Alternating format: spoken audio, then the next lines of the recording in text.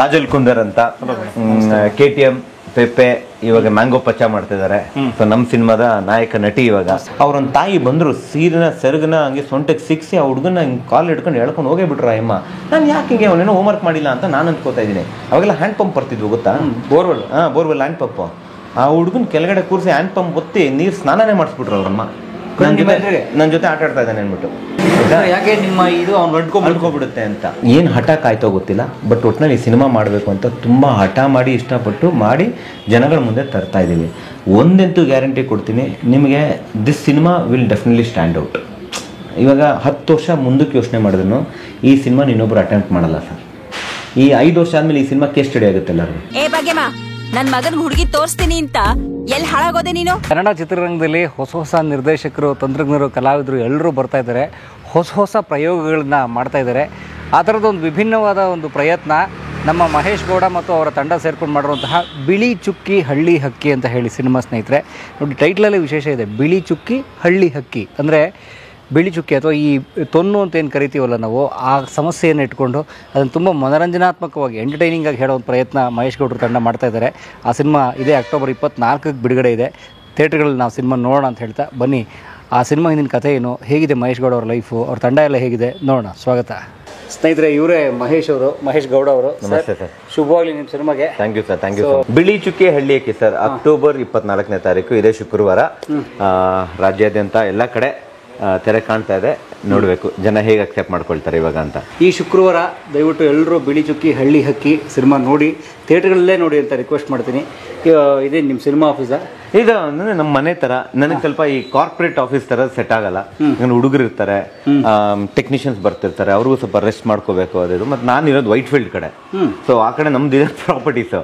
But ಅಲ್ಲಿ office set ಮಾಡಿದ್ರೆ ಟ್ರಾನ್ಸ್ಪೋರ್ಟೇಷನ್ಗೆ ಪಾಪ ಟೀಮ್ ಅವ್ರಿಗೆಲ್ಲ ತುಂಬ ಲೇಟ್ ಆಗಿಬಿಡುತ್ತೆ. ಆ್ಯಂಡ್ ಆಲ್ಸೋ ಇರೋ ಸಿನಿಮಾದವರೆಲ್ಲ ಸ್ವಲ್ಪ ಹಿಂದೆ ಮುಂದೆ ಇದೇ ಏರಿಯಾನಲ್ಲಿ ಇರೋವಂಥವ್ರು. ಇವಾಗ KM ಚೈತನ್ಯ ಅವ್ರ ಮನೆ ಹಿಂದೆನೇ ಇದೆ, ಸುದೀಪ್ ಅವ್ರ ಮನೆ ಆ ಕಡೆ ಇದೆ, ಅನೂಪ್ ಭಂಡಾರಿ ಈ ಕಡೆ ಇರ್ತಾರೆ. ಸೊ ನನ್ನ ಮಹಿರಾ ಆಫೀಸ್ ಕೂಡ ರಾಮೇಶ್ವರಂ ಕೆಫೆ ಆಪೋಸಿಟ್ ಇದ್ದಿದ್ದು ನನಗೆ. ಸೊ ಈ ಏರಿಯಾ ಒಂಥರ ನನಗೆ ಲಕ್ಕಿ ಆ್ಯಂಡ್ ಆಲ್ಸೋ ನನಗೆ ಇಷ್ಟ. ಆ್ಯಂಡ್ ಈ ಮನೆ ಚಿಕ್ಕದಾಗಿದೆ. ಯಾರೋ ಒಬ್ರು ಪಾಪ ವಯಸ್ಸಾಗಿರೋರ್ದು ಬ್ರಾಹ್ಮಣರ ಮನೆ ಇದು. ತುಂಬಾ ಚೆನ್ನಾಗಿದೆ, ಒಳ್ಳೆ ಪಾಸಿಟಿವ್ ವೈಬ್ ಇದೆ ನನಗಿದು. ಸೊ ಅದಕ್ಕೆ ಯಾರು ನಮ್ಮ ಟೆಕ್ನಿಷಿಯನ್ಸ್ ಇದ್ರು ರಾತ್ರಿ ರೆಸ್ಟ್ ಮಾಡ್ಕೋಬಹುದು. ಕಾರ್ಪೊರೇಟ್ ಆಫೀಸ್ ತರ ಇತ್ತು ಅಂದ್ರೆ 6 ಗಂಟೆಗೆ ಹೋಗ್ಲೇಬೇಕು, ಅದು 7 ಗಂಟೆಗೆ ಲಾಕ್ ಮಾಡ್ಕೊಂಡು ಹೋಗ್ಲೇಬೇಕು ಅದು ಅಂತ ಹೇಳ್ಬಿಟ್ಟು ನಾನು ಈ ತರ ಸೆಟಪ್ ಇಷ್ಟಪಡ್ತೀನಿ. ಬನ್ನಿ ಡೈರೆಕ್ಟರ್ ಕಚೇರಿ ತೋರಿಸಿ ಬನ್ನಿ. ಇನ್ನೊಂದು ಸ್ವಲ್ಪ ಈ ಕಡೆ ಬಂದ್ರೆ ನನ್ನ ಕ್ಯಾಬಿನ್ ಕಾಣಿಸುತ್ತೆ ನಿಮ್ಗೆ. ಓಕೆ, ಚಿಕ್ಕದಾಗಿ ಇವಾಗ ಡೈನಾಮಿಕ್ ಡೈರೆಕ್ಟರ್ ಅಂತ ಬೋರ್ಡ್ ಹಾಕಿದ್ದಾರೆ. Dynamic director where you think the work happens. ಅದನ್ನ ನೋಡಿದ ತಕ್ಷಣ ನೀವು ಇದನ್ನ ನೋಡ್ಬೇಕಾಗತ್ತೆ. ಇದೊಂದು ತೋರಿಸ್ತೀನಿ ಬನ್ನಿ.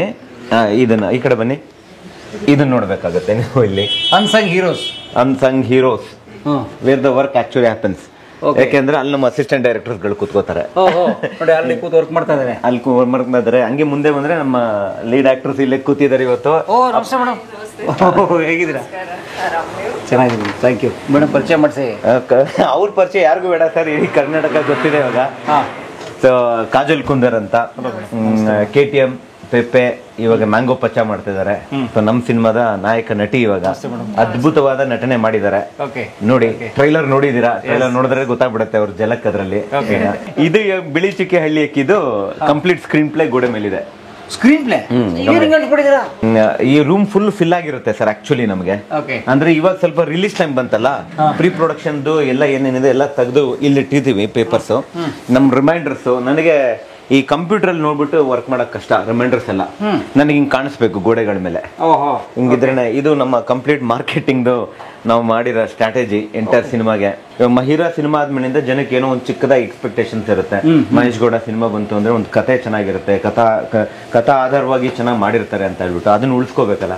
ಅದರಿಂದ ಬರೀ ಸಿನಿಮಾ ಮಾಡೋದಲ್ಲ, ಸಿನಿಮಾ ಮಾಡಾದ್ಮೇಲೆ ಕೂಡ ಸ್ವಲ್ಪ ಎಫರ್ಟ್ ಹಾಕ್ಬೇಕು ನಾವು.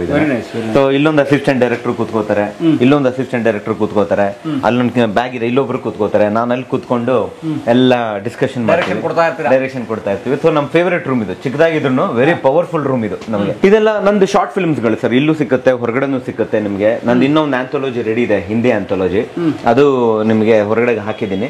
ಇನ್ನು ಸುಮಾರು ಇದಾವೆ, 30-35 ಇದಾವೆ. ಬಟ್ ಹಾಕ್ಲಿಕ್ಕೆ ಶಾರ್ಟ್ ಫಿಲ್ಮ್ಸ್ ಮಾಡಿ 35 ಶಾರ್ಟ್ ಫಿಲ್ಮ್ಸ್. ಆಮೇಲೆ ಮಹಿರಾ ಸಿನಿಮಾ ಇವಾಗ ಅನುಭವ ಇದೆ ಹಿಂದ್ಗಡೆ ಇದೆ ಸರ್. ನಾವೆಲ್ಲರೂ ಬದುಕಬೇಕಂದ್ರೆ I have to take this risk.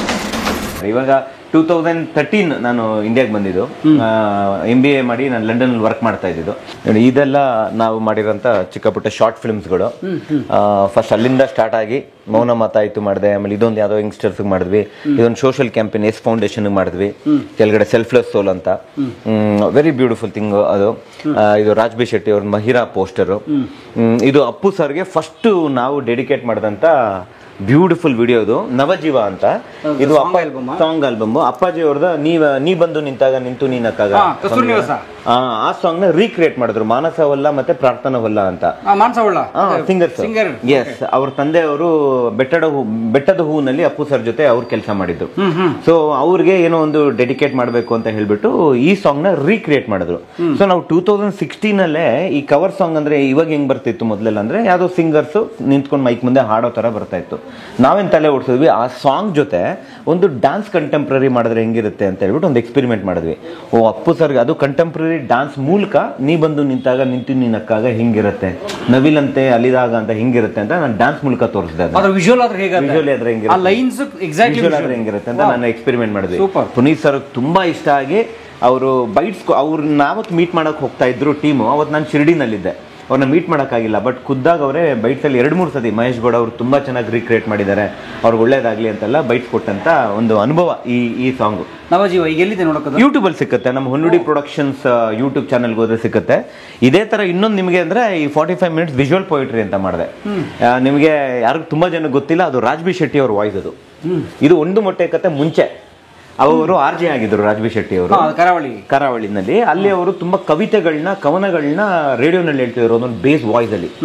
ಆ ಒಂದು ಕವಿತೆ ಕವನನ ನಾನು ನನ್ನ ಒಬ್ರು ಆತ್ಮೀಯ ಗೆಳತಿ ಇದ್ದಾರೆ ಅಮೃತ ನಾಯಕ್ ಅಂತ, ಒಂದು ಮೊಟ್ಟೆ ಕತೆ ನಾಯಕ ನಟಿ ಅವರು ಕೂಡ ಎಕನಾಮಿಕ್ಸ್ ಟೀಚರ್ ಅಂತ ಬರ್ತಾರಲ್ಲ ಅವರು.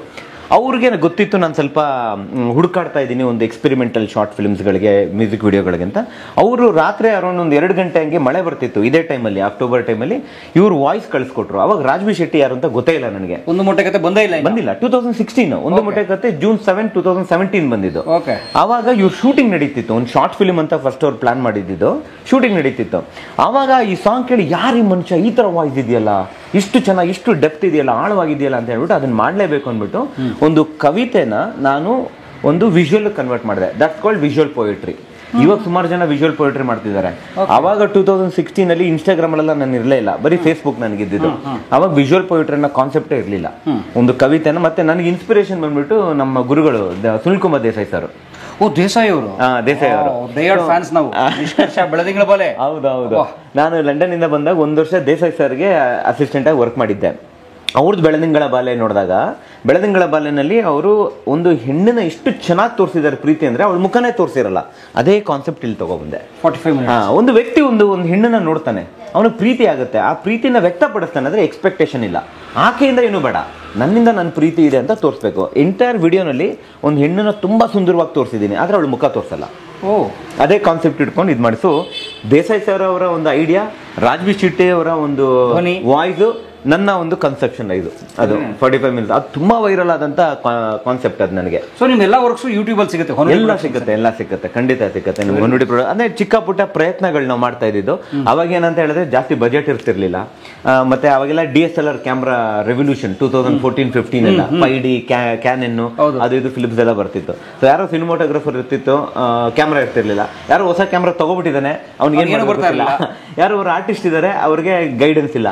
ಅವಾಗ ಅವ್ರನ್ನೆಲ್ಲ ಒಟ್ಟಿಗೆ ಗುಡಾಕೊಳ್ಳೋದು. ನಾನು ಏನು ಮಾಡೋಣ ಏನೋ ಒಂದು ಕಾನ್ಸೆಪ್ಟ್ ಹುಡ್ಸೋದು. ಆ ಕಾನ್ಸೆಪ್ಟ್ ಹುಡ್ಸಿದ್ಮೇಲೆ ಏನು ಬೇಕಾಗುತ್ತೆ, ಇವಾಗ ದುಡ್ಡು ಬೇಕಾಗುತ್ತೆ, ದುಡ್ಡಿಲ್ಲ, ಸರಿ ನನ್ನ ಹತ್ರ ಏನು ಸೇವಿಂಗ್ಸ್ ಇದೆ ಅದು ಹಾಕೋದು, ಶಾರ್ಟ್ ಫಿಲ್ಮ್ ಮಾಡೋದು. ಹಿಂಗೆ ಮಾಡಿ ಗ್ರೌಂಡ್ ರಿಯಾಲಿಟಿಯಿಂದ ಕಲ್ತಂತವ್ರು ನಾವು. ಇವಾಗ ಅದೇ ಟೆಕ್ನಿಷಿಯನ್ಸ್ ಮಹಿರಾ ಮಾಡಿದ್ ನನಗೆ. ಮಹಿರಾ ಮಾಡಿದ ಕೀರ್ತನ್ ಪೂಜಾರಿನೇ ಇದನ್ನ ಶೂಟ್ ಮಾಡಿರೋದು 45 ಮಿನಿಟ್ಸ್. ಆಮೇಲೆ ಇವಾಗ ನಮ್ಮ ಬಿಳಿ ಚುಕ್ಕಿ ಶೂಟ್ ಮಾಡಿರೋ ಸಿನಿಮಾಟೋಗ್ರಫರೇ ಇದನ್ನ ಶೂಟ್ ಮಾಡಿರೋದು. ನಮ್ಮ ಟೀಮ್ನ ನಾವು ಬಿಟ್ಕೊಟ್ಟಿಲ್ಲ. ಅಲ್ಲಿಂದ ಅವ್ರಿಗೊಂದು ಶಾರ್ಟ್ ಫಿಲ್ಮ್ಸ್ ಎಲ್ಲ ಜೊತೆಲಿ ಮಾಡ್ಕೊಂಡು ಇವಾಗ ಫೀಚರ್ ಫಿಲ್ಮ್ಸ್ ಮಾಡ್ಕೊಂಡು ಬಂದಿರೋದು ನಾವು. ಇದು ಬಿಳಿ ಚುಕ್ಕಿ ಹಳ್ಳಿ ಹಕ್ಕಿ ನಿಮ್ಗೆ ಎರಡನೇ ಸಿನಿಮಾ ಸರ್. ಎರಡನೇ ಸಿನಿಮಾ. ಗ್ಯಾಪ್ 6-7 ವರ್ಷ ಗ್ಯಾಪ್ ಆಗೋಯ್ತು ನನಗೆ. ಬಟ್ ಅನ್ಫಾರ್ಚುನೇಟ್ ಪುನೀತ್ ಸರ್ ಜೊತೆ ಒಂದು ಪ್ರಾಜೆಕ್ಟ್ ಮಾಡಬೇಕಾಗಿತ್ತು. ಇವಾಗ ಸಿನಿಮಾ ಮುಗಿಯೋವರೆಗೂ ನಾನು ಎಲ್ಲೂ ಹೇಳಲಿಲ್ಲ. ಇವಾಗ ಎಲ್ಲ ವಿಮರ್ಶೆಗಳಲ್ಲಿ ಹೇಳ್ತಾ ಇದ್ದೀನಿ ಅಷ್ಟೇ. ಅವ್ರ ಜೊತೆ ಒಂದು ಪ್ರಾಜೆಕ್ಟ್ ಮಾಡಬೇಕಾಯ್ತು. ಬಟ್ ಅವ್ರು ನಮ್ಮನ್ನೆಲ್ಲ ಬಿಟ್ಟು ಹೋದ್ಮೇಲಿಂದ ಸ್ವಲ್ಪ ಅಡೆತಡೆಗಳು ತುಂಬ ಆಯಿತು. ಬಟ್ ಬಿಟ್ಕೊಡ್ಬಾರ್ದು ಈ ಕಾನ್ಸೆಪ್ಟ್. ಯಾಕಂದ್ರೆ ಈ ಬಿಳಿ ಚುಕ್ಕಿ ಹಳ್ಳಿಕ್ಕೆ ಉಟ್ಕೊಂಡಿದ್ದೆ ಅವ್ರ ಕಾನ್ಸೆಪ್ಟ್ ಇಂದ, ಅವ್ರು ಕೊಟ್ಟಂತ ಐಡಿಯಾ ಇಂದ ನಮ್ಗೆ. ಬನ್ನಿ ಅದು ಮಾತಾಡೋಣ. ಬನ್ನಿ ಸರ್. ಬನ್ನಿ ನಿರ್ದೇಶಕರ ಕ್ಯಾಬಿನ್ ನೋಡೋಣ. ಬನ್ನಿ ಸರ್, ಇದೊಂದು ಪುಟ್ಟ ಕ್ಯಾಬಿನ್ ನಮ್ದು, ತುಂಬಾ ಪಾಸಿಟಿವ್ ವೈಬ್ಸ್ ಇರೋಂಥ ಕ್ಯಾಬಿನ್. ಇಲ್ಲೂ ನೋಡಿದ್ರೆ ನಿಮ್ಗೆ ಹಿಂದ್ಗಡೆ ನಿಮಗೆ ನಮ್ಮ ದಿನಚರಿಯ ಒಂದು ರಿಮೈಂಡರ್ಸ್ ಕಾಣಿಸ್ತವೆ ನಿಮ್ಗೆ, ಏನೇನೇನೇನ್ ಮಾಡ್ಬೇಕು ಅಂತ. ಇಲ್ಲೊಂದು ಹಾರ್ಟ್ ಸಿಂಬಲ್ ಹಾಕಿ ಬಿಟ್ಬಿಟ್ಟಿದೀವಿ ರಿಲೀಸ್ಗೆ ಅಂತ ಹೇಳ್ಬಿಟ್ಟು. ನಿಮ್ದು ಬರ್ದಿದ್ದೀವಿ ನಾವಿಲ್ಲಿ. ನಿಮಗೆ ಸೊ ಈ ತರ ಇರುತ್ತೆ ನಮ್ಮ ಟೆಕ್ನಿಷಿಯನ್ಸ್. ಇದು ಇಲ್ಲೆಲ್ಲ ಫೈಲ್ಸ್ಗಳೆಲ್ಲ ಸ್ಟೋರ್ ಮಾಡ್ತೀವಿ. ಇದೊಂದು ಪುಟ್ಟ ಕ್ಯಾಬಿನ್. ಇಲ್ಲೂ ಒಂದಿಷ್ಟು ವರ್ಕ್ಗಳಿದಾವೆ ನಮ್ದು, ಸುಮಾರು ಮಾಡಿದ್ದು. ಓಕೆ. ಮಹಿರಾ ಯಾವ ವರ್ಷ? Mahira 2019 sir, before Covid. ಹೌದೌದು, ಬಿಫೋರ್ ಕೋವಿಡ್ ಪ್ರಾಜೆಕ್ಟ್. ಕ್ರಿಟಿಕಲಿ ಒಳ್ಳೆ ನನಗೆ ಹೆಸರು ಸಿಕ್ತು. ಇವತ್ತು ಕೂಡ ನಾವೆಲ್ಲರೂ ಅನ್ನ ತಿಂತಾರದೆ ಮಹಿರಾಯಿಂದ. ಕ್ರೈಮ್ ಥ್ರಿಲ್ಲರ್, ಕ್ರೈಮ್ ಥ್ರಿಲ್ಲರ್, ಒಂದು ಅಮ್ಮ ಮಗಳ ಕತೆ, ಒಂದು ಆಕ್ಷನ್ ಥ್ರಿಲ್ಲರ್ ಮಾಡಿದ್ವಿ ನಾವು ಅದನ್ನ. ಸೊ ಮಾಲಾಶ್ರೀ ಮೇಡಮ್ ಅವರ ಕಾಲಕ್ಕೆ ಆಕ್ಷನ್ ಸೀಕ್ವೆನ್ಸ್ ಒಂದು ಫೀಮೇಲ್ ಮೇಲೆ ಅನ್ನೋದು ಹೊರಟೋಗಿತ್ತು. ಆಮೇಲೆ ಮಾಲಾಶ್ರೀ ಮ್ಯಾಮ್ ಹೆಂಗಿದ್ರು ಅವಾಗ, ಆಕ್ಷನ್ ಅಂತ ಹೇಳಿದ್ರೆ ಮಾಲಾಶ್ರೀ ಮ್ಯಾಮ್ ಹೀರೋ ಹೀರೋಯಿನ್ ಎಲ್ಲ, ಡಾನ್ಸು, ರೊಮ್ಯಾಂಟಿಕ್ಸ್ ಮೂವೀಸು ಎಲ್ಲ ಮಾಡಿದ್ರು ಅವರು. ಸೊ ನಾನು ಆ ಥರದ್ದು, ನಾನು ಆಕ್ಷನ್ ಬ್ಯಾಕ್ ಗ್ರೌಂಡ್ ಇಂದ ಬಂದಿರೋದ್ರಿಂದ ನಾನು ಏನಾದರೂ ಆಕ್ಷನ್ ಚೆನ್ನಾಗಿ ಮಾಡಬೇಕು ಅನ್ನೋ ನನಗೊಂದು ಕುತೂಹಲ ನನಗೆ ಮಾಡಬೇಕು ಅಂತ.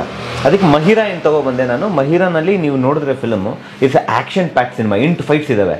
ಎಲ್ಲ ಫೈಟು ಚೇತನ್ ಡಿಸೋಜಾ ಕೊರಿಯೋಗ್ರಾಫ್ ಮಾಡಿದ್ದು, ಡೆಬ್ಯೂ ಅವ್ರಿಗೆ. ಕೀರ್ತನ್ ಪೂಜಾರಿ ಸಿನಿಮಾಟೋಗ್ರಫಿ, ಅವ್ರಿಗೂ debut. Music composer debut. Ashik Kusuguli debut. ಆಮೇಲೆ ಶಾಕಾಹಾರಿ ಫಿಲ್ಮ್ ಅಂತಲ್ಲ, ಆ ಫಿಲ್ಮ್ ನಿರ್ದೇಶಕರು ಏನಿದ್ದಾರೆ ಸಂದೀಪ್ ಸುಕಂದ ಅವರು ಮಹಿರಾ ಫಿಲ್ಮ್ನ ಅಸೋಸಿಯೇಟ್ ಡೈರೆಕ್ಟರ್ ಕೂಡ ಅವರು. ಒಳ್ಳೆ ತಂಡ ಅವ್ರು ಮಾಡಿದ್ದು. ಅಲ್ಲಿ ಆಕ್ಷನ್ ಸೀಕ್ವೆನ್ಸ್ ಹೆಂಗ್ ಮಾಡಿದ್ವಿ ಅಂದ್ರೆ, ಯಾವುದೇ ಕೇಬಲ್ ಹಾಕಿಲ್ಲ, ಇಲ್ಲ ಯಾರೋ ಹಿಂಗೆ ಹೊಡೆದ್ರೆ 5 ಜನ ಹಾರೋಗೋ ಥರ ಆ ಥರ ಏನು ಮಾಡಿಲ್ಲ. Ground reality. ಒಂದು ಹೆಣ್ಣು ಎಷ್ಟು ಫೈಟ್ ಮಾಡ್ಬೋದು, ಒಂದು ತಾಯಿ ಒಂದು ಮಗಳನ್ನ ಕಾಪಾಡೋಕ್ಕೆ ಎಷ್ಟು ಕಷ್ಟಪಡ್ಬೋದು, ಅದನ್ನು ತೋರಿಸ್ಕೊಂಡೋದ್ವಿ. ಅದಕ್ಕೆ ಜನಕ್ಕೆ ಸಿಕ್ಕಾಪಟ್ಟೆ ಕ್ರಿಟಿಕಲಿ ಇಷ್ಟ ಆಯಿತು. ವ್ಯಾಪಾರದ ದೃಷ್ಟಿನ ನಾವು ಜಾಸ್ತಿ ದುಡ್ಡು ಮಾಡಿಲ್ಲ ಅದರಲ್ಲಿ. ಯಾಕಂದರೆ ಮತ್ತೆ ಇಮಿಡಿಯೇಟ್ ಆಗಿ ಕೋವಿಡ್ ಬಂದ್ಬಿಡ್ತು. ಅವಾಗ ಇನ್ನೂ OTT ಬೂಮ್ ಆಗ್ತಾ ಇತ್ತು. ಸೊ ಲಾಟ್ ಆಫ್ ಥಿಂಗ್ಸ್ ಅದರಲ್ಲಿ. ಸೊ ಅದು ನನಗೆ ಸಿಕ್ಕಾಪಟ್ಟೆ ಹೆಸರು ಕೊಟ್ಬಿಡ್ತು. ಇವತ್ತು ಕೂಡ ಮಹಿರಾ ಫಿಲ್ಮ್ ಡೈರೆಕ್ಟರ್ ಮಹೇಶ್ ಗೌಡ ಅಂತಲೇ ಹೇಳ್ತಾ ಇದ್ದಾರೆ. ಇನ್ನು ಮುಂದಕ್ಕೆ ಬಿಳಿ ಚುಕ್ಕಿ ರಿಲೀಸ್ ಆದಮೇಲೆ ಇವಾಗ ಬಿಳಿ ಚುಕ್ಕಿನೂ ಸೇರಿಸ್ಕೋಬೇಕು ಅವರು ಅಂತ ನನ್ನ ಆಸೆ ಅಷ್ಟೇ.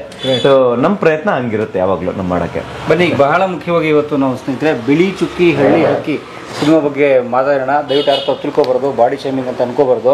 ನೋಡಿ, ನಮ್ಮ ಸರ್ ಮಹೇಶ್ ಅವರು ಕೂಡ ಬಿಳಿ ವೈಟ್ ಪ್ಯಾಚಸ್ ಅಂತ ಅಥವಾ ಅದೇನು ಒಂದೊಂದು ಕರೆಯಬೇಕು ಗೊತ್ತಿಲ್ಲ, ಅವರೇ ಆ ಪಾತ್ರ ಕೂಡ ನಿಭಾಯಿಸಿದ್ದಾರೆ. ಅದೇನದು ಎಲ್ಲವನ್ನೂ ನಾವು ಮಾತಾಡೋಣ. ಸ್ವಾಗತ. ಈ ವಿಶೇಷವಾದ ಸಂದರ್ಶನ ಇದು. ದಯವಿಟ್ಟು ಸಿನಿಮಾನ ಇದೇ ಶುಕ್ರವಾರ ನೀವು ಥಿಯೇಟರ್ಗಳಲ್ಲಿ ನೋಡಿ. ಅದಕ್ಕೆ ಮೊದಲು ಈ ಸಿನಿಮಾ ನಿರ್ದೇಶಕರ ಅನುಭವಗಳನ್ನ ಕೇಳೋಣ. Sir please welcome. ಬನ್ನಿ ಸರ್ ಪ್ಲೀಸ್. ಸರ್, ನಿಮ್ಮ ಸಿನಿಮಾ ಬರೋಕ್ಕೆ ಮೊದಲು ತಮ್ಮ ಬ್ಯಾಕ್ಗ್ರೌಂಡ್ ಬಗ್ಗೆ ಸ್ವಲ್ಪ ಹೇಳಿ ಸರ್. ಖಂಡಿತ. ನಾನು ಹುಟ್ಟಿ ಬೆಳೆದಿದ್ದೆಲ್ಲ ಬೆಂಗಳೂರೇ. ನಮ್ಮ ತಂದೆ ತಾಯಿ ಬಂದ್ಬಿಟ್ಟು ಹಾಸನ ಕಡೆಯವರು. ಅವರು ನನಗೆ 5 ಜನ ಅಕ್ಕಂದಿರು. ನಾನು ಕೊನೆ ಮಗ ನಮ್ಮ ತಂದೆ ತಾಯಿಗೆ. ಸೊ ನಮ್ಮದು ಬಡತನನೇ, ಏನು ಹುಡ್ದಾಗಿಂದ ದುಡ್ಡು ಮಾಡ್ಕೊಬಂದಿದ್ದೀವಿ ಅಂತೇನಿಲ್ಲ. ನಮ್ಮ ತಂದೆ ಬೆಂಗಳೂರು ಬಂದು 5 ಜನ ಹೆಣ್ಮಕ್ಳು ಪ್ಲಸ್ ನಮ್ಮನ್ನ ಸಾಕಿದ್ದೆ ದೊಡ್ಡ ವಿಷಯ. ಅವ್ರು ಕೊಟ್ಟಂಥ ದೊಡ್ಡ ಆಸ್ತಿ ಏನು ಅಂದರೆ ಎಜುಕೇಷನ್ ನಮಗೆ. ನಾನು ಸ್ಕೂಲಿಂಗ್ ಎಲ್ಲ ಮಾಡಿ ಫಸ್ಟ್ ಮಾಡಿ ಡಿಪ್ಲೊಮಾ ಮಾಡಿದೆ. ಡಿಪ್ಲೊಮಾ ಮಾಡಿ ಆದ್ಮೇಲಿಂದ ಇಂಜಿನಿಯರಿಂಗ್ ಮಾಡಿದೆ.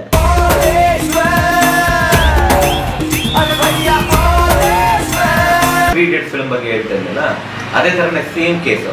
ಏನು ಓದ್ತಾ ಇದ್ದೀನಿ ಅಂತಲೇ ಗೊತ್ತಾಗ್ತಿರ್ಲಿಲ್ಲ ಇಂಜಿನಿಯರಿಂಗ್. ಯಾರು ಲೆಕ್ಚರರ್ಸ್ ಬೇಜಾರು ಮಾಡ್ಕೊಬಿಟ್ಟಿರ ಆಮೇಲೆ ನೀವು. ಸೊ ಅದರಿಂದ ಇಂಜಿನಿಯರಿಂಗ್ ಮುಗಿಸಾದ್ಮೇಲಿಂದ ಈ ಟೆಕ್ನಿಕಲ್ ಸ್ಟಡೀಸ್ ಬೇಡ ಅಂತ ಮ್ಯಾನೇಜ್ಮೆಂಟ್ ಕಡೆ ಸ್ವಲ್ಪ ಶಿಫ್ಟ್ ಆಗಿದೆ.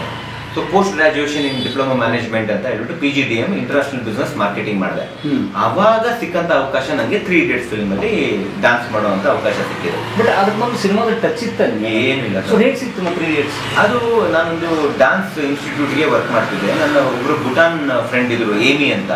ಅವರು ಲ್ಯಾಟಿನ್ ಡ್ಯಾನ್ಸ್ ಎಲ್ಲ ಮಾಡ್ತಾ ಇದ್ರು ಮೇಡಮ್ ಅವರು. ಅವರು ನನ್ನ ಡ್ಯಾನ್ಸ್ನೆಲ್ಲ ನೋಡ್ಬಿಟ್ಟು ನನಗೆ ಈ ತರ ಒಂದು ಡ್ಯಾನ್ಸ್ ಗ್ರೂಪ್ಗಳಿರ್ತವೆ, ಅಲ್ಲೂ ನಾವು ಜಾಯ್ನ್ ಆಗ್ಬೋದು, ಕಾರ್ಪೊರೇಟ್ ಶೋಗಳೆಲ್ಲ ಆಗ್ತವೆ ಅಂತ ಗೊತ್ತೇ ಇರಲಿಲ್ಲ ನನಗೆ. ಸೊ ಅವ್ರು ಬಂದ್ಬಿಟ್ಟು ನನ್ನ ಆತ್ಮೀಯ ಗೆಳತಿ ನನ್ನ ಅಲ್ಲಿ ಕರ್ಕೊಂಡೋದ್ರು ಆ ಡ್ಯಾನ್ಸ್ ಇನ್ಸ್ಟಿಟ್ಯೂಟ್ಗೆ. ಅಲ್ಲಿ ನಾನು ಸುಮ್ಮನೆ ಡ್ಯಾನ್ಸರ್ ಆಗಿ ವರ್ಕ್ ಮಾಡ್ತಿದ್ದೆ. ಸೊ 3 Idiots ಫಿಲ್ಮ್ ಮಾಡ್ಬೇಕಾದ್ರೆ ಅವ್ರಿಗೊಂದು 200-300 ಜನ ಡ್ಯಾನ್ಸರ್ಸ್ ಬೇಕಿತ್ತು ಬೆಂಗಳೂರಲ್ಲಿ. ಆ ಸಾಂಗ್ ನೀವು ನೋಡಿದ್ರೆ, ಆಲ್ ಇಸ್ ವೆಲ್ ಸಾಂಗ್ ನೋಡಿದ್ರೆ ಸ್ಟೂಡೆಂಟ್ಸ್ ಆಗಬೇಕಿತ್ತು. ಅವಾಗ ಎಲ್ಲಾ ಕಡೆಯಿಂದ ಡ್ಯಾನ್ಸರ್ಸ್ನ ಸೋರ್ಸ್ ಮಾಡಿದ್ರು. ಆವಾಗ ನನಗೆ ಸಿಕ್ಕಂತ ಆಪರ್ಚುನಿಟಿ ಅದು ಅವ್ರ ಕಡೆಯಿಂದ. ಬಟ್ ಅವ್ರು ಅಲ್ಲಿ ವರ್ಕ್ ಮಾಡಿದ ನನ್ನ ಫಸ್ಟ್ ಅವರ್ ಎಕ್ಸ್ಪೋಜರ್ ಅದು ನನಗೆ. ಕ್ಯಾಮ್ರಾ ಅಂದ್ರೆ ಏನು, ಅಮೀರ್ ಖಾನ್, ಮಾಧವನ್, ಕರೀನಾ ಕಪೂರ್ ಅಂಡ್ ರಾಜ್ಕುಮಾರ್ ಇರಾನಿ ತುಂಬಾ ದೊಡ್ಡ ಡೈರೆಕ್ಟರ್ ಆಗೋಗಿದ್ರು ಅವಾಗ ಆಲ್ರೆಡಿ. ಹೌದೌದು, ಲಗೇರೋ, ಮುನಾಬಾಯಿ ಬಂದ್ಬಿಟ್ಟಿತ್ತು. ಅಂಡ್ ಅಮೀರ್ ಖಾನ್ ಅವ್ರದ್ದು ಫಾಸ್ಟ್ ಹಿಟ್ ಬಂದ್ಬಿಟ್ಟು ಗಜಿನಿ ಆಗಿತ್ತು. Of course Aamir Khan already big hit ನಮಗೆ. ಸೊ ನಾವು ಇದನ್ನ ಆಪರ್ಚುನಿಟಿ ಮಿಸ್ ಮಾಡಬಾರ್ದು ಅಂದ್ಬಿಟ್ಟು ಹೋಗ್ಬಿಟ್ಟು ಅಲ್ಲೊಂದು 5 ದಿನ ನಾವು ವರ್ಕ್ ಮಾಡಿದ್ವಿ. ಅದಾದ್ಮೇಲಿಂದ ಎಕ್ಸ್ಪೀರಿಯನ್ಸ್ ಸರ್, ಅವ್ರದ್ದು ವರ್ಕಿಂಗ್ ಸ್ಟೈಲ್ ತುಂಬಾ ಡಿಫ್ರೆನ್ಸ್ ಇದೆ ಸರ್. ಆಗಿನ ಕಾಲ ಅಂದ್ರೆ 2008 ಅಲ್ಲಿ ನಾನು ಮಾಡಿದ್ದು. 2009 ಅಲ್ಲಿ ಫಿಲ್ಮ್ ರಿಲೀಸ್ ಆಗಿದ್ದು. ಅವರ ವರ್ಕಿಂಗ್ ಸ್ಟೈಲೇ ಟೋಟಲಿ ಡಿಫ್ರೆಂಟ್ ಇದೆ ಅವ್ರದ್ದು. ಆ್ಯಂಡ್ ಅಮೆರಿಕನ್ ಕೂಡ ಅಂದರೆ ಆ ಸೆಟ್ಟಲ್ಲಿ ಅಟ್ಲೀಸ್ಟ್ ನಮಗೆ ಗೊತ್ತಿರೋ ಮಟ್ಟಿಗೆ ಅವರು ಆ ಸ್ಟಾರ್ಡಮ್ ಎಲ್ಲ ತೋರ್ಸೋಕೆ ಹೋಗಲಿಲ್ಲ. ನಾವು ಹೆದರ್ಕೊಂಡಿದ್ವಿ ಅಂತ ಹೇಳಿದ್ರೆ ಸ್ಟಾರ್ ಬರ್ತಾ ಇದ್ದಾರೆ. ನಮಗೊಂದು ಫಸ್ಟ್ 2-3 ಟೇಕು ಆ ಸ್ಟಾರ್ ಕಾಣಿಸ್ತಾ ಇದ್ದಾರೆ ನಮ್ಮ ಮುಖದಲ್ಲಿ. ಆಮೇಲೆ ಮೈಕಲ್ ಹೇಳೋರು, don't worry about American, please concentrate on your steps ಅಂತ. ನಾವು ಸ್ಟೆಪ್ಸ್ ಮಾಡ್ಬೇಕಾದ್ರೆ ಕ್ಯಾಮ್ರಾ ನೋಡಬೇಕು. ಇವಾಗ ಅಮೆರಿಕನ್ ನಾವು ಅಮೆರಿಕನ್ ನೋಡ್ಕೊಂಡೇ ಮಾಡ್ತಾ ಇದ್ವಿ. ಆ ಥರ ಫಸ್ಟ್ ಒಂದು 2-3 ಟೇಕು. ಆಮೇಲೆ ಸರ್ ಫಸ್ಟ್ ಟೇಕ್ ಒಂದು ಮಾಡಿದ್ವಿ ಸರ್, ಆಲ್ ಇಸ್ ವೆಲ್ ಅಂತ ಸಾಂಗು ಅಮೆರಿಕನ್ ಬಂದಿದ್ದಾರೆ ಅಂದ್ಬಿಟ್ಟು ಏನು ಎದೆ ಹೊಡ್ಕೊಳ್ಳೋದು ನಾವು. ಆಲ್ ಇಸ್ ವೆಲ್ ಅಂದ್ಬಿಟ್ಟು ಫುಲ್ ಎನರ್ಜಿ ಆಗ್ತಾ ಇದೀವಿ. ನಮ್ಗೆ ಗೊತ್ತಿಲ್ಲ ಇನ್ನ ಹೆಂಗಾಗುತ್ತೆ ಶೂಟಿಂಗ್ ಅಂದ್ಬಿಟ್ಟು. ಈ ಮನುಷ್ಯ ಹೋದ್ರು, ಅವ್ರ ಬಗ್ಗೆ ಕೇಳಿದ್ವಿ, ಪರ್ಫೆಕ್ಷನಿಸ್ಟು ಅದು ಇದು ಸ್ವಲ್ಪ ಇನ್ವಾಲ್ವ್ ಆಗ್ತಾರೆ ಶಾರ್ಟ್ಗೆ ಅಂತೆಲ್ಲ. ಹೋಗ್ಬಿಟ್ಟು ಮಾನಿಟರ್ ನೋಡೋದು. ಅವಾಗೆಲ್ಲ ಇವಾಗಿರೋದು ಅಡ್ವಾನ್ಸ್ ಮಾನಿಟರ್ ಇರ್ತಿರ್ಲಿಲ್ಲ, ಒಂದು ಚಿಕ್ಕದ ಒಂದು ಮಾನಿಟರ್. ಅವ್ರು ಫಿಲ್ಮಲ್ಲಿ ಶೂಟ್ ಮಾಡ್ತಾ ಇದ್ರು, ಡಿಜಿಟಲ್ ಕ್ಯಾಮ್ರಾ ಇರಲಿಲ್ಲ. ಅಲ್ಲಿ ನೋಡ್ಬಿಟ್ಟು ಒಂದು 50 ಜನ ಡ್ಯಾನ್ಸರ್ಸ್ ಇರೋ ಇವ್ರದ್ದು ಡ್ಯಾನ್ಸರ್ ನಂಬರ್ 37, 38 ಸ್ವಲ್ಪ ಆಂಗಲ್ ಚೇಂಜ್ ಇದೆ. ಇನ್ನೊಂದು ಟೇಕು ಸರ್, ನೀವು ನಂಬಲ್ಲ, ಹೆಚ್ಚು ಕಡಿಮೆ 35 ರಿಂದ 37 ಟೇಕ್ ಒಂದೇ ಶಾಟ್. ನಾವು ಸ್ಟಾರ್ಟಿಂಗ್ ಸಬ್ಸರಿ ಹೊಡ್ಕೊಬಿಟ್ಟಿದ್ವಿ ಎದೆಗೆ. ಯಂಗ್ಸ್ಟರ್ಸ್ ಬೇರೆ ಎದೆಲ್ಲ ಕೆಂಪಾಗಿ ರಕ್ತ ಕಟ್ಟಂಗ್ ಆಗ್ಬಿಟ್ಟಿತ್ತು ನಮ್ಗೆ. ಕೊನೆಗೆ ಹೆಂಗಾಗಿದೆ ಅಂದ್ರೆ, ನಾವು ಲಿಪ್ಸಿಂಗ್ ಹೆಂಗ್ ಮಾಡ್ತಿದ್ವಿ, ಮುಗ್ಸಪ್ಪ ಸಾಕು ಅಂತಿದ್ವಿ, ಆಲ್ ಇಸ್ ವೆಲ್ಗೆ ಹಂಗ್ ಹೋಗ್ಬಿಟ್ಟಿದ್ವಿ. ಆಮೇಲೆ ಅರ್ಥ ಆಯ್ತು ಒಂದು ಶಾಟ್ಗೆ ಎಷ್ಟು ಪರಿಶ್ರಮ ಇರುತ್ತೆ, ಒಂದು ಪರ್ಫೆಕ್ಟ್ ಶಾಟ್ಗೆ ಎಷ್ಟು ಕಷ್ಟ ಪಡ್ತಾರೆ, ಒಂದು ಶಾಟ್ಗೆ ಎಷ್ಟು ಡಿಪಾರ್ಟ್ಮೆಂಟ್ ವರ್ಕ್ ಮಾಡ್ತಾರೆ, ಕಾಸ್ಟ್ಯೂಮ್ ಅವರಿಂದ ಹಿಡಿದು ಇನ್ನೊಬ್ಬರಿಂದ ಹಿಡಿದು ಮತ್ತೆ ಒಂದು ಶಾಟ್ ನ ಎಷ್ಟು ತರ ತಗೊಳ್ತಾರೆ ಕಟ್ ಮಾಡಕ್ಕೋಸ್ಕರ. ನಮ್ಗೆ ಏನಂದ್ರೇನು ನಾಲೆಜ್ ಇಲ್ಲ ಅಲ್ವಾ. ಅವಾಗ ನಾನ್ ಬಂದಿದ್ದು ಮಾರ್ಷಲ್ ಆರ್ಟ್ ಬ್ಯಾಕ್ ಗ್ರೌಂಡ್, ಚಿಕ್ಕ ಪುಟ್ಟ ಡ್ಯಾನ್ಸ್ ಮಾಡ್ಕೊಂಡು ಬರ್ತಿದ್ದೆ ನಾನು. ಇದು ನನ್ನ ಫಸ್ಟ್ ಎಕ್ಸ್ಪೋಜರ್ ಅಲ್ಲಿದ್ದಾಗ. ಮತ್ತೆ ತುಂಬಾ ಚೆನ್ನಾಗಿ ಟ್ರೀಟ್ ಮಾಡ್ತಾರೆ, ವೆರಿ ಪ್ರೊಫೆಷನಲ್ ಆಗಿರುತ್ತೆ ಅಟ್ಲೀಸ್ಟ್ ಸೆಟ್ ಒಳಗಡೆ. ಮತ್ತೆ ಆರ್ಗನೈಸ್ಡ್ ಸಕ್ಕತ್ತಾಗಿದ್ದಾರೆ. ಮೆಸ್ಅಪ್ ನಮ್ಗೆ ಕಾಣಿಸಲ್ಲ, ಹಿಂದೆ ಏನೇ ನಡೀತಿದ್ರು ಮುಂದೆ ಏನೂ ಕಾಣಿಸಲ್ಲ ನಿಮ್ಗೆ. ಆತರ ತುಂಬಾ ವೆರಿ ವೆಲ್ ಆರ್ಗನೈಸ್. ಮತ್ತೆ ಅಲ್ಲಿನ ಒಬ್ಬೊಬ್ರು ಅವ್ರವ್ರ ಡಿಪಾರ್ಟ್ಮೆಂಟ್ ಹೆಡ್ ಅವ್ರವ್ರ ಜವಾಬ್ದಾರಿ ಚೆನ್ನಾಗಿ ಮಾಡ್ತಾರೆ. ಅಲ್ಲಿ ಡೈರೆಕ್ಟ್ ಕೂತೇ ಇರಬೇಕು, ಕಿರ್ಚಾಡ್ಬೇಕು ಅನ್ನೋದಿರಲ್ಲ. ನಮ್ಮಲ್ಲಿ ಉದಾಹರಣೆಗೆ ಸೋಷಿಯಲ್ ಮೀಡಿಯಾದಲ್ಲೆಲ್ಲ ಬರ್ತಾರೆ, ಡೈರೆಕ್ಟ್ ಅದೆಲ್ಲ ಇಲ್ಲ ಸರ್. ಇನ್ಫ್ಯಾಕ್ಟ್ ನಾವು 5 ದಿನ ಕೆಲಸ ಮಾಡಿದ್ರಲ್ಲಿ 3 ದಿನ ರಾಜ್ಕುಮಾರ್ ಇರಾನಿ ಅವ್ರು ಸೆಟಲ್ ಇರಲಿಲ್ಲ. ಯಾಕಂದ್ರೆ ಅವ್ರು 103 ಡಿಗ್ರಿ ಫೀವರ್ ಇತ್ತು. ವೆದರ್ ಮತ್ತೆ ವಾಟರ್ ಚೇಂಜ್ ಆಗ್ಬಿಟ್ಟು ಬೆಂಗಳೂರು ಬಂದು ಫೀವರ್ ಇತ್ತು. ಅವರಲ್ಲಿ ಇರಲೇ ಇಲ್ಲ. ಕೊರಿಯೋಗ್ರಾಫರ್ಸ್ ಮತ್ತೆ ಏನು ಅಸೋಸಿಯೇಟ್ಸ್ ಇದ್ರು ಅವರೇ ತಗೊಳ್ತಾ ಇದ್ದಿದ್ದೆಲ್ಲ ಶಾರ್ಟ್. ಅವ್ರು ಇರ್ಲೇ ಇಲ್ಲ. ಬರೋರು 1 ಅವರ್ 2 ಅವರ್ ಮುಖಾಲ ಕೆಂಪು, ಮೊದಲೇ ಬೆಳ್ಳಗಿದ್ದಾರೆ, ಉದ್ದಕ್ಕಿದ್ದಾರೆ, ಮುಖಾಲ ಕೆಂಪಗಾಗಿ ಕಣ್ಣೆಲ್ಲ ನೀರಿರೋದು ಜ್ವರ ಬಂದವ್ರಿಗೆ. ಮಾಸ್ಕ್ ಹಿಂಗೆಲ್ಲ ಟವಲ್ ಎಲ್ಲ ಕಟ್ಕೊಂಡು ಬಂದ್ಬಿಟ್ಟು how is it going, all okay ಅಂದ್ಬಿಟ್ಟು ಹೋಗೋರು ವಾಪಸ್ಸು. ಸೊ ಆ ಥರ ಅವ್ರವ್ರ ಜವಾಬ್ದಾರಿ ಅವ್ರು ಮಾಡ್ತಾ ಇದ್ರು. ಎಷ್ಟು 5 ದಿವಸ ಮಾಡಿದ್ರು? 5 ದಿನ. ಅಂದ್ರೆ ನಾವು ಎಲ್ಲ ಇಂಡೋರ್ ಶಾರ್ಟ್ಸ್ ಅಲ್ಲೆಲ್ಲ ನಾವಿರ್ಲಿಲ್ಲ, ನಾವು ಬರೀ ಔಟ್ಡೋರ್ ಶಾರ್ಟ್ಸ್. ಕಾರಿಡೋರ್ ಆಚೆ ಬಾಸ್ಕೆಟ್ ಬಾಲ್ ಕೋರ್ಟು, ಗ್ರೌಂಡು ಅಲ್ಲೆಲ್ಲ ನಾವೇ ಮಾಡ್ತಾ ಇದ್ವಿ. ಸ್ಟೆಪ್ಸ್ಗಳಲ್ಲಿ ಎಲ್ಲ ತರ ನಾವೇ ಮಾಡ್ತಾ ಇದ್ವಿ. ಸೊ ಬೆಳಗ್ಗೆಯಿಂದ ಸಾಯಂಕಾಲ ಒಂದು 5 ದಿನ ನಾವು ವರ್ಕ್ ಮಾಡಿದ್ವಿ. ಫುಲ್ ಸಾಂಗ್ ನಿಮ್ದು? ನಮ್ ಪೋರ್ಷನ್ ನಾವು ಬರೀ ಔಟ್ಡೋರ್ ಮಾತ್ರ. ಇಂಡೋರ್ ರಾತ್ರಿ ಎಲ್ಲ ಶೂಟ್ ಮಾಡ್ತೀವಿ. ನಮ್ಗದು ಅರ್ಥ ಆಗ್ತಿರ್ಲಿಲ್ಲ. ಡಬಲ್ ಕಾಲ್ ಶೀಟ್ ಅಂದ್ರೆ ಗೊತ್ತಿಲ್ಲ, ಸಿಂಗಲ್. ಇವ್ರು ಯಾಕೆ ರಾತ್ರಿ ಎಲ್ಲ ಶೂಟ್ ಮಾಡ್ತಾರೆ, ಸುಸ್ತಾಗಲ್ವಾ ಅನ್ಕೊಳ್ತಿದ್ವಿ.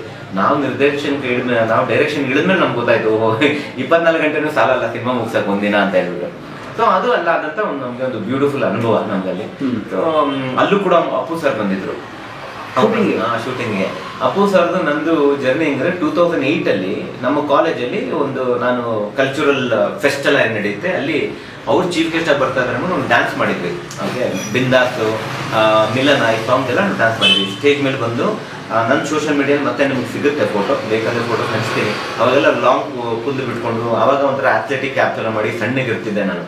ಅವ್ರ ಜೊತೆ ಡ್ಯಾನ್ಸ್ ಮಾಡಿದಾಗ ಫಸ್ಟ್ ನಾವು ಡ್ಯಾನ್ಸ್ ಎಲ್ಲ ಮುಗಿದ್ಮೇಲೆ ಪ್ರಿನ್ಸಿಪಲ್ ರೂಮ್ಗಳಲ್ಲೆಲ್ಲ ಕೂತ್ಕೊಂಡು ಈ ಹೈಟಿ ಏನೋ ಸಮೋಸ ತಿಂತಾ ಇರ್ತಾರಲ್ಲ, ನಾವು ಪುನೀತ್ ರಾಜ್ಕುಮಾರ್ ನಡ್ಕೊಂಡು ನಿಮ್ಗೆ ತಿಂತಾ ಇದ್ವಿ ನಾವು ಕೂಡ. ಅವರು ಗೊತ್ತ ನೀವೆಲ್ಲ ಡ್ಯಾನ್ಸ್ ಮಾಡಿದ್ವು ಅಂದ್ರು. ಹೌದು ಸರ್, ಅವ್ರು ಚೆನ್ನಾಗಿ ಮಾಡ್ತಿರೋರಿ, ಸಿನಿಮಾ ಮಾಡ್ಬೇಕು ನೀವು ಅಂತ ಹೇಳಿದ್ರು. ನಾನು ಇವ್ರೇನೋ ತಮಾಷೆ ಹೇಳ್ತಾ ಇದಾರೆ, ಇವ್ರೆ ಎಲ್ಲ ಸ್ಟಾರ್ ಹಂಗೆ ಹೇಳೋದು. ನಮಗೆ ಪುನೀತ್ ರಾಜ್ಕುಮಾರ್ ಸರ್ ಅಷ್ಟೇ. ಅಲ್ಲಿ ಅವ್ರು ಏನ್ ಹೇಳಿದ್ರು ವಿಷಯ ಜ್ಞಾಪಕ ಇಲ್ಲ ನಮಗೆ, ಕಿವಿಗೆ ಹೋಗ್ತಿಲ್ಲ ಹಿಂಗಂದ್ರು ಅಂತ. ನೋಡಿ, ಅದು ಟೈಮ್ ನಮ್ಮನ್ನ 6 ವರ್ಷ ಆದ್ಮೇಲೆ ಇಲ್ಲಿಗೆ ಕರ್ಕೊಬಂತು ವಾಪಸ್. ಆ ಮನುಷ್ಯ ಅದು ಯಾವ ಟೈಮಲ್ಲಿ ಹೇಳಿದ್ರು, ಹೆಂಗೆ ಹೇಳಿದ್ರು, ಅದು ಇಲ್ಲಿಗೆ. ಅದಾದ್ಮೇಲಿಂದ ನನಗೆ ಪುನಃ 3 ಡೇಟ್ಸ್ ಮಾಡಿದ್ದ. 3 ಡೇಟ್ಸ್ ಮಾಡಿದಾಗ ಅಪ್ಪು ಸರ್ ಅವ್ರ ಫ್ಯಾಮಿಲಿ ಅವ್ರನ್ನೆಲ್ಲ ಕರ್ಕೊ ಬಂದಿದ್ರು ಅಮೀರ್ ಖಾನ್ ಅವ್ರನ್ನ ಮೀಟ್ ಮಾಡ್ಸಕ್ಕೆ. ಅಲ್ಲೂ ಕೂಡ ಅಪ್ಪು ಸರ್ ಬರ್ತಾ ಇದ್ರು. ನಾನು ಹಿಂಗೆ ನೋಡಿದೆ, ಸುಮ್ಮನೆ ಹಿಂಗೆ ನೋಡಿದ್ರು. ನಮ್ಗೊಂದು ಫ್ಯಾನ್ಡಮ್ ಇರುತ್ತಲ್ಲ, ಹಿಂಗೆ ಸರ್ ನಾನು ನಿಮ್ಮ ಜೊತೆ ಅಲ್ಲಿ ಡ್ಯಾನ್ಸ್ ಅಂದ್ರೆ ಒಂದು 4-5 ತಿಂಗಳು ಅಷ್ಟೇ ಗ್ಯಾಪ್. ಅದು ಹಂಗೆ ಕಾಲೇಜಿಂದ ಡ್ಯಾನ್ಸ್ ಮಾಡಿದ್ವಿ. ಹಿಂಗನೋ ಬಾಡಿ ಗಾರ್ಡ್ ತಳ್ಬಿಟ್ಟ ನನ್ನ ಸೈಡ್ಗೆ. ತಳೆದಾಗ ಅಪ್ಪು ಸರಿ ಹಂಗೆಲ್ಲ ಮಾಡ್ಬಾರ್ದು, ನಿಧಾನ ಅಂತ ಹೇಳ್ಬಿಟ್ಟು, ಹುಷಾರಪ್ಪ ಅಂತ ಹೇಳ್ಬಿಟ್ಟು ಒಳಗಡೆ ಹೋಗ್ಬಿಟ್ರು ಅವರು. ನನಗೆ ಅವಾಗ ಸಕ್ಕತ್ ಕೋಪ ಬಂದ್ಬಿಟ್ಟಿತ್ತು. ನನ್ನನ್ನು ತಡೆದೆಲ್ಲ ನಾನೊಂದಿನ ಅಪ್ಪು ಸರ್ ಮುಂದೆ ಕೂತ್ಕೋತೀನಿ ನಾನು ಅಂತ. ಏನು ಮಾಡ್ತೀನಿ ಅದೆಲ್ಲ ಏನು ಬದನೇಕಾಯಿ ಏನು ಗೊತ್ತಿಲ್ಲ, ಸುಮ್ಮನೆ ಅಪ್ಪು ಸರ್ ಮುಂದೆ ಕೂತ್ಕೋತೀನಿ ನೋಡು ಅಂತ ಜೋಶ್ ಅಲ್ಲಿ ಅಷ್ಟೇ. ಅದಾದ್ಮೇಲಿಂದ ನಾನು MBA ಮಾಡೋಕ್ಕೆ ಲಂಡನ್ ಹೊರಟೋಗಿದ್ದೆ.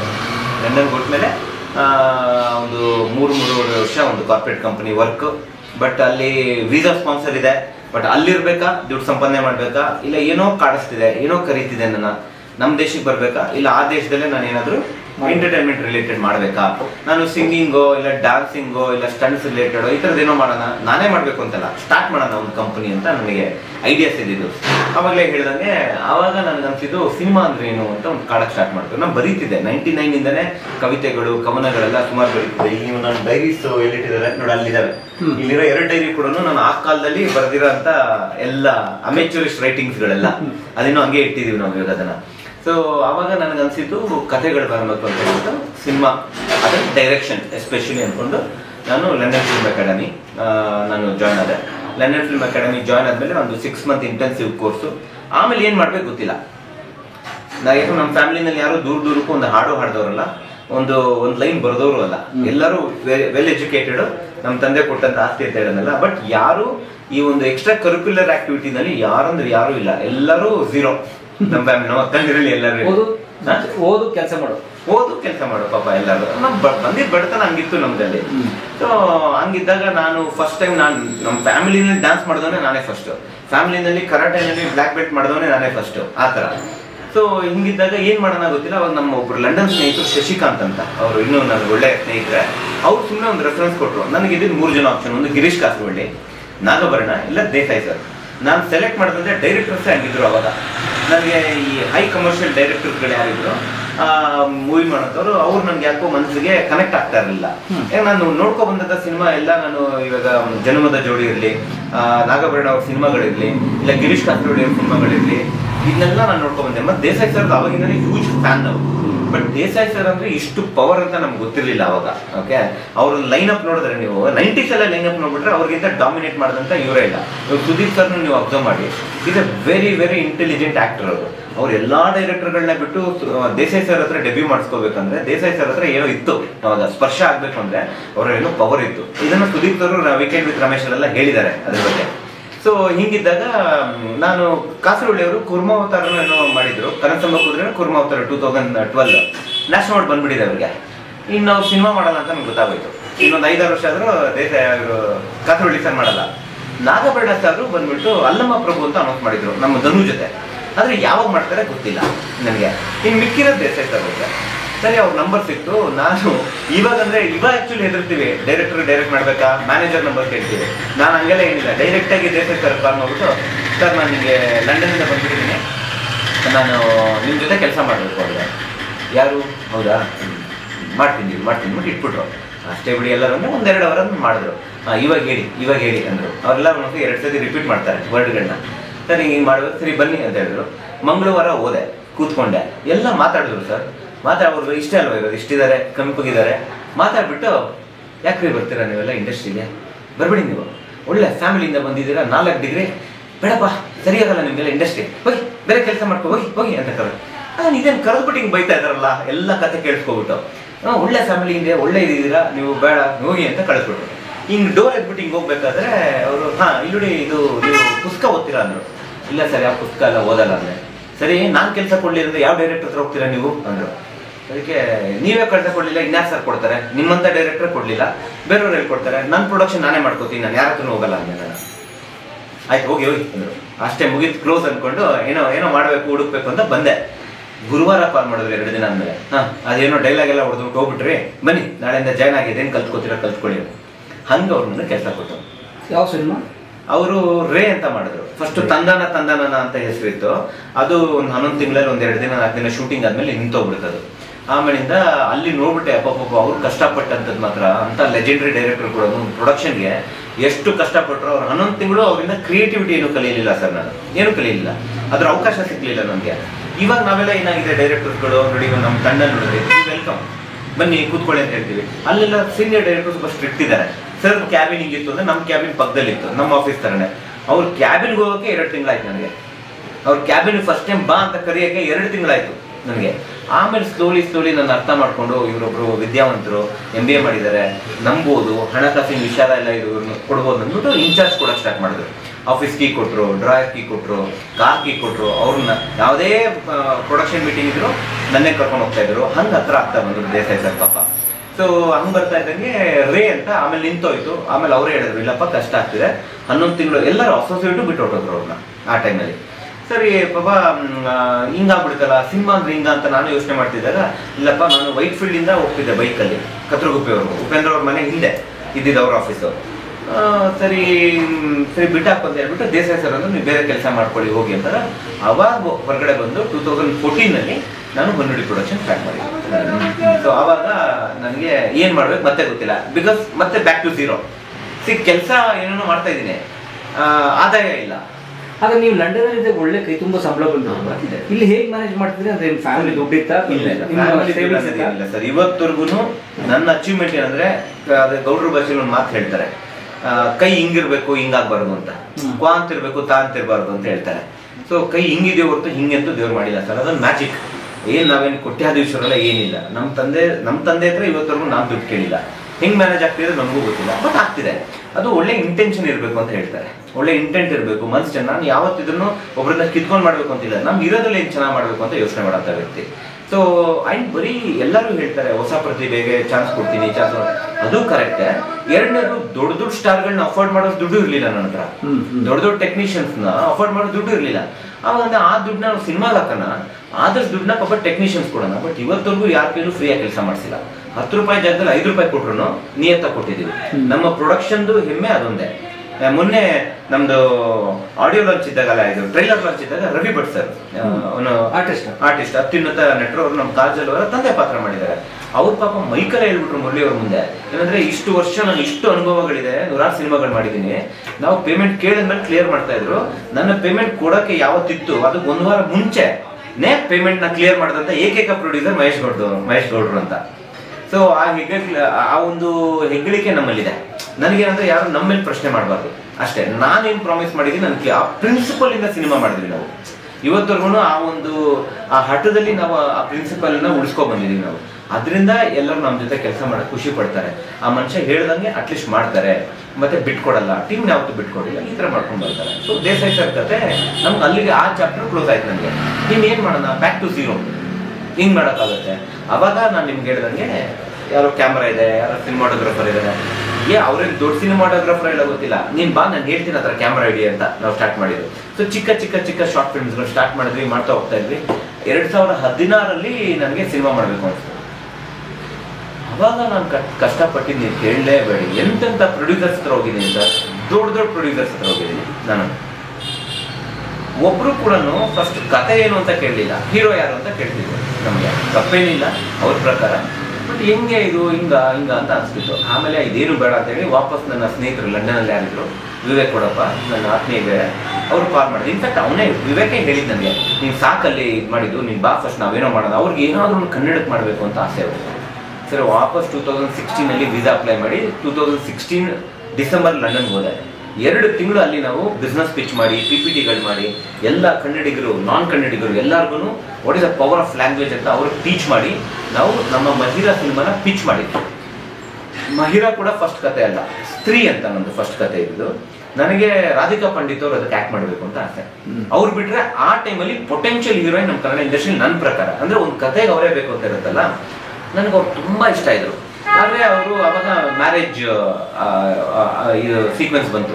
ಅದರಿಂದ ಅವ್ರ ತಂದೆಯವ್ರು ಹೇಳಿದ್ರು, ಇಲ್ಲಪ್ಪ ಸ್ವಲ್ಪ ಅವ್ರು ಇವಾಗ ಸಿನಿಮಾಸ್ ಮಾಡೋದು ಕಷ್ಟ ಅಂತ. ಸರಿ ಆಯ್ತು ಅಂತ ನಾವು ಅಲ್ಲಿಗೆ ಅದನ್ನ ಬಿಟ್ವಿ. ಆದ್ರೆ ಆ ಸಿನಿಮಾ ಬಜೆಟ್ ಒಂದು 3-3.5 ಕೋಟಿ ಇತ್ತು ಸರ್, ಆಯ್ತಾ. ಈ 3-3.5 ಕೋಟಿ ರೆಡಿ ಆಗ್ಬಿಟ್ರು, ಲಂಡನ್ ಅವ್ರು ಹಾಕ್ತೀವಿ ಜೋಶಲ್ಲಿ ಇದ್ರು ಎಲ್ಲರೂ. ಪ್ರಾಕ್ಟಿಕಾಲಿಟಿ ಯಾರಿಗೂ ಗೊತ್ತಿಲ್ಲ, including me. So budget approve ಆದ್ಮೇಲೆ ಕೂತ್ಕೊಂಡು ನಾನು ಲೆಕ್ಕ ಬರೆದೆ. ಬಜೆಟ್ ಅಪ್ರೂವ್ ಆಯ್ತು. ಗ್ರೌಂಡ್ ರಿಯಾಲಿಟಿ ಏನು, ಸಿನಿಮಾ ಅಂದ್ರೆ ಏನು, ಗ್ರೌಂಡ್ ರಿಯಾಲಿಟಿ ಅಂದ್ರೇನು, ಎಷ್ಟು ಹಾಕಿದ್ರೆ ಎಷ್ಟು ಬರುತ್ತೆ. ಇವಾಗ 3 ಕೋಟಿ ಹಾಕಿದ್ರೆ ಹೆಚ್ಚು ಕಡಿಮೆ 4-4 ಕೋಟಿ ಬರಬೇಕು ಟ್ಯಾಕ್ಸ್ ಎಲ್ಲ ಆದ್ಮೇಲೆ, ಅವಾಗ ನಮ್ಗೆ ಬ್ರೇಕ್ ಇವನ್ ಆಗೋದು. ಇವಾಗೆಲ್ಲ ಹುಡುಗರು ಏನ್ ಮಾಡ್ತಾರೆ, ಪ್ರೆಸೆಂಟೇಷನ್ 3 ಕೋಟಿ ಅಂದ್ರೆ 3 ಕೋಟಿಗೆ ಲೆಕ್ಕ ತೋರಿಸ್ಬಿಡ್ತಾರೆ. 3 ಕೋಟಿ ಲೆಕ್ಕ ತೋರ್ಸಕ್ ಆಗಲ್ಲ, ಕರೆಕ್ಟ್ ಅಲ್ವಾ. ಸಿನಿಮಾ ನಿಮ್ಗೆ ಬ್ರೇಕ್ ಇವನ್ ಆಗ್ಬೇಕಂದ್ರೆ 3.5-4 ಕೋಟಿ ಆಗ್ಬೇಕು, ಇನ್ಫ್ಲೇಷನ್ ಅಡ್ಜಸ್ಟ್ ಆಗ್ಬೇಕು, ಎಲ್ಲ ಆಗ್ಬೇಕು. ಪ್ರೆಸೆಂಟೇಷನ್ ಕೊಡೋರು ಎಲ್ಲರೂ ನೋಡಿ ಸರ್ 3 ಕೋಟಿ ಹಾಕಿದ್ರೆ 3 ಕೋಟಿ ಹಿಂಗ್ ಬಂದ್ಬಿಡುತ್ತೆ. ಇಲ್ಲಪ್ಪ ಆದಾಯ ವಾಪಸ್ ಬರ್ಬೇಕಂದ್ರೆ 4 ಕೋಟಿಗೆ ಲೆಕ್ಕ ತೋರಿಸ್ಬೇಕು ನೀವು, ಅದು ಕೂಡ ಗೊತ್ತಿರಲಿಲ್ಲ. ಹಿಂಗ್ ಯೋಚನೆ ಮಾಡಿದಾಗ ಭಯ ಆಗೋಯ್ತು. ಓಹೋ 3-3.5 ಕೋಟಿ ಹಾಕಿದ್ರು, ಹೊಸ ಡೈರೆಕ್ಟರು, ಹೊಸ ಪ್ರೊಡ್ಯೂಸರು, ಹೊಸ ಆರ್ಟಿಸ್ಟು, ಎಲ್ಲಿ ಸಂಪಾದನೆ ಮಾಡೋಣ 4 ಕೋಟಿ. ಅವಾಗ OTT ಇರಲಿಲ್ಲ ಜಾಸ್ತಿ. ಓವರ್ ನೈಟ್ ಆ ಕಥೆನೇ ಬೇಡ ಅಂತ ಕ್ಯಾನ್ಸಲ್ ಮಾಡ್ಬಿಟ್ಟೆ. ವಿವೇಕ್ ಅವ್ರು ಏನ್ ಹೇಳ್ತಾ ಇದಾರೆ, ಇಲ್ಲ ಇಲ್ಲ ಮಹೇಶ್ ನಾವು ಹಾಕ್ತೀವಿ, ನೀನ್ ಧೈರ್ಯ ಮಾಡು. ನೀನ್ ಹಾಕೋದು ಇಂಪಾರ್ಟೆಂಟ್ ಅಲ್ಲಪ್ಪ, ನನ್ ಮೇಲೆ ನಂಬಿಕೆ ಹಾಕ್ತಿದ್ರೆ ನಾನು ಹೆಂಗ್ ವಾಪಸ್ ಕೊಡ್ಲಿ ನಿಮ್ಗೆ? ನನ್ ಜಾಬ್ ಅವ್ರು ಇನ್ವೆಸ್ಟ್ ಮಾಡಿದ್ರು, ರನ್ನಿಂಗ್ ಪ್ರೊಡ್ಯೂಸರ್ ನಾನಿದೆ, 1 ರೂಪಾಯಿ ಕೊಡೋನು ಹಿಂಗೆ ಬೇಡ ಅಂತ ಹೇಳಿದ್ರೆ ಆಮೇಲೆ ಓವರ್ ನೈಟ್ ಏನೋ ಕನ್ಸಲ್ಲಿ ಏನೋ ಶಾರ್ಟ್ಗಳು ಬರ್ತಾ ಇರುತ್ತಲ್ಲ, ಅದನ್ನೇನೋ ಬರ್ದು ಹಿಂಗ್ ಬರ್ದೆ ಅವಾಗ ಏನೋ ಒಂದು ಕತೆ ಬಂತು, ಒಂದು ಅಮ್ಮ ಮಗಳ ಬಗ್ಗೆ ಮಾಡ್ಬೇಕು ಅಂತ ಕತೆ ಬಂತು. ಅದು ಮಹಿರಾ. ಮಹಿರಾ ನಾವು ಕೇವಲ 1 ಕೋಟಿನಲ್ಲಿ ಶೂಟಿಂಗ್ ಮುಗಿಸಿ 1,40,00,000 50 ಲಕ್ಷದಲ್ಲಿ ಫಿಲ್ಮ್ ರಿಲೀಸ್ ಮಾಡಿರೋದು. ಅವಾಗ ಇವ್ರಿಗೆ ಆಟೋಮೆಟಿಕಲಿ 2 ಕೋಟಿ ಉಳಿತು. ಯಾರಿಗೆ? ನಮ್ಮೆಲ್ಲ ಇನ್ವೆಸ್ಟರ್ಗೆ. ಇವತ್ತು ಕೂಡ ಎಲ್ಲರೂ ಅಲ್ಲಿ ಸ್ನೇಹಿತರು ಅಣ್ಣ ತಮ್ಮಂದಿರ್ತಾರ. ನನಗೆ ಒಂದು 200 ಫ್ಯಾಮಿಲಿ ನಂದು ಇವತ್ತು ಥ್ಯಾಂಕ್ಸ್ ಹೇಳ್ತಾರೆ. ನೀನು ತಗೊಂಡಿದ್ದು ಒಂದು ಡಿಸಿಷನ್ ಇಂದ it such A practical decision. ಬೇರೆ ಪ್ರೊಡ್ಯೂಸರ್ ಡೈರೆಕ್ಟರ್ಸ್ ಆಗಿದ್ರೆ ದುಡ್ಡು ಸಿಗ್ತಿದೆ ಅಂದ್ಬಿಟ್ಟು ಫಸ್ಟ್ ಸಿನಿಮಾ ಮಾಡೋರು, ನಾನು ಬೇಡ ಇರ್ರಿ ಅಂತ ಹೇಳ್ಬಿಟ್ಟು ತಡೆದ್ಬಿಟ್ಟು ಆಮೇಲೆ ಮಹಿರಾ ಮಾಡಿದ್ರು. ಅದಕ್ಕೆ ಬಹುಶಃ ಇವತ್ತವರೆಗೂ ಇವಾಗ ನಿಮ್ಮ ಹತ್ರ ನಾವು ಕೂತಿದ್ದೀವಿ ಅಂದ್ರೂ ಆ ಸಿನಿಮಾ ಕೊಟ್ಟಂತ ಫೌಂಡೇಶನ್, ಆ ಸಿನಿಮಾ ಕೊಟ್ಟಂತ ಅನ್ನ ಎಲ್ಲರಿಗೂ ಅವತ್ತು ನೀವು ಮಾಡಿದ ಉಳಿತಾಯ ನೋಡಿ. ಕೆಲವು ಡೈರೆಕ್ಟರ್ಗಳು ಪ್ರೊಡ್ಯೂಸರ್ ಹೇಗಾಗಲಿ ನನ್ನ ಪ್ರಾಜೆಕ್ಟ್ ಸಿಕ್ಬಿಟ್ಟಿದೆ ಅಂತ ಏನ್ ಬೇಕಾದ್ರೆ ಮಾಡ್ತೀವಿ, ಇವಾಗ ಮಾಡಕ್ ಹೋಗಿಲ್ಲ. ಹೌದು, ಮಾಡಿಲ್ಲ. ಹೆಚ್ಚಿ ವ್ಯಕ್ತಿತ್ವನೇ ತಪ್ಪಾಗ್ಬಿಡುತ್ತಲ್ಲ ಸರ್. ಇವಾಗ ನಾವು ಕೂಡ ಹಂಗೆ ಮಾಡಿದ್ರೆ ಇವತ್ತು ನಿಮ್ ಮುಂದೆ ನಾನು ಇದನ್ನ ಧೈರ್ಯವಾಗಿ ಉದಾಹರಣೆ ಹೆಂಗ್ ಕೊಡ್ಲಿ? ಎಲ್ಲ ರೆಕಾರ್ಡೆಡ್ ಅಲ್ವಾ, ಸುಳ್ಳು ಹೇಳ್ಬೋದಲ್ವಾ? ಹೇಳಕ್ಕಾಗಲ್ಲ. ಧೈರ್ಯವಾಗಿ ಹೇಳ್ತಾ ಇದೀವಿ ಅಂದ್ರೆ ಅದು ಸತ್ಯ. ನಮ್ಮ ಸೋಷಿಯಲ್ ಮೀಡಿಯಾ ಇವತ್ತು ಎಲ್ಲರಿಗೂ ತಲುಪುತ್ತೆ. ಪ್ಲೀಸ್ ಅವರೆಲ್ಲರೂ ನನಗೆ ಅಣ್ಣ ತಮ್ಮಂದಿರ್ತಾರ, ಏನ್ ಮೈ ಸುಳ್ಳು ಹೇಳ್ತಾ ಇದೆಯಾ ಅನ್ಬಿಡಲ್ಲ ಅವರು ಕೂಡ. ಖಂಡಿತವಾಗ್ಲೂ ನಾನು ಇವತ್ತು ಕೂಡ ಪಾಪ ವಿವೇಕ್ ಅವ್ರು ಎಂತ ಒಳ್ಳೆ ಮನುಷ್ಯ ಅಂದ್ರೆ ಸರ್, ಅಂತ ಪ್ರೊಡ್ಯೂಸರ್ಸ್ ನಾವು ಉಳಿಸ್ಕೋಬೇಕು. ಇವತ್ತು ಹೇಳ್ತಾರೆ ಮಹಿರಾ ನೀನು ಒಬ್ಬನಿಂದನೇ ನಿಂತಿದ್ದು ಅಂತ, ಅದಕ್ಕಿಂತ ಹೆಮ್ಮೆ ಇನ್ಯಾರ್ಬೇಕು? ದುಡ್ಡು ಇಷ್ಟೊತ್ತಂಗ ನಾವು ಎಷ್ಟು ಸಂಪಾದನೆ ಮಾಡಿದ್ವಿ ಅಂತ ಹೇಳಿಲ್ವಾ, ಎಷ್ಟು ಹೆಸರು ಮಾಡಿದ್ವಿ ಅಂತ ಹೇಳ್ತಾ ಇದ್ವಿ. ದುಡ್ಡು ಅವಶ್ಯಕತೆ ಇದೆ, ಸಂಪಾದನೆ ಕೂಡ ಅವಶ್ಯಕತೆ ಇದೆ, ಎಲ್ಲ ಒಂದ್ ಕಡೆ ಬ್ಯಾಲೆನ್ಸ್ ಮಾಡ್ತೀವಿ. ಬಟ್ ಇವತ್ತು ಕೂಡ ಒಂದ್ 2-3 ಸಿನಿಮಾ ಲಂಡನ್ ಪ್ರೊಡಕ್ಷನ್ಸ್ ಅಲ್ಲಿ ಆಗಿದ್ದಾವೆ. ಬಟ್ ಇವತ್ತು ಕೂಡ ಮಹಿರಾ ಅನ್ನೋದು ಎದ್ದು ನಿಂತಿದೆ. ಫಸ್ಟ್ ಸ್ಟೇಜ್ ಅಲ್ಲಿ ಇರೋದು ಲಂಡನ್ ಇಂದ ಪ್ರೊಡಕ್ಷನ್ ಆಗಿದೆ ಅಂದ್ರೆ ಮಹೇಶ್ ಗೌಡ, ವಿವೇಕ್ ಗೌಡಪ್ಪ ಅವ್ರು ಮಾಡೋದಂತ ಮಹಿರಾನೇ ಫಸ್ಟ್ ಅಲ್ಲಿ ಇರೋದು. ನಮಗೆ ಒಳ್ಳೆ ಹೆಸರುಗಳು ಮಾಡ್ತಾನೆ. ಇವತ್ತು ಕೂಡ ನನಗೆ ಯಾರಿಗೆ ಫೋನ್ ಮಾಡಿದ್ರೆ ಏನಪ್ಪಾ ಮಹೇಶ್ ಅಂತ ಫೋನ್ ಎತ್ತು ಮಾತಾಡ್ತಾ ಇರೋದು that's because of Mahira. Vivek ಅವರು ಯಾವಾಗಲೂ ಹೇಳ್ತಾರೆ ನನಗೆ ಖುಷಿ ಆಗಿದೆ, ನೀನ್ ತಲೆ ಕೆಡಿಸ್ಕೋಬೇಡ. ಯಾವ ಪ್ರೊಡ್ಯೂಸರ್ ಹೇಳ್ತಾರೆ ಸರ್ ಹತ್ರ, ಎಲ್ಲಪ್ಪ ಫಸ್ಟ್ ದುಡ್ಡು ಮಾಡಿಲ್ಲ ಅಂತಾರೆ ಅವರು. ನಮಗ್ ಸೂಪರ್ ಆಗಿರೋ ಸಿನಿಮಾ ಕೊಟ್ಟಿದ್ಯಾ, ನೀನೇನ್ ಪ್ರಾಮಿಸ್ ಮಾಡಿದ್ದೆ ಆ ಥರ ಸಿನಿಮಾ ಕೊಟ್ಟಿದ್ಯಾ, ಅದಕ್ಕಿಂತ ಇನ್ನೇನು ಬೇಡ. ನನಗೆ ಖುಷಿ ಇದೆ, ನಾನು ಒಂದು ಸಿನಿಮಾ ಪ್ರೊಡ್ಯೂಸ್ ಮಾಡಿದ್ವಿ ನಾವು ಮಹಿರಾ, ಇನ್ನೇನು ತಲೆ ಕೆಡಿಸ್ಕೋಬೇಡ ಅಂತ ಹೇಳ್ತಾರೆ. ಸೊ ಹಂಗೆ ಮಹಿರಾ ಚಾಪ್ಟರ್ ನಮ್ದಲ್ಲಿ ಕ್ಲೋಸ್. ನಿಮಗೆ 2019 ಜುಲೈ 26ನೇ ತಾರೀಕು ಸಿನಿಮಾ ರಿಲೀಸ್ ಆಗಿ 2 ವಾರ ಹೌಸ್ಫುಲ್ ಓಡ್ತು ಸರ್ ನನ್ನ ಸಿನಿಮಾ. 2 ವಾರ ಎಲ್ಲ ಥಿಯೇಟರ್ ವಿಸಿಟ್ ಮಾಡಿದ್ವಿ. 3ನೇ ವಾರ ಕುರುಕ್ಷೇತ್ರ ರಿಲೀಸ್ ಆಯ್ತು. ಕುರುಕ್ಷೇತ್ರ ರಿಲೀಸ್ ಆದ್ರೂ ನನಗೆ 4 ಇಂದ 5 ಶೋ ಸಿಕ್ತು, ಅದು ಹೌಸ್ಫುಲ್ ಆಯ್ತು. ಬಟ್ ನಮ್ಮ ಇಂಡಸ್ಟ್ರಿನಲ್ಲಿ ಮ್ಯಾನೇಜ್ಮೆಂಟ್ ತೊಂದರೆ, ಅಡ್ಮಿನಿಸ್ಟ್ರೇಷನ್ ತೊಂದರೆ ಏನಂದ್ರೆ ಸಿನಿಮಾ ಚೆನ್ನಾಗಿಲ್ಲ ಅಂತ ಯಾರು ತೆಗ್ದಾಕಲ್ಲ ಸರ್. ಎಷ್ಟೊಂದು ಇಂಟರ್ವ್ಯೂಗಳು ನೋಡಿ ಸ್ವಲ್ಪ ಪ್ರಾಕ್ಟಿಕಾಲಿಟಿ ಗೊತ್ತಿರಲ್ಲ, ಸುಮ್ಮನೆ ಮಾತಾಡ್ತಾರೆ, ನಮ್ಗೆ ಚಾನ್ಸ್ ಇಲ್ಲ. ಕನ್ನಡಕ್ಕೆ ಏನು ಆಗಿಲ್ಲ ಸರ್, ಕನ್ನಡ ಸೂಪರ್ ಆಗಿದೆ ಕನ್ನಡ. ಇವಾಗ ಮಲಯಾಳಂ ಇಂಡಸ್ಟ್ರಿ ಅವರು ಸಿನಿಮಾ ಹೆಂಗ್ ಮಾಡೋದು ಅಂತ ಅವ್ರು 90s ಅಲ್ಲಿ ಗೊತ್ತೇ ಇರಲಿಲ್ಲ. ಆ ಟೈಮಲ್ಲಿ ಮ್ಯಾಕ್ಸಿಮಮ್ ಜ್ಞಾನಪೀಠ ಗೆದ್ದಿರೋಂಥವ್ರು ನಾವು, ಮ್ಯಾಕ್ಸಿಮಮ್ ಫಿಮೇಲ್ ನ್ಯಾಷನಲ್ ಅವಾರ್ಡ್ ಗೆದ್ದಿರೋಂಥವ್ರು ನಾವು, ಮ್ಯಾಕ್ಸಿಮಮ್ ಸಂಗೀತಗಳಲ್ಲಿ ನ್ಯಾಷನಲ್ ಅವಾರ್ಡ್. ಅವಾಗ SPB ಅವ್ರೆಲ್ಲ ಕನ್ನಡಕ್ಕೆ ಬಂದು ಹಾಡ್ತಾ ಇದ್ದಂಥವ್ರು, ಜಯಸುದಾಸ್ ಅವ್ರ ಕನ್ನಡಕ್ಕೆ, S ಜಾನಕಿ ಅವ್ರ ಕನ್ನಡಕ್ಕೆ, ಚಿತ್ರ ಅವ್ರ ಕನ್ನಡಕ್ಕೆ ಹಾಡ್ತಾ ಇದ್ದಂಥವ್ರು. ಇವಾಗ ಅದು ಏನಾಯ್ತು ಒಂದು 15-20 ವರ್ಷದಲ್ಲಿ ಗೊತ್ತಿಲ್ಲ ನಮ್ಗೆ ಕನ್ನಡಕ್ಕೆ. ಇವಾಗ ನಾವು ಕನ್ನಡ ಉಳಿಸಿ ಬೆಳೆಸಿ, 90s 2005 ವರ್ಗೂ ಯಾರು ಕನ್ನಡ ಉಳಿಸಿ ಬೆಳೆಸಿ ಅಂತ ಕೇಳೇ ಇಲ್ಲ. ಇವಾಗ ಯಾಕೆ ಕೇಳ್ತಾ ಇದಾರೆ? ಇವಾಗ ಮಳೆ. ಸೊ ಇದೆಲ್ಲ ತುಂಬಾ ತೊಂದರೆಗಳಿದೆ ನಮ್ಮಲ್ಲಿ. ನಮ್ಗೆ ಆ ವಾರ 3ನೇ ವಾರ 22 ಸಿನಿಮಾ ರಿಲೀಸ್ ಆಗಿದೆ ಅಂತ ಸರ್, ಅಂದ್ರೆ ನಮ್ಮ ಮಹಿರಾ ಟೈಮಲ್ಲಿ ಆ ವಾರ. ಅವಾಗ ಸುಕುಮಾರ್ ಅಂತ ಇದ್ರು PVR ಅವ್ರು ಫೋನ್ ಮಾಡಿದ್ರೆ, ಸರ್ ಹೌಸ್ಫುಲ್ ಆಗ್ತಾರ ಸಿನಿಮಾ ತೆಗೆದು 4 ಶೋ ಕೊಟ್ಟಿದ್ದೀರಾ. ಅವ್ರು ನಕ್ಕಿದ್ರು, ಪ್ರೀತಿಯಿಂದ ಹೇಳಿದ್ರು, ಸರ್ ನೋಡಿ ವಯಸ್ಸಲ್ಲಿ ನಾನು ದೊಡ್ಡವರು, ಆದ್ರೆ ಅನುಭವದಲ್ಲಿ ಒಂದು ಪೊಸಿಷನ್ ಅಲ್ಲಿ ನೀವು ನಿರ್ದೇಶಕರು, ನೀವು ದೊಡ್ಡವರು, ನಿಮ್ಗೊಂದು ಪ್ರೀತಿ. ನನ್ನ ಹೆಂಡ್ತಿನ ಈ ಸಿನಿಮಾನ 2 ಸತಿ ನೋಡಿದಾಗ ಚೆನ್ನಾಗಿದೆ ಅಂತ, ನೀವು 4ನೇ ವಾರಕ್ಕೆ ಸರ್ ಇನ್ನೊಂದು 5 ಶೋ ಕೊಡಿ ಅಂತ ಹೆಂಗೆ ಒಬ್ಬ ಪ್ರೊಡ್ಯೂಸರ್ ಕೇಳ್ತಿದ್ದೀರಾ? ಈ ವಾರ 22 ಸಿನಿಮಾ ರಿಲೀಸ್ ಆಗಿದೆ, ಅದು ಎಲ್ಲ ಭಾಷೆಗಳು ಸೇರಿ. ನನ್ನ ಹತ್ರ ಇರೋದು 76 ಸ್ಕ್ರೀನ್. ಆ 22 ಸಿನಿಮಾ 76 ಸ್ಕ್ರೀನ್ ನಾನು ಹೆಂಗ್ ಸರ್ ಡಿವೈಡ್ ಮಾಡಲಿ? ಅವರು ಹೊಸ ಪ್ರೊಡ್ಯೂಸರ್ಸ್, ಫಸ್ಟ್ ವೀಕ್ ರಿಲೀಸು, ಅವ್ರಿಗೂ ಒಂದು 5 ಶೋ ಕೊಡ್ಬೇಕಲ್ಲ. ಸೊ ಪ್ರಾಬ್ಲಮ್ ಇಲ್ಲಿ ಏನು ಅರ್ಥ ಮಾಡ್ಕೋಬೇಕಂದ್ರೆ, ಕನ್ನಡದಲ್ಲಿ ಕನ್ನಡ ಇಂಡಸ್ಟ್ರಿಗೆ ಸಿನಿಮಾಗಳೇ ಬರ್ತಿಲ್ಲ, ಒಳ್ಳೆ ಸಿನಿಮಾ ಬರ್ತಿಲ್ಲ ಅನ್ನೋದು ತಪ್ಪು. ಅಡ್ಮಿನಿಸ್ಟ್ರೇಷನ್ ಇಶ್ಯೂಸ್ ಇದೆ. ನಾನು ಎಲ್ಲ ಇಂಟರ್ವ್ಯೂ ನೋಡಿ ಹೇಳಿದ್ದೀನಿ, ಮ್ಯಾಕ್ಸಿಮಮ್ ಬಿಸ್ನೆಸ್ ಆಗೋದು ಎಲ್ಲಿ ಸರ್? ಬೆಂಗಳೂರಲ್ಲಿ. 100 ರೂಪಾಯಿಲಿ 70 ರೂಪಾಯಿ ಅಂದ್ರೆ 70% ಬಿಸ್ನೆಸ್ ಆಗೋದು ಬೆಂಗಳೂರಲ್ಲಿ. ಯಾರಾದ್ರೂ ಇದನ್ನ ನೋಡಿ ನಾನೇನೋ ತಪ್ಪು ರಿಸರ್ಚ್ ಹೇಳ್ತಾ ಇದ್ದೀನಿ, ನಾನು ಕರೆಕ್ಟ್ ಮಾಡಿ, I am ready for that. ಕಲಿಯೋದಂಗೆ ಅಲ್ವಾ ನಾವು, ಅಫೆಂಡ್ ಆಗೋದೇನಿಲ್ಲ. 70% ನಿಮ್ಗೆ ಕಲೆಕ್ಷನ್ ಆಗೋದು ಬೆಂಗಳೂರಲ್ಲಿ. ಆ 70% ಅಲ್ಲಿ 40% ನಾನ್ ಕನ್ನಡಿಗರಿದ್ದಾರೆ. ಆ 40% ಅಲ್ಲಿ ನಿಮಗೆ ನಮ್ಮ ಮಿಕ್ಕಿದ 30% ಸಿನಿಮಾ ಹೋಗೋರು. ಆ 30% ಅವರು ನಮ್ಮ ಊರಿಲ್ಲ 4% ಮಾತ್ರ ಫಸ್ಟ್ ವೀಕ್ ಸಿನಿಮಾ ನೋಡೋರು.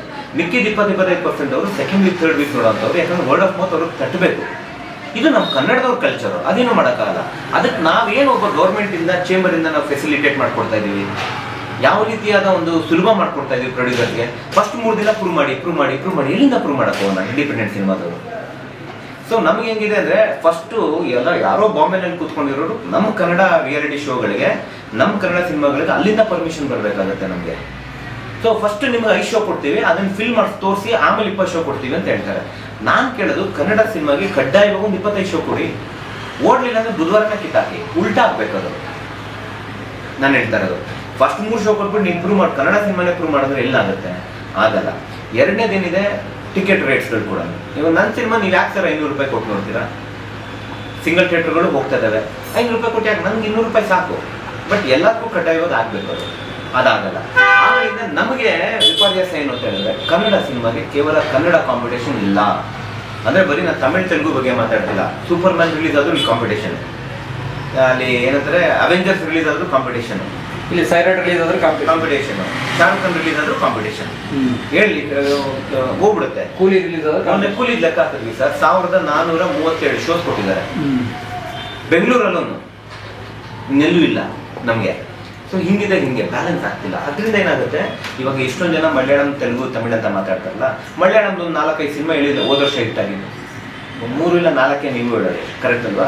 ನಮ್ದು ಮಾತಾಡ್ತಾರಲ್ಲ, ಕಾಂತಾರ ಬಗ್ಗೆ ಮಾತಾಡ್ತಾರಲ್ಲ, KGF ಬಗ್ಗೆ ಮಾತಾಡ್ತಾ ಇದಾರಲ್ಲ, ಇವಾಗ ಮ್ಯಾಕ್ಸ್ ಬಗ್ಗೆ ಮಾತಾಡ್ತಾರಲ್ಲ, ನಮ್ದು 4-5 ಸಿನಿಮಾನೇ ಅವರು ಮಾತಾಡೋದು. ಮತ್ತೆ ಅಲ್ಲಿ ಏನಾಗ್ತಿದೆ ಅಂದ್ರೆ ಒಂದು ಒಗ್ಗಟ್ಟು ಅನ್ನೋದೇನಿದೆ, ಒಂದು ಚಿಕ್ಕ ಸಿನಿಮಾ ಬರ್ತಿದೆ ಅದನ್ನು ಎಲ್ಲ ಸೆಲೆಬ್ರಿಟೀಸ್ಗಳು ಒಟ್ಟಿಗೆ ಟ್ವೀಟ್ ಮಾಡ್ತಾರೆ. ಅವ್ರು ಅದನ್ನ ಹೊಸಬ್ರು ಸಿನಿಮಾ, ಎಕ್ಸ್ಪೀರಿಯನ್ಸ್ ಸಿನಿಮಾ ಅಂತ ನೋಡ್ತಿಲ್ಲ ಸರ್. ನಾವು ಫಸ್ಟ್ ತಳ ಇರುವಂತ ಒಂದು ಬಿಸ್ನೆಸ್ ಅರ್ಥ ಮಾಡ್ಕೋಬೇಕು. ಕ್ರಿಯೇಟಿವಿಟಿ ಬಗ್ಗೆ ಯಾರಿಗೂ ಟೀಚ್ ಮಾಡೋದು ಬೇಕಾಗಿಲ್ಲ. ಆ ಬಿಸ್ನೆಸ್ ಹೆಂಗೆ ಅರ್ಥ ಮಾಡ್ಕೋಬೇಕು ಅಂತ ಹೇಳಿದ್ರೆ ಅವರು ಅದನ್ನ ಇಂಡಸ್ಟ್ರಿ ಗ್ರೋ ಮಾಡಕ್ ತೋರಿಸ್ತಾ ಇದಾರೆ ಹೊರತು ಒಬ್ಬ ಹೊಸಬ್ರನ್ನ ಸಪೋರ್ಟ್ ಮಾಡ್ಬೇಕು ಅಂತ ತೋರಿಸ್ತಿಲ್ಲ. ಇಂಡಸ್ಟ್ರಿಗೆ ದುಡ್ಬೇಕು ಅವ್ರು. ಇವಾಗ ಆ ಫ್ಲೋ ಮಾಡ್ಬೇಕು ಅಂತ ಹೇಳಿದ್ರೆ ಹೊಸಬ್ರ ಸಿನಿಮಾ, ಎಕ್ಸ್ಪೀರಿಯನ್ಸ್ ಸಿನಿಮಾ ಅಂತ ನೋಡಲ್ಲ ಅವರು. ಒಳ್ಳೆ ಸಿನಿಮಾ ಬಂದಿದೆ ಎಲ್ಲರೂ ಟ್ಯಾಗ್ ಮಾಡಿ, ಅವಾಗ ಅಂದ್ರೆ ಇಂಡಸ್ಟ್ರಿಗೆ ದುಡ್ಡು ಬರುತ್ತೆ. ಇಂಡಸ್ಟ್ರಿಗೆ ದುಡ್ಡು ಬಂದ್ರೆ ಇಂಡಸ್ಟ್ರಿ ಗ್ರೋ ಆಗುತ್ತೆ. ಇವಾಗ ಹೊಸಬ್ರು ಸಿನಿಮಾ ಅಂತ ನೋಡಿದ್ರು, ಇಲ್ಲ ಯಾವ್ದೋ ಮಂಜುಮಲ್ ಬಾಯ್ಸು 50 ಕೋಟಿ ಮಾಡ್ತು ಅಂತ ನೋಡಿದ್ರು, 50 ಕೋಟಿ ಮಾಡ್ತು ಅಂತ ನೋಡಿದ್ರು. ಇಂಪಾರ್ಟೆಂಟ್ ಹೊಸಬ್ರದ್ದು ಹಳೆಬ್ರದ್ದು ಅವ್ರು ನೋಡಲ್ಲ. ಇದು ಅವ್ರು ಬೆಳೆಸ್ ನಾನು ಅಬ್ಸರ್ವ್ ಮಾಡಿದಂಗೆ ಅವ್ರು ಬೆಳೆಸ್ಕೊಂಡ್ ಬಂದಿರೋ ಒಂದು ಟ್ರಿಕ್ ಅದು ಇವಾಗ. ಸೊ ಅದರಿಂದ ಅವರು ಒಳ್ಳೆ ಸಿನಿಮಾ ಇದ್ರೆ ಬ್ಯಾಕ್ ಮಾಡ್ತಾ ಇದ್ದಾರೆ. ನಮ್ಮದೇನಾಗ್ತಿದೆ ಸರ್, ಪಾಪ ಅನ್ಫಾರ್ಚುನೇಟ್ಲಿ ನಾವು ಇರೋ ಟಾಪ್ 4 ಸ್ಟಾರ್ಗಳನ್ನ ನಾವು ಡಿಮ್ಯಾಂಡ್ ಮಾಡೋಕ್ಕಾಗಲ್ಲ. ಬಿಗ್ ಸ್ಟಾರು, ಬಿಗ್ ಡೈರೆಕ್ಟ್ರು, ಬಿಗ್ ಪ್ರೊಡಕ್ಷನ್ ಅವ್ರು ಎಷ್ಟು ಸಿನಿಮಾ ಮಾಡೋದು ವರ್ಷದಲ್ಲಿ? ಒಂದು 10 ಮಾಡ್ತಾರ? ಯಶ್ ಸರ್, ಶಿವಣ್ಣ, ಸುದೀಪ್ ಸರ್, ಧ್ರುವ ಅವರು, ಉಪೇಂದ್ರ ಅವರು, ಗಣೇಶ್ ಅವರು ಸೇರ್ಕೊಂಡು ಒಂದು ದುನಿಯಾ ವಿಜಯ್ ಅವರು, ಬೆರಳೆಣಿಕೆ ಎಷ್ಟು ಸೂಪರ್ ಸ್ಟಾರ್ಸ್ಗಳಿದ್ದಾರೆ. ಅವ್ರು ಸೇರ್ಕೊಂಡು ಒಂದು 10 ಸಿನಿಮಾ 15 ಸಿನಿಮಾ ಮಾಡ್ತಾರೆ ವರ್ಷಕ್ಕೆ. ಅವ್ರ ಮೇಲೆ ಮಾತ್ರ ಇಂಡಸ್ಟ್ರಿ ನಿಂತಿದೆಯಾ? ಪಾಪ ಅವ್ರ ಮೇಲೆ ಯಾಕೆ ನಾವು ಡಿಪೆಂಡ್ ಆಗಬೇಕು? ಅವ್ರ ಕೆಲಸ ಅವ್ರು ಮಾಡ್ತಿದ್ದಾರೆ. ಮಿಕ್ಕಿದ 250 ಸಿನಿಮಾ ಯಾರು ಮಾಡ್ತಾ ಇದ್ದಾರೆ ಸರ್? ಹೊಸಬ್ರೆ ಮಾಡ್ತಾ ಇರೋದು, ಇಂಡಿಪೆಂಡೆಂಟ್ ಸಿನಿಮಾ ಮಾಡ್ತಾ ಇದ್ದಾರೆ. ಆವ್ರೇಜ್ 2 ಕೋಟಿ 3 ಕೋಟಿ ಅಂದ್ರೂ 600 ಇಂದ 900 ಕೋಟಿ ರೊಟೇಷನ್ ಇದೆ. ಸೊ ಇಂಡಸ್ಟ್ರಿ ಅಲ್ಲಿಂದ ನಿಂತಿದ್ಯಾ, ಇಲ್ಲಿಂದ ನಿಂತಿದ್ಯಾ? ಎರಡೂ ಬೇಕಾಗುತ್ತೆ. ಬಿಗ್ ಸ್ಟಾರ್ ಬ್ರ್ಯಾಂಡ್ ಬೇಕಾಗುತ್ತೆ, ಸ್ಮಾಲ್ ಕಾಂಟೆಂಟ್ ಅವರ ಶಕ್ತಿನೂ ಬೇಕಾಗುತ್ತೆ. ಆದರೆ ಸ್ಮಾಲ್ ಕಾಂಟೆಂಟ್ ಯಾರು ಸಪೋರ್ಟ್ ಮಾಡ್ತಿದ್ದಾರೆ? ಇವಾಗ ನಾನು ಪ್ರಯತ್ನ ಪಡ್ತಾ ಇದ್ದೀನಿ, with all the due respect, ಯಾರ ಮೇಲೆ ಅಫೆಂಡ್ ಆಗ್ಬೋದು. ಇವಾಗ ಚೇಂಬರ್ ಅವ್ರದ್ದು ನಾನು ಸುಮ್ಮನೆ ತಮಾಷೆ ಮಾಡ್ತಿರ್ತೀನಿ ಅಲ್ಲಿ ಹೋದಾಗ, ಸರ್ ಇಡೀ ವರ್ಷದಲ್ಲಿ ನಿಮ್ದು ಮ್ಯಾನಿಫೆಸ್ಟೋ ಏನು ಸರ್? ಏನೇನು ಮಾಡ್ತೀರಾ? ಏನೇನು ಚಟುವಟಿಕೆ ಆಗುತ್ತೆ? ಒಂದು ಇಯರ್ ಪ್ಲಾನ್ ಕೊಡಿ, ಸುಮ್ಮನೆ ಕೇಳ್ತೀವಿ ನಾವು. ಬಿಡ್ರಿ ಕೊಡ್ರೆ ಸುಮ್ಮನೆ ಆಗ್ಬಿಡ್ತಾರೆ. ಅಂದ್ರೆ ಮತ್ತೆ ಯಾರು ತಪ್ಪು ತಿಳ್ಕೊಬಾರ್ದು, ಎಲ್ಲ ಹಿರಿಯರಲ್ಲಿ ಇರೋದು. ನಮ್ಗೆ ಅದು ಬೇಕು. ನಾವು ಯಂಗ್ಸ್ಟರ್ಸ್ ನಾವು ಅದನ್ನ ಕೇಳ್ತಾ ಇದೀವಿ. What's your plan industry? ನಾನೇನ್ ಮಾಡಿ ಹೊಸಬನಾಗಿ ಹೇಳಿ, ಇವಾಗ ನಮ್ದು ಇವಾಗ ಯಾವುದೋ ಒಂದು ಇಂಡಿಪೆಂಡೆಂಟ್ ಸಿನಿಮಾ ಹೆಸರು ಮಾಡ್ತು. ಆ ಇಂಡಿಪೆಂಡೆಂಟ್ ಸಿನಿಮಾ ಹೆಸರು ಮಾಡಿದವ್ರನ್ನ ಚೇಂಬರ್ ಕರ್ಸ್ಕೊಂಡು ಒಂದು ಫೆಲಿಸಿಟೇಟ್ ಮಾಡ್ಬೋದಲ್ಲ ನೀವು? ಚೆನ್ನಾಗಿ ಮಾಡಿದ್ಯಪ್ಪ, ಶಬಾಷ್ ಅಂದ್ರೆ ಅವ್ರಿಗೆ ಮೋಟಿವೇಶನ್ ಬರುತ್ತೆ. ಇವಾಗ ನಮ್ಮ ಆಫೀಸಲ್ಲಿ ನೋಡಿದ್ವಿ, ಯಾವುದೋ ಒಂದು ಹೆಣ್ಮಗುನ ಹೇಳಿದ್ರೆ ಸರ್ ಒಪ್ಕೊಟ್ಟೆ ಅಂತ ಬರ್ತಾ ಹುಡುಗಿ ಏನು ಕಲಿಯಕ್ಕೆ ಬರ್ತಾ ಬಂದು ನನ್ನ ಮೇಲೆ ಅವ್ರಿಗೆ ಅದೇ ಜೋಶ್ ಅಲ್ಲ ಸರ್. ಪರಮ್ ಸರ್ ಮುಂದೆ ನಮ್ಗೆ ಹಿಂಗೆ ಹೇಳಿದ್ರು ಅನ್ನೋದು ಒಂದು ಜೋಶ್ ಅಲ್ವಾ? ನಿನ್ನ ಸೈಡಲ್ಲಿ ರಮ್ಮ ಅಂದ್ರೆ ಅವ್ರಿಗೆ ಹಿಂಗೆ ಅನ್ಸುತ್ತೆ. ಇಷ್ಟ ನಾವು ಕೇಳ್ತಾ ಇರೋದು. ಅವಾಗ ಇದನ್ನ ಮತ್ತೆ ಅವ್ರದ್ದು ಯಾವುದೇ ಒಂದು ಗೌರ್ಮೆಂಟ್ ಆರ್ಗನೈಸೇಷನ್ಸ್ ಅಲ್ಲಿ, ಕನ್ನಡ ಚೇಂಬರ್ಸ್ ಇರ್ಬೋದು, ಇಲ್ಲಾಂದ್ರೆ ಇಂಡಸ್ಟ್ರಿಯಲ್ ಇರ್ಬೋದು, ಅಲ್ಲಿ ಅವ್ರ ಸೋಷಿಯಲ್ ಮೀಡಿಯಾದಲ್ಲಿ ಈ ಥರ ಒಂದು ಒಳ್ಳೆ ಕನ್ನಡ ಸಿನಿಮಾ ಬಂದಿದೆ ನೋಡಿ ಅಂತ ಅದು ಸರ್ಕ್ಯುಲೇಟ್ ಆಗಬೇಕು sir. We are asking for very basic. ನಾವು ಎಲ್ಲಿವರೆಗೂ ಹೋಗಿ ನಿಂತ್ಕೊಂಡು ನಿಮ್ಮ ಥರ ಯಾರೋ ತಿಳುವಳಿಕೆ ಇರೋರು ಬಂದು ಇಂಟರ್ವ್ಯೂ ಮಾಡಿದಾಗ ಇಂಟರ್ವ್ಯೂನಲ್ಲಿ ಬಡ್ಕೋತಾ ಇದೀವಿ ನಾವು, ಹಿಂಗಾಗ್ತಿದೆ. ಬಟ್ ಫೀಲ್ಡಲ್ಲಿ ಯಾರು ಪ್ರಾಕ್ಟಿಕಲಿ ಅಪ್ರೋಚ್ ಮಾಡ್ತಾ ಇದ್ದಾರೆ? ನಾನೊಬ್ಬ ಪ್ರೊಡ್ಯೂಸರ್ ಆಗು ಮಾತಾಡ್ತಾ ಇದ್ದೀನಿ, ಒಬ್ಬ ಆಡಿಯನ್ಸ್ ಆಗು ಮಾತಾಡ್ತಾ ಇದ್ದೀನಿ. ಇವಾಗ ನಾನು ಹೊಸಬ ಅಲ್ಲ, ಖಂಡಿತ ಹೊಸಬಲ್ಲ, ಮಾಡಿರೋದು 2 ಸಿನಿಮಾ. ಬಟ್ ಬರೀ 2 ಸಿನಿಮಾ ಅಂದ್ಬಿಟ್ಟು ನನ್ನ ತೂಗ್ತಿರೋ, ಇಲ್ಲ 15 ವರ್ಷ ಮನುಷ್ಯ ಈಗಿದ್ದಾನೆ ಅಂತ ತೂಗ್ತಿರೋ, ಯಾವ್ದು ಇಂಪಾರ್ಟೆಂಟ್ ಇದೆ ಅಲ್ವಾ? ನನ್ನ ಕರಿಯರ್ ಲೈಫ್ ಸಿನಿಮಾ ಮಾಡಿದ್ರು ಪರವಾಗಿಲ್ಲ, ನಂಗೆ ನೆಮ್ಮದಿ ಇರೋಂಥ ಸಿನಿಮಾ ಮಾಡ್ಬೇಕು. ನನಗೆ ನಾನು 20 ಸಿನಿಮಾ 50 ಸಿನಿಮಾ ನನ್ನ ಬ್ಯಾಕೆಟಲ್ಲಿ ಬೇಕಾಗಿಲ್ಲ ನನಗೆ. ಬಟ್ ಯಾವ ತುಗ್ತೀರ, ಅನುಭವ ತುಗಬೇಕು. Your education has nothing to do with your knowledge, your knowledge has nothing to do with your experience. ಇವಾಗ ನಮ್ಮ ತಂದೆ 3ನೇ ಕ್ಲಾಸ್ ಓದ್ದವರು, ಆಯಿತಾ. ಆದರೆ ಅವ್ರ ಅನುಭವಕ್ಕೆ ನಾವು ಯಾರು ಬರೋದೇ ಇಲ್ಲ. ದೇವೇಗೌಡರು ಪ್ರೈಮ್ ಮಿನಿಸ್ಟರ್ ಆಗ್ಬಿಟ್ರು, ಮೋದಿಯವರು ಪ್ರೈಮ್ ಮಿನಿಸ್ಟರ್ ಆಗ್ಬಿಟ್ರು ಅಲ್ವಾ. ಸೊ ಎಜುಕೇಷನ್ ಅನ್ನೋದು ಒಂದು ಐಡೆಂಟಿಟಿ, ನಾಲೆಜ್ ಅನ್ನೋದು ಬಂದ್ಬಿಟ್ಟು ನಿಮ್ಮ ಕುತೂಹಲ ಕಲಿಯೋಕ್ಕೆ, ಎಕ್ಸ್ಪೀರಿಯನ್ಸ್ ಅನ್ನೋದು ಬಂದ್ಬಿಟ್ಟು ನಿಮ್ಮ ಅನುಭವ, ಅದು ನಿಮ್ಮ ಸೋತಿ ಬೆಳ್ಕೊ ಬರುತ್ತೆ. ಈ ಥರ ಗುದ್ದಾಡಿ ನಾವು ಇವಾಗ ಇಲ್ಲಿವರೆಗೂ ಬಂದು ನಿಂತಿರೋದು. ಇವಾಗಲೂ ನಾನು ಒಂದು ಹೊಸ ಸರ್ಕಲ್ ಫೈಟ್ ಮಾಡ್ತಾರೆ. ಎಲ್ಲ ಇಂಟರ್ವ್ಯೂನಲ್ಲಿ ನನ್ನ ಬಗ್ಗೆ ನಾನು ಮಾತಾಡೋಕೆ ಹೋಗಲ್ಲ ಸರ್. ಇವಾಗ ಇಷ್ಟು ಮಾತಾಡೋದಲ್ಲ, ಅವಕಾಶ ಕೊಟ್ಟರಲ್ಲ ಇಷ್ಟೊತ್ತು ಮಾತಾಡೋಕ್ಕೆ. ಇಲ್ಲಿ ನಾನು ಮಾತಾಡ್ತಾ ಇರೋದು ಒಂದು ಇಂಡಸ್ಟ್ರಿ ಸರ್ಕಲ್. ಯಾಕಂದರೆ ನಾನು ಉಳಿಬೇಕು ಈ ಇಂಡಸ್ಟ್ರಿನಲ್ಲಿ. ನೆಕ್ಸ್ಟ್ ಸಿನಿಮಾ ಮಾಡ್ಬೇಕಂದ್ರೆ ನನಗೊಬ್ರು ಇನ್ವೆಸ್ಟರ್ ಬೇಕು. ಏನು ನಂಬಿಕೆ ಇಟ್ಕೊಂಡು ಬಂದು ನನ್ನ ಮೇಲೆ ಇನ್ವೆಸ್ಟ್ ಮಾಡ್ತಾರೆ? ಯಾಕೆ ಮಾಡ್ತಾರೆ? ನಾನು ಪ್ರಶ್ನೆ ಕೇಳ್ತೀನಿ. ನಾನೊಬ್ಬ ಸೂಪರ್ ಡೈರೆಕ್ಟರ್ ನೋಡಿ ಮಾಡಲ್ಲ. ಯಾವುದೋ ಒಬ್ರು ಮ್ಯಾಸಿವ್ ಹಿಟ್ ಕೊಟ್ಟವರು ನೆಕ್ಸ್ಟ್ 3 ಸಿನಿಮಾ ಫ್ಲಾಪ್ ಆಗಿರುತ್ತೆ. ಯಾರನ್ನೇ ಬೇಕಾದ್ರೂ ತಗೊಳ್ಳಿ ಅಲ್ವಾ. ಬಿಗ್ ಸ್ಟಾರ್ಸ್ಗಳದ್ದು ಆವ್ರೇಜ್ ಹಿಟ್ ನೋಡಿದ್ರೆ 10%, 12%. 50 ಸಿನಿಮಾಗಳಲ್ಲಿ 5 ಇಂದ 6 ಮ್ಯಾಸಿವ್ ಹಿಟ್ಟು. ಆ ಒಂದು ಹಿಟ್ಟು ಅವ್ರನ್ನ 10 ವರ್ಷ ಸಾಕಿರುತ್ತೆ. ಅದು ಬೇಕಾಗಿರೋದು ನಮ್ಗೆ ಇವಾಗ. ಬಟ್ ಅದು ಸರ್ವೈವ್ ಆಗೋಕ್ಕೆ ಒಬ್ಬ ನಿರ್ದೇಶಕನಿಗಿಲ್ಲ. ಒಬ್ಬ ಡೈರೆಕ್ಟರ್ ಪ್ರತಿ ಸಿನಿಮಾ ಪ್ರೂವ್ ಮಾಡಬೇಕು. ಸಮಸ್ಯೆ 10 ವರ್ಷ ಇಲ್ಲವೇ ಇಲ್ಲ ಸರ್. ಹಿಂದಿನ ಸಿನಿಮಾ ಹಿಟ್ ಅನ್ನೋ ಸರ್ ಮೋಸ್ಟ್ ನೀವು ಕೇಳಿದ್ರಲ್ಲ ಅನ್ಸಂಗ್ ಹೀರೋಸ್ ಅಂತ. ಯಾಕೆಂದ್ರೆ ಡೈರೆಕ್ಷನ್ ಡಿಪಾರ್ಟ್ಮೆಂಟ್ ಅನ್ನೋದು ಇದೆಯಲ್ಲ ಸರ್, ಅವ್ರು ಕಷ್ಟಪಡೋಷ್ಟು ಇನ್ಯಾರು ಕಷ್ಟಪಡೋಲ್ಲ. With all the due respect, technicians ಆಗಲಿ, ಹೀರೋಯಿನ್ಸ್ ಆಗಲಿ, ಹೀರೋಗಳಾಗಲಿ, ಅವರು ಒಂದು ಸಿನಿಮಾ ಹಿಟ್ ಕೊಟ್ಟರು ಅಂದರೆ ಅವ್ರಿಗೆ 10 ವರ್ಷ ಅಟ್ಲೀಸ್ಟ್ ಒಂದು 5 ಸಿನಿಮಾ ಅವ್ರ ಪ್ಯಾಕೆಟ್ ಬಂದ್ಬಿಡ್ತು. ಟೆಕ್ನಿಷಿಯನ್ಸ್ಗೆ ಹಿಟ್ಟು ಫ್ಲಾಪು ಮ್ಯಾಟ್ರ್ ಆಗಲ್ಲ ಸರ್. ಅವ್ರ ಡೈಲಿ ವರ್ಕ್ ಇರುತ್ತೆ.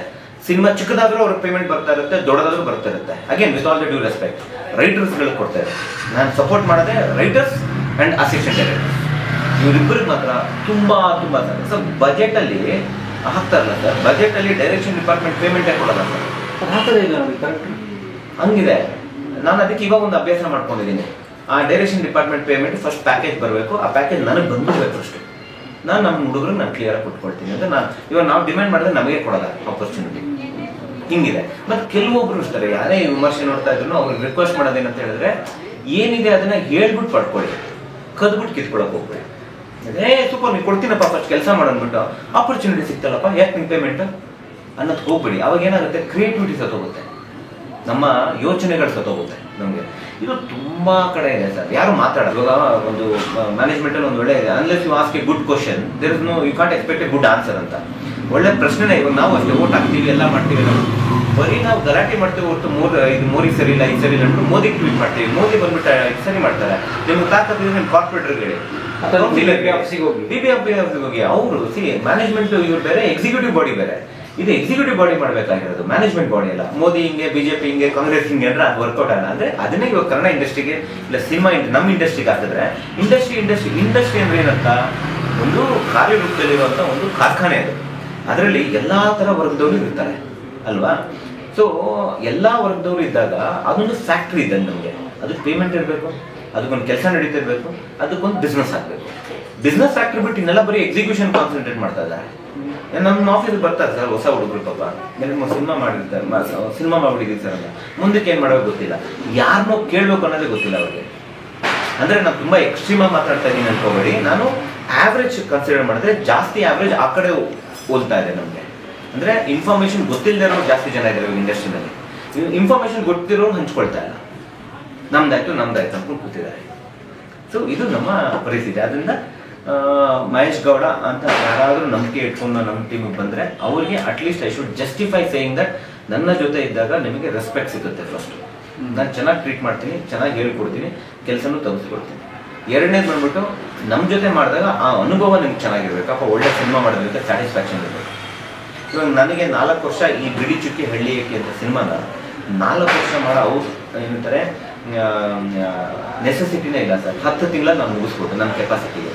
ಯಾಕೆ 4 ವರ್ಷ ನನ್ನಂತ ಡೈರೆಕ್ಟರ್ 4 ವರ್ಷ ಹಿಡೀತು ಅಂತ ನೀವು ಯೋಚನೆ ಮಾಡಬೇಕಾಗಿರೋಂಥ ಪ್ರಶ್ನೆ. 2021 ಆಗಸ್ಟ್ 24 ಅಪ್ಪು ಸರ್ ಮೀಟ್ ಮಾಡಿದ್ದು ನಾನು, ಬಿಳಿ ಚುಕ್ಕಿ ಹಳ್ಳಿ. ಹೌದು. ಸೊ ಈ ಸಿನಿಮಾ ಅಪ್ಪು ಸರ್ ಪ್ರೊಡಕ್ಷನ್ ಮಾಡ್ತಿದ್ದ. ಹಾಂ, ಒಂದು ರೀತಿ ಹೇಗೆ ಶುರು ಆಯಿತು ಬಿಳಿ ಚುಕ್ಕಿ ಹಳ್ಳಿ? ನಾನು ಜೇಮ್ಸ್ ಸೊಸೈಟಿಗೆ ಹೋದೆ. ನಾನು ಅಪ್ಪು ಸರ್ ಒಂದು ಸಿನಿಮಾ ಮಾಡಬೇಕಂತ. ನಾನು ನಿಮ್ಗೆ ಆಲ್ರೆಡಿ ಪುನೀತ್ ಸರ್ ಬಗ್ಗೆ ಹೇಳಿದೆ 2 ಅನುಭವಗಳು. ಅವ್ರು ಅಂದರೆ ನನ್ನ ಪ್ರೀತಿ ಪ್ಲಸ್ ಅವ್ರು ನಾನು ಯಾರಿಗೂ ಏನಂತಾರೆ ಯಾರಿಗೂ ಅಭಿಮಾನಿ ಅಲ್ಲ ಸರ್, ಆದರೆ ಎಲ್ಲರ ಮೇಲೆ ಅಭಿಮಾನ ಇದೆ. ಒಬ್ಬ ಡೈರೆಕ್ಟರ್ ಆಗಿ ನಾನು ಯಾರಿಗೂ ಫ್ಯಾನ್ ಆಗಬಾರ್ದು. ಅಲ್ವಾ. ಸೊ ನನ್ನ ಫ್ಯಾಂಡಮಲ್ಲಿ ಸಿನಿಮಾ ಮಾಡೋಕ್ಕೆ ಇಷ್ಟ ಇಲ್ಲ ನನಗೆ. ಆದರೆ ಒಂದು ಕತೆ ಇತ್ತು, ಆ ಕತೆಗೆ ನೀವು ಹೆಂಗೆ ಕಣ್ಣು ಮುಚ್ಕೊಂಡು ನೀವು ನೋಡಿದ್ರು ಅಪ್ಪು ಸರ್ ಬಿಟ್ಟರೆ ಯಾರು ಸುತ್ತಾಗಲ್ಲ. ಇದಕ್ಕೆ ನಾನು ಅಪ್ಪು ಸರ್ಗೆ ಹೋಗಬೇಕು. ಕೋಇನ್ಸಿಡೆಂಟ್ಲಿ ನನಗೆ ಒಂದು ಹಿಂದಿನ ಎಕ್ಸ್ಪೀರಿಯನ್ಸ್ ಮಾಡಿದ್ರೆ ಅವ್ರು ನನಗೆ ತುಂಬ ಇಷ್ಟ, ಅವರ ನೇಚರ್ ಬಿಹೇವಿಯರ್ ಇಷ್ಟ. ಹೋದೆ, ರಂಗಣ್ಣ ರಘು ಅವರು ಮತ್ತು ನಮ್ಮ ಚಿಕ್ಕಪ್ಪ ಅವರೆಲ್ಲ ಟ್ರೈ ಮಾಡಿ ಒಂದು ಅಪಾಯಿಂಟ್ಮೆಂಟ್ ಕೊಡ್ತಿದ್ರು, ಜೇಮ್ಸ್ ಸೆಟ್ಟಲ್ಲೇ ಕೊಡ್ತಿದ್ರು. ಎಷ್ಟು ಚೆನ್ನಾಗಿ ಟ್ರೀಟ್ ಮಾಡಿದ್ರು, ಎಷ್ಟು ಚೆನ್ನಾಗಿ ಮಾತಾಡ್ತಿದ್ರು ಅಂದರೆ ಕೂತ್ಕೊಂಡು ನಾನು 15 ನಿಮಿಷದಲ್ಲಿ ನನ್ನ ಪ್ರೆಸೆಂಟೇಷನ್ ಮುಗಿಸ್ಬಿಟ್ಟೆ. ಆಮೇಲೆ 2 ಅವರ್ ಮಾತಾಡಿದ್ದಾರೆ ಸರ್. ಏನು ಮಾತಾಡಿದ್ದಾರೆ? ಸಿನಿಮಾ ಬಗ್ಗೆ, ಇಂಡಸ್ಟ್ರಿನ ಮುಂದಕ್ಕೆ 15 ವರ್ಷಕ್ಕೆ ನೋಡ್ಬಿಟ್ಟಿದ್ದಾರೆ ಪುನೀತ್ ಸರ್. ಅವ್ರ ಕಣ್ಣು ಮುಂದೆ ಇದೆ 15 ವರ್ಷ ಅವ್ರಿಗೆ. ಹಿಂಗಾಗಬೇಕು ನಮ್ಮ ಇಂಡಸ್ಟ್ರಿ, ಹಿಂಗಿರ್ಬೇಕು ಹೊಸ ಕಾಂಟೆಂಟ್ಗಳು, ಹಿಂಗೆ ಬರ್ಬೇಕು ಕಥೆಗಳು ಅಂತ ಮುಂದೆ 15 ವರ್ಷಕ್ಕೆ ನೋಡಿದ್ದಾರೆ ಅವರು. ಅದನ್ನು ನನ್ನ ಹತ್ರ ಹಂಚ್ಕೊಳ್ತಾ ಇದ್ರು. ಹಿಂಗೆ ಮಾಡ್ಬೇಕು ಮಹೇಶ್, ಹಿಂಗೆ ಮಾಡಬೇಕು. ಯಾಕಂದರೆ ನನ್ನ ಲಂಡನ್ ಸ್ನೇಹಿತರೆಲ್ಲ ಅವ್ರಿಗೆ ಫ್ರೆಂಡ್ ಇದ್ದರು. ಮತ್ತು ನನ್ನ ಮಹಿರಾ PRKನಲ್ಲೇ ಆಡಿಯೋ ಹೋಗಿದ್ದಿದ್ದು. ಆ್ಯಂಡ್ ನಾನು ಸ್ಟಂಟ್ ಎಲ್ಲ ಮಾಡ್ತೀನಿ, ಅವ್ರಿಗೆ ಫೈಟ್ಸ್ ಎಲ್ಲ ಇಷ್ಟ. ಮತ್ತು ನಾನು ಮಾಡ್ತಾ ಇದ್ದ cinema out and out action, international collaboration ಕನ್ನಡಕ್ಕೆ ತರಬೇಕು. ಅಪ್ಪು ಸರ್ನ ನೀವು ಯಾವತ್ತೂ ಆಗಲಿ ಸಿಂಗಲ್ ಟೇಕ್ ಆ್ಯಕ್ಷನ್ ಸೀಕ್ವೆನ್ಸಲ್ಲಿ ನೋಡಿಲ್ಲ ನೀವು. ಸೊ ನಾವು ಅದನ್ನು ಎಕ್ಸ್ಪೆರಿಮೆಂಟ್ ಮಾಡ್ತಾ ಇದ್ವಿ. ಇಲ್ಲಿ ಸ್ಟಾರ್ಟ್ ಆಗೋ ಫೈಟು ಅಲ್ಲಿ ಎಂಡ್ ಆಗಬೇಕು, 8 ನಿಮಿಷ ಸಿಂಗಲ್ ಟೇಕ್, ಎಲ್ಲೂ ಕಟ್ಟಾಗಬಾರ್ದು. ಈ ಥರ ಅಪ್ಪು ಸರ್ ಎಕ್ಸ್ಪೆರಿಮೆಂಟ್. ಅವು ಈ was very excited. Simple story but execution level ಹಂಗಿತ್ತು. ಎಕ್ಸ್ಟ್ರಾಕ್ಷನ್ ಅಂತ ಒಂದು ಫಿಲ್ಮ್ ಬಂದಿತ್ತು, ಇಂಗ್ಲೀಷ್ ಫಿಲಮ್. ಆ ಫಿಲ್ಮ್ ಸ್ಟಂಟ್ ಡೈರೆಕ್ಟ್ರು ಸೇಮ್, ಅವ್ರನ್ನೇ ಕನ್ನಡಕ್ಕೆ ಕರೆಸ್ಬೇಕು ಅಂತ ನನ್ನ ಆಸೆ. ಇದೆಲ್ಲ ಮಾತಾಡ್ತಾ ಇದ್ದಾಗ ನನ್ನ ಬಾಡಿ ಮೇಲೆ ಇದ್ದಂಥ ವೈಟ್ ಪ್ಯಾಚಸ್ನ ಸರ್ ನೋಡಿದ್ರು. ಅವಾಗ ನಾನು 8 ಪ್ಯಾಕ್ಸ್ ಎಲ್ಲ ಮಾಡಿ ಫುಲ್ ಫಾರ್ಮಲ್ಲಿದ್ದೆ. ನಾನು 8 ಪ್ಯಾಕ್ ಮಾಡಿದ್ದೆ. ಹೌದು ಮಾಡಿದ್ದೀನಿ ಸರ್, 8 ಪ್ಯಾಕ್ ಮಾಡಿದ್ದೆ ನಾನು. ಸ್ಕಾರ್ಮ್ಯಾನ್ ಅಂತ ಒಂದು ಪೇಜ್ ಕ್ರಿಯೇಟ್ ಮಾಡಿದ್ದೆ ನಾನು 2020ನಲ್ಲಿ, ಕೋವಿಡ್ ಟೈಮಲ್ಲಿ ಮಾಡಿದ್ದು. ಸ್ಕಾರ್ ಅಂದರೆ ಮಚ್ಚೆ. ಸ್ಕಾರ್ ಅಂದರೆ ಒಂದು ಕಲೆಗೆ. ಸ್ಕಾರ್ಮ್ಯಾನ್ ಅಂದರೆ the man who came out of all the scars, ಕಲೆಗಳಿಂದ ಹೊರ ಬಂದ ಒಬ್ಬ ಮನುಷ್ಯ ಅಂತ. ಆ ಪೇಜ್ನ ನಾನು ಏನಕ್ಕೆ ಸ್ಟಾರ್ಟ್ ಮಾಡಿದೆ ಅಂದರೆ ಕೇವಲ ವಿಟಿಲಿಗೆ ಹೋದೆ ತೊನ್ನು ಅಂತ ಏನಿದೆ, ಈ ಒಂದು ವಿಷಯನ ಇಟ್ಕೊಂಡು ಅವೇರ್ನೆಸ್ ಕ್ರಿಯೇಟ್ ಮಾಡೋಕ್ಕೆ ಎಂಟರ್ಟೈನ್ಮೆಂಟ್ ಅನ್ನೋದು ಒಂದು ದೊಡ್ಡ ಪ್ಲ್ಯಾಟ್ಫಾರ್ಮ್, ವೆರಿ ಪವರ್ಫುಲ್ ಪ್ಲ್ಯಾಟ್ಫಾರ್ಮ್. ಈ ಪ್ಲ್ಯಾಟ್ಫಾರ್ಮ್ನ ಇಟ್ಕೊಂಡು ನಾನು ಏನು ಮಾಡ್ಬೋದು ಅನ್ನೋ ಹಟ್ಟಕ್ಕೆ ನಾನು ಸ್ಕಾರ್ಮ್ಯಾನ್ ಅಂತ ಒಂದು ಪೇಜ್ ಸ್ಟಾರ್ಟ್ ಮಾಡಿದೆ. ಆದರೆ ಆ ಪೇಜ್ನ ಸ್ಟಾರ್ಟ್ ಮಾಡಿದಾಗ ನಾನು ಕೂತ್ಕೊಂಡು ಹತ್ಕೊಂಡು ನೋಡಿ ವಿಟಿಲಿಗೆ ಬಂದರೆ ಹಿಂಗೆ ಅಂತ ಹೇಳಕ್ಕೆ ನನಗೆ ಇಷ್ಟ ಇರಲಿಲ್ಲ. I want to tell it in a very stylish way. ಅದಕ್ಕೋಸ್ಕರ ತುಂಬ ಕಷ್ಟಪಟ್ಟು ನಾನು 8 ಪ್ಯಾಕ್ ಮಾಡಿದೆ. ಸಕ್ಕದಾಗಿ ಕಾಣಿಸ್ಕೊಂಡೆ. I want to prove 5.5 feet ಅವ್ನು ಕೂಡ ಚೆನ್ನಾಗಿ ಕಾಣಿಸ್ಕೋತಾನೆ, 5.5 ಫೀಟ್ ಅವ್ನು ಕೂಡ ಮಾಡೆಲಾಗಿ ಕಾಣಿಸ್ತಾನೆ. ಇವಾಗ ಈ ಶರ್ಟ್ ನಾನು ಹಾಕಿದ್ದೀನಿ 2020ವರೆಗೂ ಫುಲ್ ಹ್ಯಾಂಡ್ ಹಾಕ್ಕೊಳ್ತಿದ್ದೆ ನಾನು. ಒಂದು ಹಾಫ್ ಹ್ಯಾಂಡ್ ಹಾಕ್ಬೇಕು ನಾನು. ಇವಾಗೆಲ್ಲ ಇಂಟರ್ವ್ಯೂ ನಾನು ಆರಾಮಾಗಿ I have accepted my body, ನನ್ನ ಬಾಡಿನ ನಾನು ಒಪ್ಕೊಂಡಿದ್ದೀನಿ. ಇವಾಗ ಈ ಶರ್ಟ್ ಬಂದ್ಬಿಟ್ಟು ನನಗೆ ನೀನು ಹಾಕೋಬೇಡ ಅಂತ ಹೇಳಿದ್ಯಾ, ಇದು ನನ್ನ ನಿರ್ಧಾರವಾಗಿತ್ತು, ನನ್ನ ಮನದಾಳದ ನಿರ್ಧಾರ. ಅದು ಹೊರಗಿನ ಪ್ರಪಂಚದಲ್ಲ. ನನಗಿಷ್ಟ ಅಂದರೆ ನಾನು ಹಾಕೋಬೇಕು. ಈ ಅರಿವಿಕೆನೂ ನನಗಿರಲಿಲ್ಲ ಅವಾಗ. ಅಷ್ಟು ಒಂಥರ ಸಪ್ರೆಷನಲ್ಲಿದ್ದೆ ನಾನು. ಆವಾಗ ನಾನು ಯಾವಾಗ ಫಸ್ಟ್ ಟೈಮ್ ನನ್ನ ಬಾಡಿ ತೋರಿಸಿದೆ, ಎಂತೆಂಥ ಮೆಸೇಜ್ಗಳು ಬಂತು, ಎಂತೆಂಥ ಅಪ್ರಿಸಿಯೇಷನ್ ಬಂತು. ಎಲ್ಲರೂ ಬಾಡಿ ನೋಡಿದ್ರು, ಎಲ್ಲ ನೋಡಿದ್ರು. ಆವಾಗ ಹೇಳಿದೆ, ಈಗ ಈ ದೇಹ ಏನು ಮಾಡಿದ್ದೀನಿ ಇದು ಈ ಕಲೆಗೋಸ್ಕರ ಅಂತ ಒಂದು ಮೆಸೇಜ್ ಕೊಟ್ಟೆ. ಅದು ಸಿಕ್ಕಾಪಡೆ ವೈರಲ್ ಆಯ್ತು ಅವಾಗ. ಆವಾಗ 2021 ಫಾರ್ಮಲ್ಲಿ ಇದ್ದೆ ನಾನು. ಪುನೀತ್ ಸರ್ ನೋಡ್ಬಿಟ್ಟು ನನ್ನ ಹತ್ರ ಇನ್ಪುಟ್ಸ್ ಕೇಳಿದ್ರು. ಹಿಂಗೆ ನಾನು ಶಾಕ್ ಸರ್, ಯಾರ ಹತ್ರ ಇನ್ಪುಟ್ಸ್ ಕೇಳ್ತಾ ಇದ್ದೀರಾ ಅಂತ ತಮಾಷೆ ಮಾಡ್ತಾ ಇದ್ರು. ನಾನು ಬಿರಿಯಾನಿ ತಿಂದ್ಬಿಡ್ತೀನಿ ಮಹೇಶ್, ಅವ್ರು ಹಿಂಗೆ ಮಾತಾಡೋದಲ್ವ, ಅವ್ರು ಬಿರಿಯಾನಿ ಇಷ್ಟ, ತಿಂದ್ಬಿಡ್ತೀನಿ ಮಹೇಶ್. ಇಲ್ಲ, I should do it Mahesh, I should get back. ಅವಾಗ ಅವರು 46 or 47 ಅವ್ರು ಹೇಳಿದ್ರು ನನಗೆ. ಅದೇ ಟೈಮಲ್ಲಿ ಅವ್ರು ಹೋಗಿದ್ದು, ಮಾಡ್ಬೇಕು ಮಹೇಶ್, ಐ ಶುಡ್, ನೋ ಮಾಡೇ ಸೂಪರ್ ಅಂತ ಎಲ್ಲ ಹೇಳಿದ್ರು. ಸರಿ ಅಂತ ಹೇಳ್ಬಿಟ್ಟು ನಾನು ಆ ಮಚ್ಚೆಗಳನ್ನ ನೋಡಿ ಅವ್ರು ಕೇಳಿದ್ರು, ನೀವೇನು ಅಂದ್ಕೊಳ್ಳಿಲ್ಲ ಅಂದರೆ ಇದೇನು ಹೇಳ್ತೀರಾ ಅಂತ. ಸರ್ ನಿಮ್ಗೆ ಗೊತ್ತಿರಬೇಕಲ್ಲ. ನನಗೆ ಗೊತ್ತು, ಬಟ್ ಅದ್ರ ಬಗ್ಗೆ ನಾಲೆಜ್ ಇಲ್ಲ Mahesh, Ken please tell me ಅಂತ ನಾನು ಹೇಳಿದೆ. ಸರ್ ವಿಟಿಲಿಗೋ ಅಂತಾರೆ, ಹಿಂಗೆ ಅಂತ ಹೇಳಿದಾಗ ತುಂಬ ಇಷ್ಟ ಆಯ್ತು ಅವ್ರಿಗೆ. ಹಿಂಗೆ ಇಟ್ಕೊಂಡು ಆವಾಗ ನಾನು ಸ್ಕಾರ್ಮ್ಯಾನ್ 8 ಪ್ಯಾಕ್ಸ್ ಎಲ್ಲ ತೋರಿಸ್ದೆ. ತುಂಬ ಖುಷಿ ಆಗ್ಬಿಟ್ಟು ಅವಾಗ ಅವರು, ಮಹೇಶ್ ಇದನ್ನ ಯಾಕೆ ನಾವು ಸಿನಿಮಾ ಥರ ಕನ್ವರ್ಟ್ ಮಾಡಬಾರ್ದು? ಮಾಡ್ಬೋದು ಸರ್, ಮಾಡ್ಬೋದು, ಅದರಲ್ಲಿ ಹಿಂದೆ ಮಾಡೋಣ ಸರ್, ಮಾಡೋಣ. ನನಗೇನು ನೆಕ್ಸ್ಟ್ ಪುಲೀಸನ್ನ ಡೈರೆಕ್ಟ್ ಮಾಡಿಬಿಡ್ಬೇಕು ಅಷ್ಟೇ. ಅವರೊಂದು 5-6 ಸಿನಿಮಾ ಮಾಡ್ತಾ ಇದ್ದಾರೆ ಸರ್. ಅವ್ರಿಗೆ ಡೇಟ್ ಸಿಕ್ಕೋದೇ ಒಂದು 24 ತಿಂಗಳು. ಆದರೆ ಅವ್ರ ಸಿನಿಮಾ ರೆಡಿ ಮಾಡೋಕ್ಕೆ ನಂಗೆ 2 ವರ್ಷ ಬೇಕು ಪ್ರೀ ಪ್ರೊಡಕ್ಷನ್. ಒಬ್ಬ ಡೈರೆಕ್ಟರ್ದು ಲೈಫ್ ಅಷ್ಟು. ಇವಾಗ ಯಾವುದೋ ಒಂದು ಹೀರೋ ಟೆಕ್ನಿಷಿಯನ್ಸು 6-6 ತಿಂಗಳು ಒಂದೊಂದು ಸಿನಿಮಾ ಚೇಂಜ್ ಆಗುತ್ತೆ.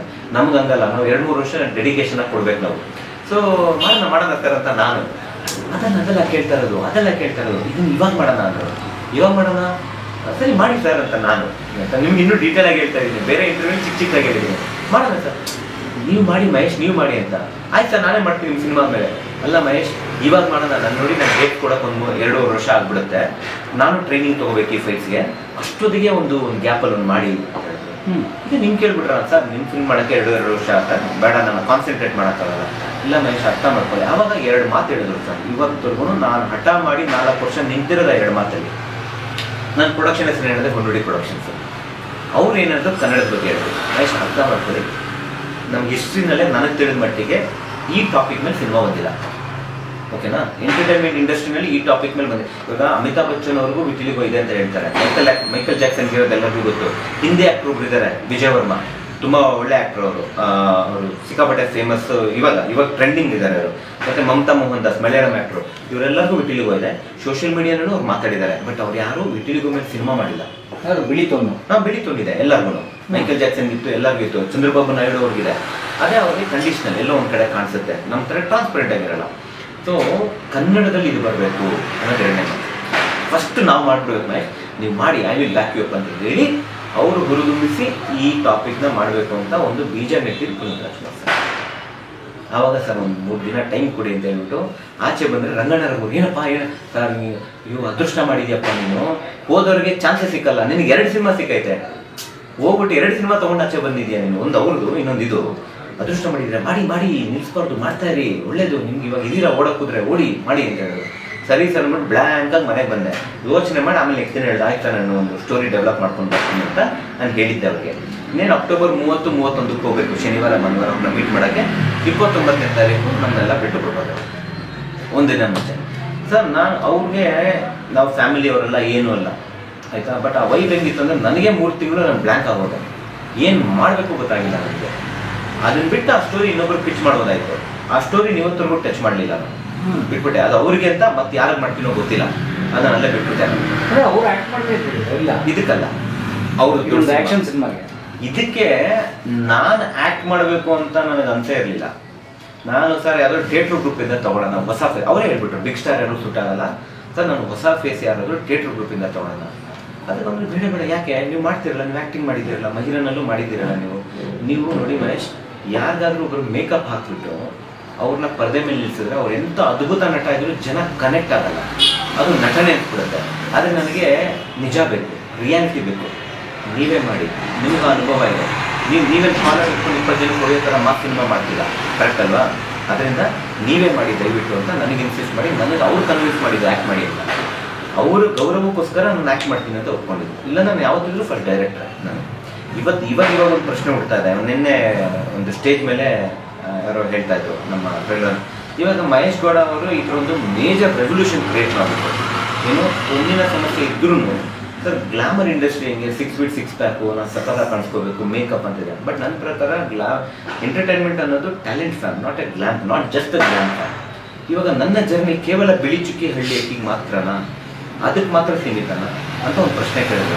ಎಂತ ನನಗೆ ಫ್ಲಾಶ್ ಆಗಿಲ್ಲ ನೋಡಿ. ಇವಾಗ ನನಗೆ ಯಾರಾದರೂ ಒಬ್ಬರು ಒಳ್ಳೆ ರೈಟ್ರು, ಒಳ್ಳೆ ಡೈರೆಕ್ಟ್ರು ಬಂದು ನನ್ನ ಕೂಡ ಇನ್ನೊಂದು ಸಿನಿಮಾ ಹೀರೋ ಮಾಡ್ತಾರೆ, ಪ್ರಶ್ನೆ ಅಲ್ವಾ ಅದು? ಕರೆಕ್ಟು ಇಲ್ಲ, ನಾನು ಪ್ರಯತ್ನ ಪಟ್ಟಿದ್ದು ಇಲ್ಲಿಗೆ ನಿಂತೋಗುತ್ತಾ? ಇವಾಗ ರಾಜ್ ಬಿ ಶೆಟ್ಟಿ ಒಂದು ಕತೆ ಮಾಡಿದ್ರು. ಇವಾಗ ಅವ್ರ ಜರ್ನಿ ಅಲ್ಲಿಗೆ ನಿಲ್ಲಿಲ್ಲ ನೋಡಿ. ಅವ್ರು ಅದೇ ಥರ ಪಾತ್ರಗಳು ಹುಡ್ಕೊಂಡ್ಬಂದ್ರು. ಅದೇ ಥರ ಒಬ್ಬ ತಂದಿರುವಂಥ ಒಂದು ವ್ಯಕ್ತಿ, ನನಗೆ ನಂಬಿಕೆ ಇದೆ, ನಾನು ಆ್ಯಕ್ಟಿಂಗ್ ಚೆನ್ನಾಗಿ ಮಾಡಿದ್ದೀನಿ, ಸುತ್ತಮುತ್ತ ಒಳ್ಳೆ ನಟರಿದ್ದಾರೆ, ಚೆನ್ನಾಗಿ ಮಾಡಿದ್ದೀನಿ. ಯಾಕಂದ್ರೆ I am not a bad actor, ನನಗೆ ಗೊತ್ತಿದೆ. ಬಟ್ ನನಗೆ ಹೀರೋ ಗ್ಲೋರಿಫೈಯಿಂಗ್ ರೋಲ್ಸ್ ನಾನು ಮಾಡೋಕ್ಕೆ ಹೋಗಲ್ಲ.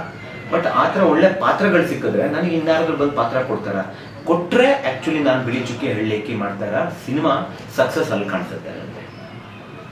ಇದೇ ಥರ ಇನ್ನೊಂದು ಯಾವುದೋ ಒಂದು ಹೀರೋಯಿನು, ತೊನ್ನು ಸಮಸ್ಯೆ ಇರುವಂಥ ಇನ್ನೊಂದು ಹೀರೋಯಿನು, ಒಬ್ಬರು ಹೀರೋಯಿನ್ ಆದರು ಅಂತ ಇಟ್ಕೊಳ್ಳಿ, ಅವಾಗ ನನಗೆ ಸಕ್ಸಸ್ಫುಲ್ ಅಂತ ಅನಿಸುತ್ತೆ. ಅದೇ ಥರ ಟೆಕ್ನಿಷಿಯನ್ಸ್ ಬಂದರು, ಸಿಂಗರ್ಸ್ ಬಂದರು ಅಂತ ಇಟ್ಕೊಳ್ಳಿ, ನನಗೆ ಸಕ್ಸಸ್ಫುಲ್ ಅನಿಸುತ್ತೆ. ನಮ್ಮ ಚಿಕ್ಕ ವಯಸ್ಸಿನ ಏನಾಗುತ್ತೆ ಸರ್, ನೀನು ದಪ್ಪಿದೆಯಾ, ಸ್ಪೋರ್ಟ್ಸ್ ಮಾಡೋಕ್ಕಾಗಲ್ಲ, ಕಪ್ಗಿದೆಯಾ, ಆ್ಯಕ್ಟರ್ ಆಗೋಕ್ಕಾಗಲ್ಲ ಅಂತ ತಲೆ ತುಂಬಿಡ್ತಾರೆ. ಅದನ್ನು ಬದಲಾವಣೆ ತರಬೇಕು ನಾನು ಈ ಸಿನಿಮಾ ಮೂಲಕ. ಸೊ ಈ ಸಿನಿಮಾ ನಾನು ನನಗೆ ಪ್ರೂವ್ ಮಾಡ್ಕೊಳಕ್ಕಲ್ಲ, ನಿಮಗೆ ಪ್ರೂವ್ ಮಾಡೋಕ್ಕೆ ಮಾಡ್ತಾ ಇರೋದು. ನಾನು ಮಾಡಿದ್ದೀನಿ ಅಂದರೆ ನೀವು ನನಗಿಂತ ಚೆನ್ನಾಗಿ ಮಾಡ್ಬೋದು. If he can do it, I can do it better than him ಅಂತ. ಆ ಒಂದು ಮೋಟಿವೇಶನ್ನು ಜನಕ್ಕೆ ಬರಬೇಕು. ನಾನು ಯಾಕೆ ಇಷ್ಟು ದಿನ ಸುಮ್ಮನೆ ಕೂತ್ಬಿಟ್ಟೆ, ಈ ಮನುಷ್ಯ ಮಾಡ್ಬಿಟ್ನಲ್ಲ ಸಿನಿಮಾ, ಇವಾಗ ನಾನು ಯಾಕೆ ಇಷ್ಟು ದಿನ ದಪ್ಪಿದ್ದೀನಿ, ಸಣ್ಣಗಿದ್ದೀನಿ, ಕಪ್ಪಿದ್ದೀನಿ ಅಂದ್ಬಿಟ್ಟು ನಾನು ಹೀರೋ ಆಗಲಿಲ್ಲ ಅಂತ ಪ್ರಶ್ನೆ ಅವ್ರಿಗೆ ಬರಬೇಕು. ಬಂತು ಅಂದರೆ ನನ್ನ ಸಿನಿಮಾ ಗೆಲ್ತು ಅಂತ. ಓಕೆ. ಆಮೇಲೆ ಈ ಬಿಳಿ ತೊನ್ನು ಯಾಕೆ ಬರುತ್ತೆ ಯಾರಿಗೂ ಗೊತ್ತಿಲ್ಲ ಸರ್. ಅದು ಹೆರಿಡಿಟ್ರಿ ಅಂತೂ ಅಲ್ಲ, ಜೆನೆಟಿಕ್. ಇವಾಗ ನನ್ನ ಹಿಂದಿನ ಜನ್ರೇಷನ್ ಒಂದು 9-15 ಜನ್ರೇಷನ್ ಕನ್ಸಿಡರ್ ಮಾಡಿದ್ರೆ ಒಂದು 9 ಜನ್ರೇಷನ್ವರೆಗೂ ಯಾರಿಗೂ ಒಬ್ಬರಿಗಿತ್ತು ಅಂದ್ರೂ ಬರ್ಬೋದು. ಬಟ್ ನಮ್ಮ ಮಕ್ಕಳಿಗೆ ಬಂದ್ಬಿಡುತ್ತೆ, ನೆಕ್ಸ್ಟ್ ಮಕ್ಳಿಗೆ ಬಂದ್ಬಿಡುತ್ತೆ ಅನ್ನೋದು ಏನು ತುಂಬ ಕಡಿಮೆ, ತುಂಬ ರೇರ್ ಕೇಸಸಲ್ಲಿ ಬರೋದು. ಏನೇ ಬರುತ್ತೆ ಅಂತ ಇವತ್ತರೆಗೂ ಯಾವೇ ಮೆಡಿಕಲ್ ಫೀಲ್ಡ್ ಎಕ್ಸಾಕ್ಟ್ ಗೊತ್ತಿಲ್ಲ. ಬಟ್ ಮೆಲನಿನ್ ಅಂತ ಹೇಳ್ಬಿಟ್ಟು ಸ್ಕಿನ್ ಕಲರ್ ಬರೋ ಅಂತ ಒಂದು ಅಂಶ ಇರುತ್ತೆ. ಇವಾಗ ನಿಮಗೆಲ್ಲ ನ್ಯೂಟ್ರಲ್ ಸ್ಕಿನ್, ನನಗೆ ವೇರಿಯಬಲ್ ಸ್ಕಿನ್ ಅಷ್ಟೇ ಡಿಫ್ರೆನ್ಸ್. ಅಂದರೆ ನನಗೆ ಮಿಕ್ಸ್ಡ್ ಮೆಲನಿನ್ ಇದೆ. ಸೊ ಒಂದು ಕಡೆ ಹಿಂಗೆ ಕಾಣಿಸುತ್ತೆ, ಒಂದು ಕಡೆ ಹಿಂಗೆ ಕಾಣಿಸುತ್ತೆ, ಮಿಕ್ಸ್ಡ್ ಮೆಲನಿನ್. ಆ ಮೆಲನಿನ್ ಪ್ರತಿದಿನ ಎಷ್ಟೋ ಲಕ್ಷಾಂತರ ಮೆಲನಿನ್ ಹುಟ್ಕೊಳ್ತವೆ, ಬ್ಲಡ್ ಸೆಲ್ಸ್ ರಿಲೇಟೆಡ್ ಸ್ವಲ್ಪ ಹೋಗ್ತವೆ. ಆವಾಗ ವೇರಿಯೇಷನ್ ಚೇಂಜ್ ಆದಾಗ ಏನಾಗುತ್ತೆ, ನಿಮಗೆ ಡಿಫ್ರೆಂಟ್ ಕಲರ್ ಬೆಳೀತಾ ಹೋಗುತ್ತೆ ಅಷ್ಟೇ. ಬ್ರೌನ್ ವೈಟ್ ಅದು ಮಿಕ್ಸ್ಡ್ ಮೆಲನಿನ್ ನಮಗೆ. ಇವಾಗ ಸನ್ಲೈಟ್ ಹೋದ್ರೆ ಸ್ವಲ್ಪ ಬರ್ನಿಂಗ್ ಸೆನ್ಸೇಷನ್ ಇರುತ್ತೆ ನಮಗೆ. ಅದು ಬಿಟ್ಟರೆ ನಥಿಂಗ್. ಇವಾಗ ಈ ಲೈಟ್ ಹಾಕಿದ್ದೀರಾ ಫಾರ್ ಎಕ್ಸಾಂಪಲ್, ಈ ಲೈಟ್ ನನಗೆ ಬಹುಶಃ ಸ್ವಲ್ಪ ಪಿಂಕ್ ಮಾಡ್ಬಿಡ್ಬೋದು ನನಗೆ ಅಷ್ಟೇ. ಅದು ಬಿಟ್ಟರೆ ನನಗೆ ಇನ್ನೇನು ತೊಂದರೆ ಇಲ್ಲ. ಸೋಂಕು ಕಾಯಿಲೆ ಆಗೋದು, ಮೂಢನಂಬಿಕೆಗಳು ಎಷ್ಟೊಂದಿದ್ದಾವೆ ಇದ್ರ ಬಗ್ಗೆ. ಒಂದು ದೈವ ನಂಬಿಕೆಗಳು ತಪ್ಪಾಗಿ ಎಷ್ಟೊಂದು ಜನ ಅಳವಡಿಸ್ಕೊಂಡ್ಬಿಟ್ಟಿದ್ದಾರೆ. ಮೆಡಿಕಲ್ ಫೀಲ್ಡಲ್ಲಿ ಇದ್ರ ಬಗ್ಗೆ ಸೊಲ್ಯೂಷನೇ ಇಲ್ಲ ಸರ್. ಇಲ್ಲ ಇಲ್ಲ ಇಲ್ಲ ನಾನು ತುಂಬ ಸರಿ 20 ಮೆಡಿಸಿನ್ ನೋ ಟ್ರೀಟ್ಮೆಂಟ್. 20 ಟ್ರೀಟ್ಮೆಂಟ್ಸ್ ಇದ್ದಾವೆ, ಕ್ಯೂರ್ ಇಲ್ಲ. 29 ವರ್ಷ ನಾನು ಮೆಡಿಸಿನ್ಸ್ ತೊಗೊಂಡಿದ್ದೀನಿ ನನಗೆ, ಆಯಿತಾ. ಎಲ್ಲ ಥರ ಆಯುರ್ವೇದಿಕ್, ಹೋಮಿಯೋಪತಿ, ಅಲೋಪತಿ ಎಲ್ಲ ಟ್ರೈ ಮಾಡಿದ್ದೀನಿ. 7 ವ್ರತಗಳು ಮಾಡಿದ್ದೀನಿ, ಆಯಿತಾ. ದೇವಸ್ಥಾನಗಳು ಹೋಗಿದ್ದೀನಿ. ಸಿಂಪಲ್ ನಾವೇನು ಅರ್ಥ ಮಾಡ್ಕೊಂಡು ದೇವರಿಗೆ ನಾವೇ ಟಾರ್ಚರ್ ಕೊಟ್ಬಿಡ್ತೀವಿ. ಅಪ್ಪ ನಿನಗೆ ಬಂದು ಇದು ಮಾಡ್ತಾ ಇದ್ದೀನಿ, ಸರಿ ಮಾಡಿಸು ಅಂತ. ಅದು ತಪ್ಪು. ಬಿಸ್ನೆಸ್ ಹಂಗಾಗ್ಬಿಟ್ಟಿದೆ. ಯಾರು ತಪ್ಪು ತಿಳ್ಕೊಬಾರ್ದು, ಅದು ಹಂಗಾಗ್ಬಿಟ್ಟಿದೆ. ಸೊ ಇವಾಗ ಯಾವುದೇ ಡಾಕ್ಟರ್ ಹತ್ರ ಹೋದ್ರು ವಿತ್ ಆಲ್ ದ ಡ್ಯೂರೆಸ್. ನಿನ್ನೆ ಡಾಕ್ಟರ್ ಅಂಜನಪ್ಪ ಬಂದಿದ್ರು. ನಿಮ್ಗೆ ಅಂಜನಪ್ಪ ಅವ್ರು ಗೊತ್ತಿರಬೇಕು, ಅವ್ರು ಬಿಟ್ಟಿಲ್ಲ ನಮ್ಮ ಆಡಿಯೋ ಲಾಂಚಿಗೆ, ಟ್ರೈಲರ್ ಲಾಂಚಿಗೆ ಬಂದಿದ್ರು. ಎಷ್ಟು ಚೆನ್ನಾಗಿ ಅವ್ರ ಜೊತೆ ನಾನು ಪಾಡ್ಕಾಸ್ಟ್ ಕೂಡ ಮಾಡಿದ್ದೀನಿ. ತುಂಬ ಚೆನ್ನಾಗಿ ಮಾತಾಡೋದು ನೋಡಿ ಸರ್ ಅವರು. ಅವ್ರು ಹೇಳಿದ್ರು, ನಾನೊಬ್ಬ ಡಾಕ್ಟರ್ ಆಗಿ ವರ್ಲ್ಡ್ ರೆಕಾರ್ಡ್ ಇಟ್ಕೊಂಡಿರೋ 35,000 ಸರ್ಜರಿ ಮಾಡಿದ್ದೀನಿ ನಾನು ಹೇಳ್ತಾ ಇದ್ದೀನಿ ಮೆಡಿಸನ್ ಇಲ್ಲ ಅಂತ. ಆದರೂ ಯಾಕೆ ಗೌರ್ಮೆಂಟು ಡರ್ಮಟಾಲಜಿಸ್ಟಲ್ಲಿ ಯುಟಿಲಿಗೆ ಮೆಡಿಸಿನ್ಸ್ ಕೊಡ್ತಾನೆ ಇದ್ದಾರೆ? ಯಾಕೆ ಒಂದು NGO ಕೂಡ ಇದ್ರ ಬಗ್ಗೆ ಅವೇರ್ನೆಸ್ಸೇ ಕ್ರಿಯೇಟ್ ಮಾಡ್ತಿಲ್ಲ? ಆ್ಯಂಡ್ ಅದೆಲ್ಲ ಬಿಡಿ ಸರ್, ಎಕ್ಸ್ಪೆನ್ಸಿವ್ ಮೆಡಿಸಿನ್ಸ್ ಇವಕ್ಕೆಲ್ಲ ಜನರಲ್ ಮೆಡಿಸಿನ್ ಸಿಕ್ಕಲ್ಲ, ಆಯಿತಾ. ಜನರಲ್ ಮೆಡಿಸಿನ್ ಸಿಕ್ಕಲ್ಲ. ಅದಕ್ಕಿಂತ ಇಂಪಾರ್ಟೆಂಟ್ ನಮ್ಗೆ ಇನ್ಶೂರೆನ್ಸು ಕವರೇಜ್ ಇಲ್ಲ. ಅದಕ್ಕೆ ಇನ್ಶೂರೆನ್ಸ್ ಅವ್ರು ಎಷ್ಟು ತಲೆ ಇರ್ತಾರೆ ಅಂದರೆ ಡೆಂಟಲ್ಲು ಇದಕ್ಕೆಲ್ಲ ಕಾಸ್ಮೆಟಿಕ್ಸ್ಗೆ ಹಾಕ್ಬಿಡ್ತಾರೆ. ಸೊ ನಮಗೆ ಇವಾಗ ಒಬ್ಬ ಮಾಮೂಲಿ ವ್ಯಕ್ತಿ ಹಿಂಗೆ ಅಫೋರ್ಡ್ ಮಾಡ್ತಾನೆ, ಆವಾಗಲೇ ಮೂಢನಂಬಿಕೆಗಳು ಉಟ್ಕೊಳ್ಳೋದು. ನಾವು ಬರೀ ಮೂಢನಂಬಿಕೆ ಇದೆ ಅನ್ನೋದು ತಪ್ಪಾಗುತ್ತೆ ಪ್ರೊಫೆಸರ್. ಯಾಕೆ ಉಟ್ಕೋತಾರೆ? ಬಿಕಾಸ್ ಇವಾಗ ನಾನು ಅಫೋರ್ಡ್ ಮಾಡ್ತಾ ಇದ್ದೀನಿ ನೋಡಿ. ಇನ್ನೊಂದು ಎಲ್ಲ ಕಡೆ ಇದು ಹೇಳಿದ್ದೀನಿ, ತುಂಬ ಮನಸ್ಸಿಗೆ ಟಚ್ ಆಗುವಂಥ ವಿಷಯ. ಒಂದ್ಸತಿ ನಾನು ಕ್ಲಿನಿಕಲ್ಲಿ ಕೂತಿದ್ದೆ. ನಾನು ಹೋಗ್ತಾ ಇರೋಂಥ doctor one of the best in Karnataka. Expensive treatment, ಎಲ್ಲ ಸೆಲೆಬ್ರಿಟಿಗಳು ಅಲ್ಲೇ ಹೋಗೋದು, ಎಲ್ಲ ಥರ ಟ್ರೈ ಮಾಡಿದ್ದೀನಿ. ಪಕ್ಕದಲ್ಲಿ ಒಂದು ತಂದೆ ಮತ್ತು ಒಂದು ಚಿಕ್ಕ ಮಗು, ಒಂದು 11-12 ವರ್ಷದ ಹೆಣ್ಣು ಮಗು ಕೂತಿದ್ರು. ಆ ಮಗುಗೆ ಇಲ್ಲಿ ಒಂದು ಪ್ಯಾಚ್ ಕಾಣಿಸ್ತಾ ಇತ್ತು. ಒಂದು 4-5 ವರ್ಷ ಅಂದರೆ ಎಲ್ಲ 8 ವರ್ಷದಿಂದ 2018-19 2020 ನಾನು ಮೆಡಿಸಿನ್ ಬಿಟ್ಬಿಟ್ಟೆ. ನಾನು ಸ್ಕಾರ್ಮೆನ್ ಸ್ಟಾರ್ಟ್ ಮಾಡಿದ್ದೆ, ನೋ ಮೆಡಿಸನ್ಸ್ ತೊಗೋಬೇಡಿ ಯಾರು ಮೆಡಿಸಿನ್ ಅನ್ನೋದಕ್ಕೆ. ಓಕೆ, ಅವರು ನೋಡೋಕೆ ಸ್ವಲ್ಪ ಬಡ ಕುಟುಂಬದವ್ರ ಥರ ಕಾಣಿಸ್ತಿದ್ರು ಅವ್ರ ಹೊಟ್ಟೆ ನೋಡಿದ್ರೆ. ನಾನು ಸುಮ್ಮನೆ ಕೇಳಿದೆ ಕುತೂಹಲದಲ್ಲಿ. ನಮ್ಮ ಬೆಂಗಳೂರಿಗಂತೂ ಅಲ್ಲ, ಅವರು ಪಾಪ ಎಲ್ಲಿಂದನೋ ಬಸ್ ತಗೊಂಡು ಬಂದಿದ್ದಾರೆ. ನಾನು ಕೇಳಿದೆ ಏನು ಸಮಸ್ಯೆ ಅಂತ. ಅದೇನು ಅವ್ರಿಗೊಂದು ಆಕ್ಸೆಂಟ್ ಇತ್ತು, ಸ್ವಲ್ಪ ಕೋಲಾರ್ ಬೆಲ್ಟ್ ಕಡೆಲ್ಲ ಇರುತ್ತಲ್ಲ, ಸ್ಟೈಲ್ ಇತ್ತು ಕನ್ನಡ. ಇಲ್ಲ ಕಣಪ್ಪ, ಹಿಂಗೆ ಮಗುಗೆ. ನಾನಂದೆ ಸರ್ ಇದು ಡಾಕ್ಟ್ರದು ಅಪಾಯಿಂಟ್ಮೆಂಟ್, ನಂಗೆ ಭಯ ಇಲ್ಲ ಪಾಪ ಬೇಜಾರು ಮಾಡ್ಕೋಬೇಡ. ಡಾಕ್ಟ್ರ್ ಅಪಾಯಿಂಟ್ಮೆಂಟ್ ಆದರೂ ಎಷ್ಟು ಚಾರ್ಜ್ ಅಂತ ಗೊತ್ತಾ? ಇಲ್ಲ ಕಣಪ್ಪ ಕರಿಬೇಕು ನೋಡಬೇಕು ಅಂತ ಯಾರೋ ಹೇಳಿದಾಗ ಬಂದ್ಬಿಟ್ಟಿದ್ದಾರೆ ಸರ್. ಡಾಕ್ಟ್ರ್ ಅಪಾಯಿಂಟ್ಮೆಂಟೇ 1,500 ರೂಪಾಯಿ. ಡಾಕ್ಟ್ರ್ ಅಪಾಯಿಂಟ್ಮೆಂಟ್ ಸರ್ ನೋಡೋಕ್ಕೆ. ನಾವು ನಮ್ಮ ವಯಸ್ಸಲ್ಲೆಲ್ಲ 30 ರೂಪಾಯಿ ಕೊಟ್ಟರೆ 3 ಪೆನ್ಸಿಲಿನ್ ಕೊಡೋರು ನಮಗೆ ಅಲ್ವಾ, TT ಇಂಜೆಕ್ಷನ್ಸ್ ಕೊಡೋರು ನಮಗೆ. ಈ ಡಾಕ್ಟರ್ ನಾನು ಸುಮ್ಮನೆ ಆಗ್ಬಿಟ್ಟೆ. ಆಮೇಲೆ ಕೇಳಿದೆ, ಅಲ್ಲ ಒಂದು ಇವಾಗ ಫೋಟೋ ಥೆರಪಿ ಅದು ಇದಕ್ಕೆಲ್ಲ 1,000 ರೂಪಾಯಿ ಖರ್ಚಾಗುತ್ತೆ, ನೀವು ಆಗುತ್ತಾ? ಏನೋ ಹೇಳೋರೆ 1-2 ಸತಿ ಮಾಡಿಸ್ಬಿಡೋಣ. ನಾನು ಅದಕ್ಕೆ ಒಂದು ಪ್ರಶ್ನೆ ಕೇಳಿದೆ, ಏನಕ್ಕೆ ಆ ಮಗುಗೆ ನೀವು ಟ್ರೀಟ್ಮೆಂಟ್ ಕೊಡಿಸ್ಬೇಕು ಅಂದರೆ ಆ ತಂದೆ ಹೇಳ್ತಾರೆ, ಅಲ್ಲಪ್ಪ ಅವಳು ದೊಡ್ಡವಳಾದ್ಮೇಲೆ ಅವಳು ಯಾರು ಮದುವೆ ಆಗ್ತಾರೆ?